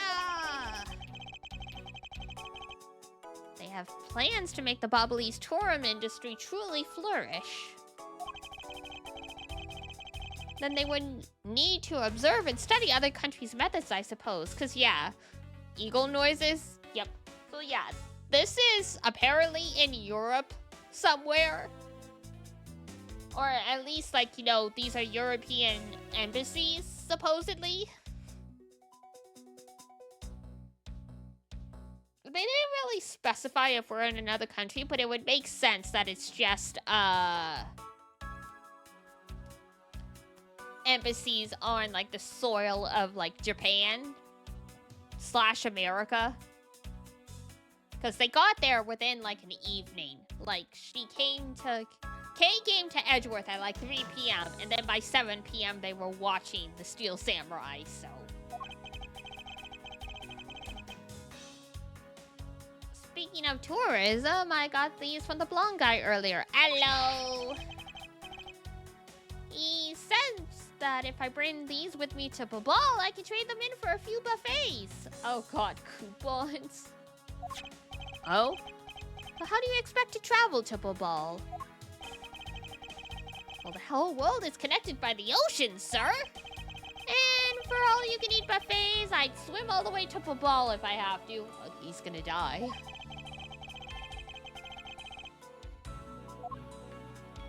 You're gonna die.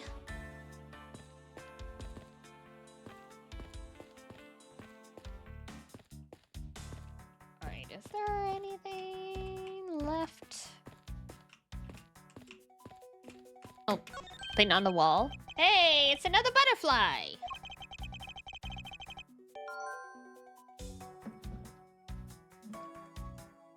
It's the symbol of the Republic of Babal.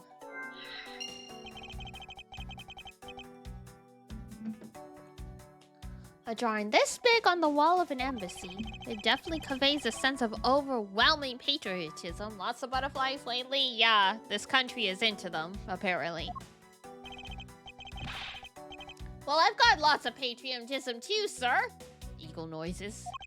The reason I became a cop in the first place was because I wanted to protect our country. Great.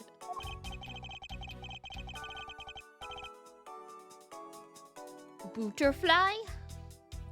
You may want to, Detective, however, I have yet to see the fruits of your desire. Jesus! You don't have to be so blunt about it, sir.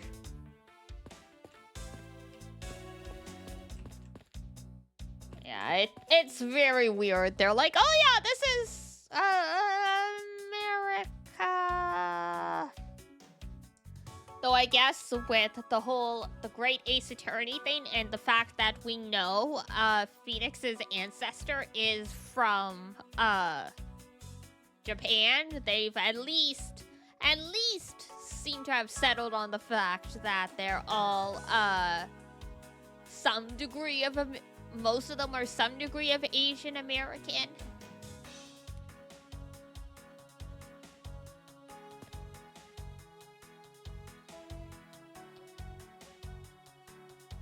I mean, Phoenix Wright is Phoenix Wright, so he's lost the Naruhodo surname, but...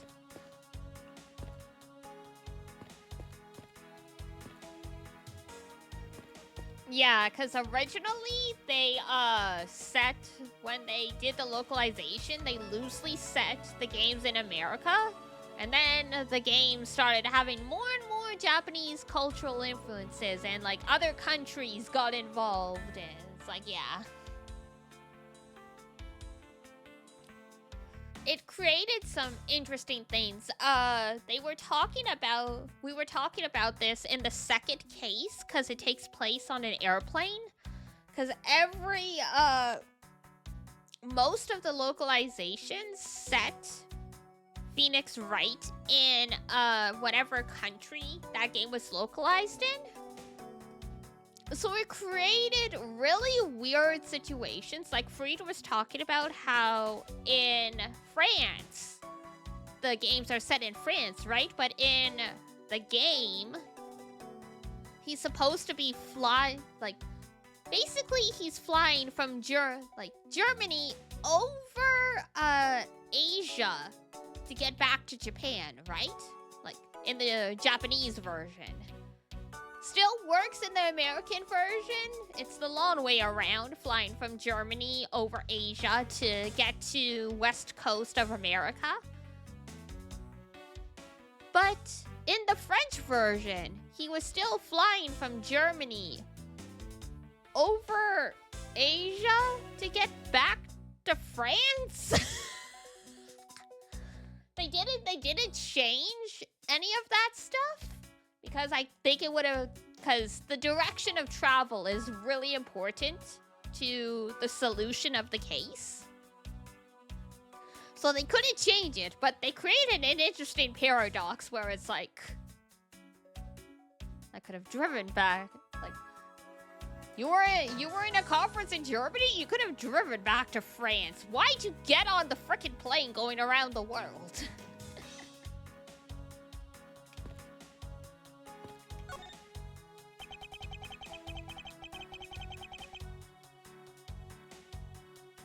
I can't believe that many fell among thieves tonight. Oh, without him, I have no idea what my schedule for tonight is. Do you not have your own organizer? Reminds you of a certain JoJo character? This guy?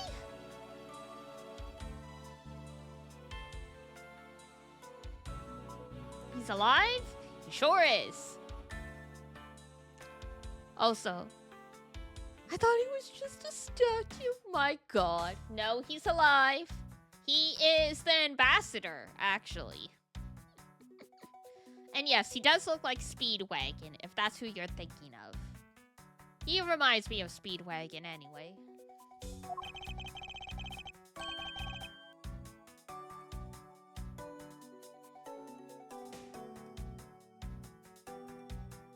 Must be the hair? Yeah, I can see it. I ask you to cooperate, not only for our own sake, but Mr. Cochin's as well. You're a rather strong man, aren't you? How fascinating. Damn, he locked in for like a second. And then he went back to being a clown. I was like, oh shit, now he really does look like a JoJo character. Never mind.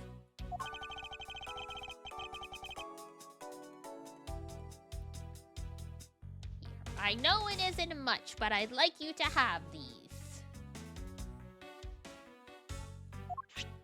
Not the coupons. I'm sorry, but it would be against my principles to accept a bribe. Oh, no. These are simply coupons we distribute to promote Babal. Remember, we offer a large number of discounts and offers when you visit lovely Babal. Your economy must be in shambles if you're that desperate.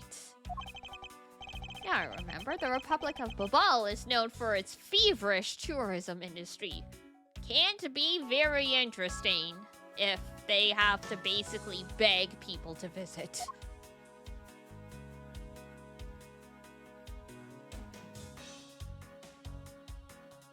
Please, Didi, what? That I'm roasting their economy? It's true! Don't gotta be blunt about their economy. Look, the economy of the world is in the shitter. I am going to be blunt about it no matter what. I mean, damn, bro, do you see? Frickin' Nintendo paused the pre-orders for the Switch 2 because of the frickin' tariffs. The economies are falling apart left, right, and center. That is just topical at this point. Don't remind you? You saw that too? Yeah. It's nice to be in Canada, but yeah, that's oof. It's apparently still gonna go on sale in June. It's just they have to pause the pre-orders to figure out what the frick they're gonna do.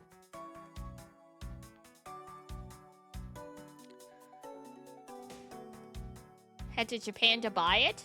It's unfortunately region locked. Even the multi-language version, apparently, from what I heard.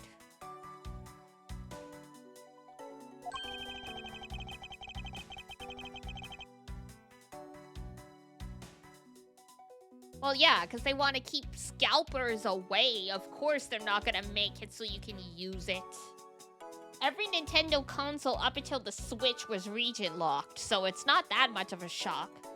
Time for a trip to Canada? The trip to Canada is the much easier solution, and it would be the same price, if not cheaper.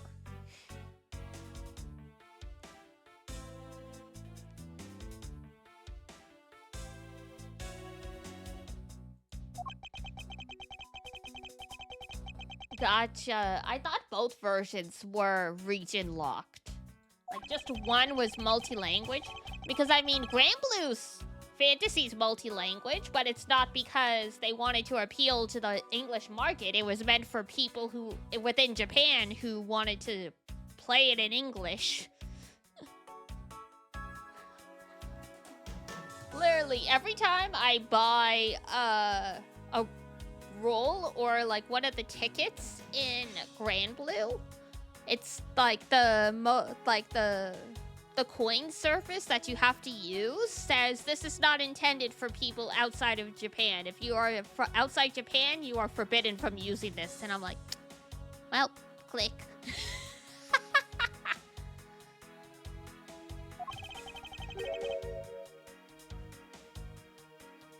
Japan hates non-Japanese credit cards. PayPal all the way, unfortunately. Sorry, did you just say printing? Our country's primary source of revenue is our tourism industry. So in order for us to print the necessary pamphlets, flyers, coupons, etc., we have a printing press here at our embassy. I see. Please excuse my foreignness, however. I feel I should mention I have a distinct impression that I've met him before. Speaking of which, it's already April 5th. Yup. Time flies.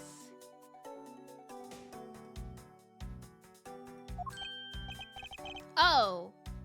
Yes. Since you are of the legal profession, I suppose you might just have been doing nothing but consuming Switch 2 content. New hyperfixation unlocked. Understandable. After all, Manny was involved in the KG-8 incident.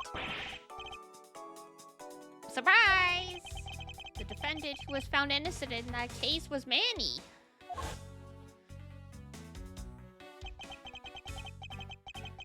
So your Mr. Cochin is the same man as in that one case. New hyperfixation? He's always been like this. Well, the Switch 2 in particular is the new one. Before, he was like this with the Steam Deck.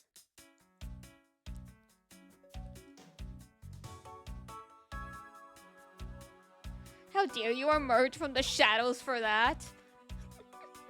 Spooky's like, yeah, I'm not gonna participate in Dee Dee's chat to talk with Dee Dee. I'm just gonna come out from the void to roast Austin and then leave.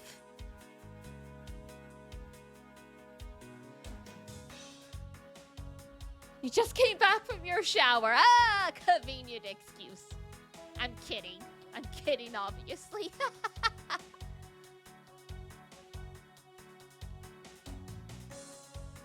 I love all of y'all, even if you're lurkers. This is just the story of my life. Aw. It's been 10 years.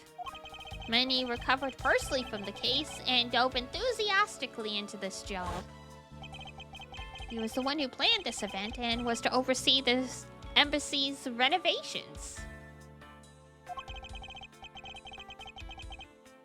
It really is a shame. He had such a bright future ahead of him. Renovations. Bow bow! Thank you for the bow bow!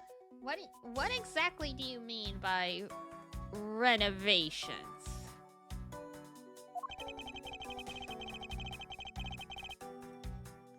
We can't have tourists and visitors to our embassy think we're a poor nation, can we? So renovating the embassy is, something of an investment. We may have a rather paltry budget, but we're trying our best to make do, so you are poor.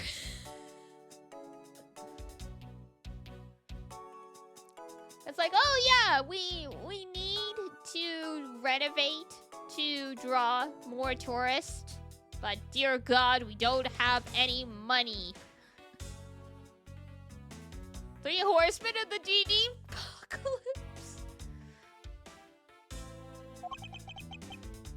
However, I guess the only person who could have helped us do our best is now no longer with us. Well, Cadopia. Ambassador Palliano, I was wondering if I may ask you about Cadopia. Cadopia? Alright, what would you like to talk about? First, I'd like to ask you about this key. What about this key? I found it sticking out of Mr. Kochin's pocket. I believe it originally belonged to this embassy. Is that correct? Upon closer inspections, it seems that this key is shaped like a butterfly. Oh, squats? Okay. And the jumping jacks! Oh no. Alright. onwards.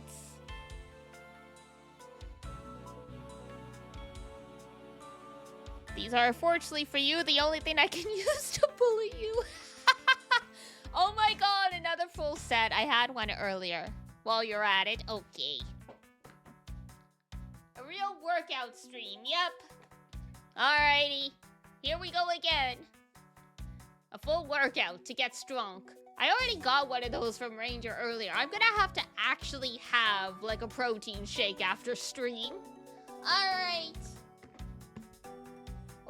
We'll do the same as last time. We'll start with the jumping jacks, and then I'll move to the floor exercises, and we'll finish with the squats. Alrighty. 1, 2, 3, 4, 5, 6, 7, 8, 9, 10. And to the floor, push-ups. Just helping you get the power cat shape. Perfect. Alright, push-ups.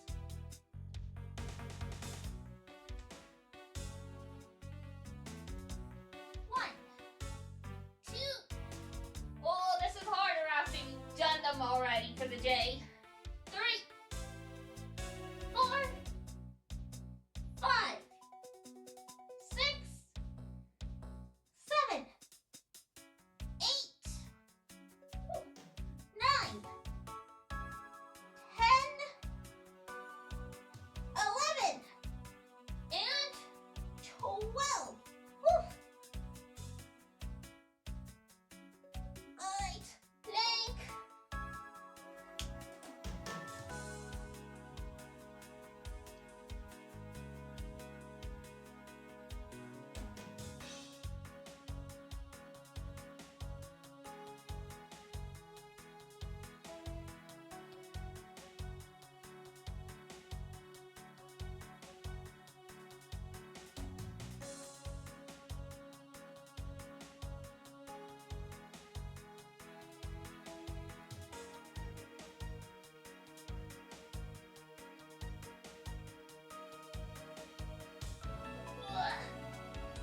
Okay. And finally, the squats. Your sweat is so shiny and beautiful, not the frickin' Ring Fit. It's from Ring Fit, yeah.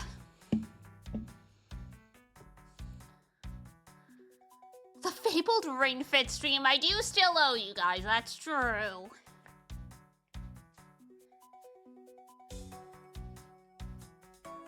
I'll do it soon, now that I'm actually walking everywhere again and I'm like, I'm not gonna collapse doing a workout on stream. Alright, squats, and then I'm free.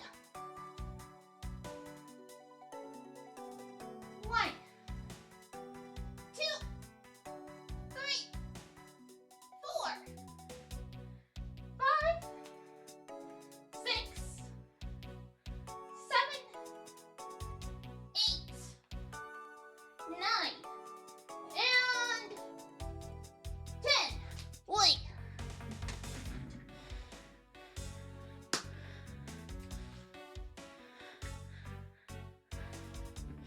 We weren't as per usual at first roasted.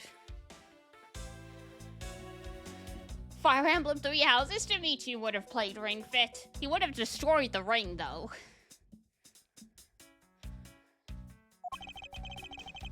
Zon bullying never ends, except when it's the Moonbeams. Moonbeams all think Zon is cool. The floofs bully Zon.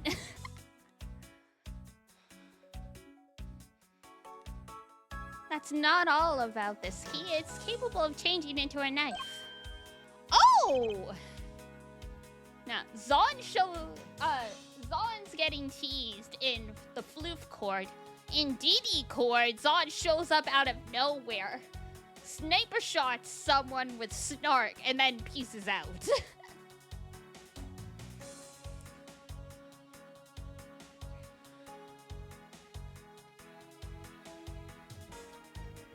The Moonbeams just feel kind of bad for him, you know? Wow.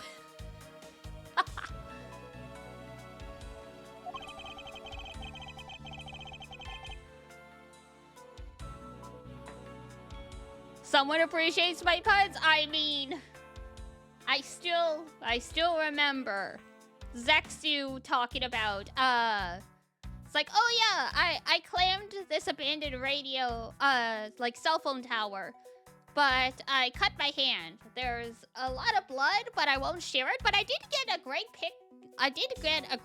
pictures of the great view. And Zon just posts a photo of a hospital room. It's like, is this the view?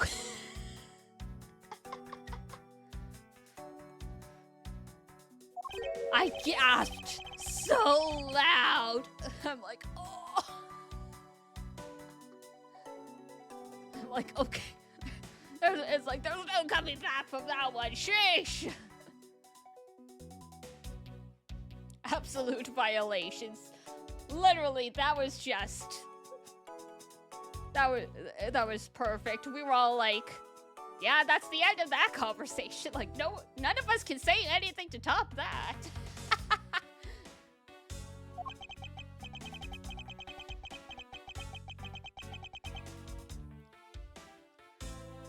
I guess this knife might be from when we used to be part of Kadopia. And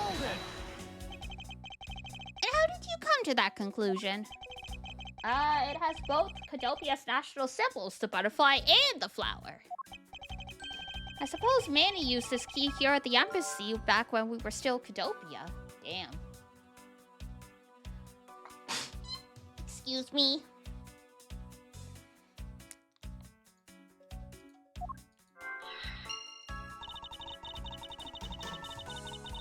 Bless you, bless you, bless you, bless you. Thank you. 4 times blessed.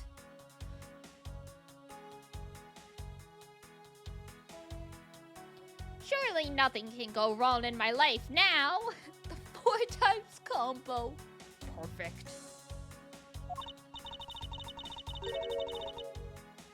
Stolen by Callisto Yu, otherwise known as the Great Thief Yatagata Stew. Oh, really? You were not aware that Miss Yu had broken into the embassy at that time? I'm sorry I can't be of much help. I'm not very familiar with the details, you see. I'm kinda useless. I only became a bastard after Babal became its own independent nation. But if Manny were still alive, he would probably know about what happened back then. Mr. Cochin and Miss Yu knew each other 7 years ago. But that doesn't explain why I found the Yatagata-su's key here in the present. Obviously, he just, he wanted it back or something. Alright. Do.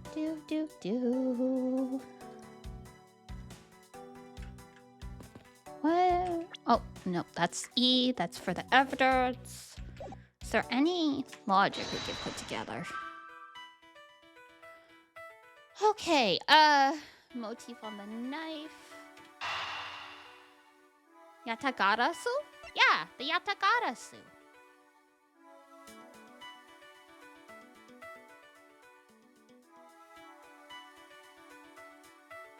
I never knew how exactly. Yeah, so it's ya from 8, yata, and then karasu is crow.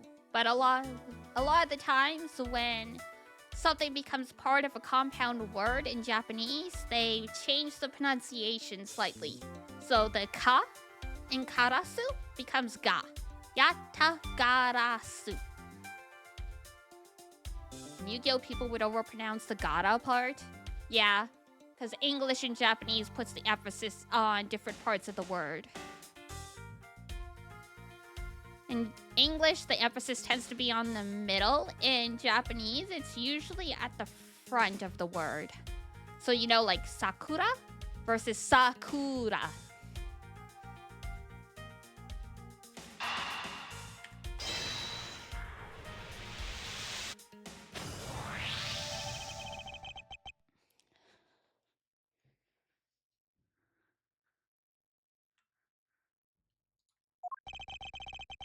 Because, yeah, people see it and they're like, garasu? But it's like, Since it's from Karasu. It's Karasu.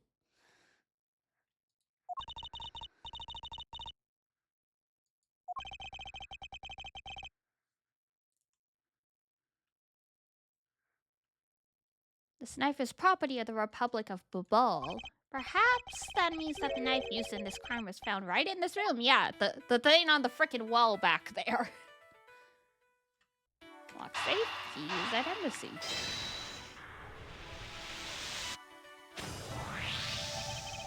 We know for a fact that the Yatagata-suit's key was used at this embassy. Furthermore, we found it on the victim, Manikochin's pocket, which leads me to think that perhaps it is the key to that personal safe in this office. Good thinking, sir. Let's try it out. It appears I was correct. Bro didn't change the lock after 7 years.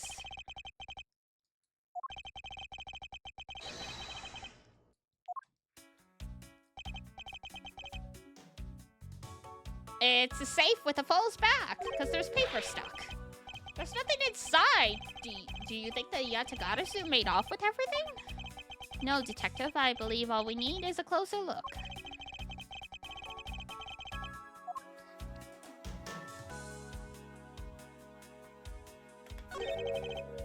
What is this here? It looks like the ripped corner of a piece of paper. No, I don't think it's ripped. It seems more like, to me, it's stuck.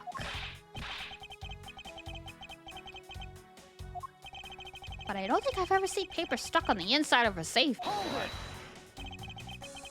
Detective, I think you have it backwards. It's not that the paper is strange. It's the safe.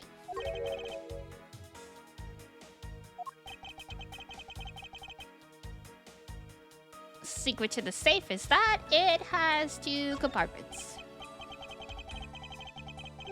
Even just eyeballing it, you can see that the inside is a bit too shallow.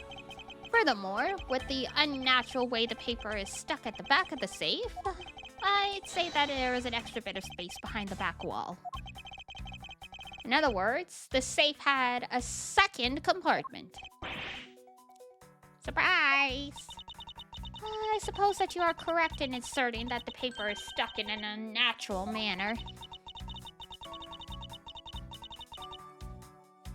However, if what you say is correct and there is a second compartment, how do we go about opening the door to it then? Good question.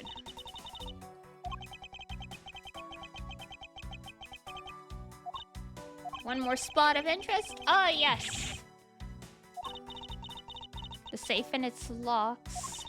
Alright then, since you are so sure of yourself, show me how you deduce the answer. Oh, thanks.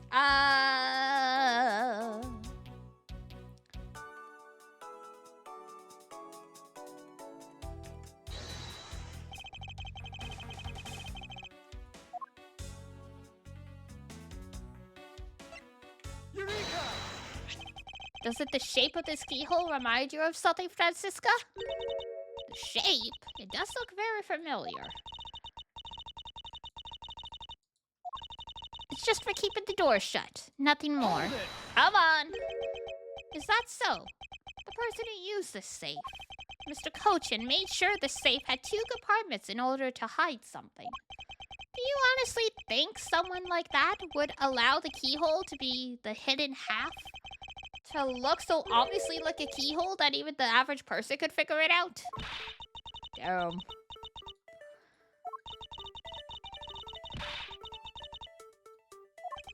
That's precisely what I'm saying. And I will prove it to you right now. The Yatagata-suit's key is the key that will open it. Objection! Miles Edgeworth, this had better be a very bad joke. Sorry, but this is no joke. Dun dun dun! We know that the key opens the first compartment of the safe. But the keyhole you're talking about is of an entirely different shape than that of the key. Well, give it time.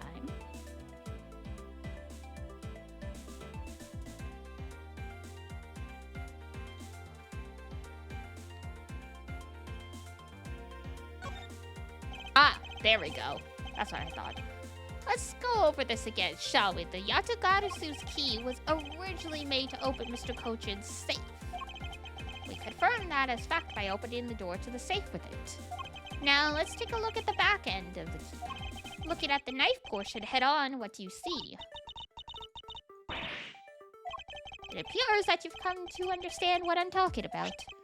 When viewed head-on, the knife's blade is the exact same shape as the keyhole. Dun dun dun! That's preposterous, that's crazy, that is gimmicky! Because it looks like a knife, it was used like one to kill Mr. Faraday 7 years ago. We fell under the misconception that it was always meant to be a knife. But for both the safe and its key to conceal such clever tricks, whatever is hidden inside the secret section must be of incredible importance. Then it's even possible that what I've been searching for is inside. Scruffy, hurry up and open the safe! Ow! Yes, sir, opening it out! Damn. Some, very obvious forgeries. It's a bunch of funny-shaped things. I guess they're pieces of art? You're in the way! Now move! I didn't think I was in the way. These pieces of art. They're identical to the ones that have been stolen from various countries around the world. I figured as much. These are the treasures this section of the safe was to hide from view. I believe a more thorough examination is required. And we will get to that tomorrow. Because I gotta make dinner. I am super hungry after you guys have made me work out twice in one stream. Plus, I did have lunch. I just had breakfast. Time to go make some, I'll make some rice. And I'll have some eggs while other stuff is cooking. Go eat protein, I will. I'm gonna share with Pep and Mogu? I can't. Human food is bad for them. If I had plain fish that I could cook without salt or oil or anything, then I could share it with them. But anything cooked for human consumption is usually bad for the cats. For better or for worse. So tomorrow, we continue this game and we will see if we can finish off the case. And yes, I will go make myself like protein shake or something. So no apple. Yeah, cats aren't really supposed to eat any, fruits or vegetables. They get a little because they would ingest some from eating birds and mice and stuff like that. But other than that, let's see.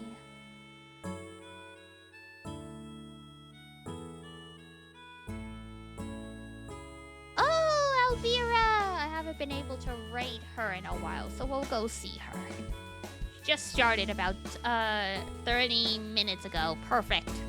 Alrighty, so tomorrow will be more Phoenix Wright, and then we get straight into Unite and Fight in Gray and Blue on Monday. Hooray!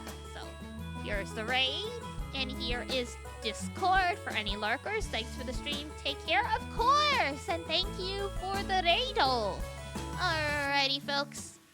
That is gonna be it for me.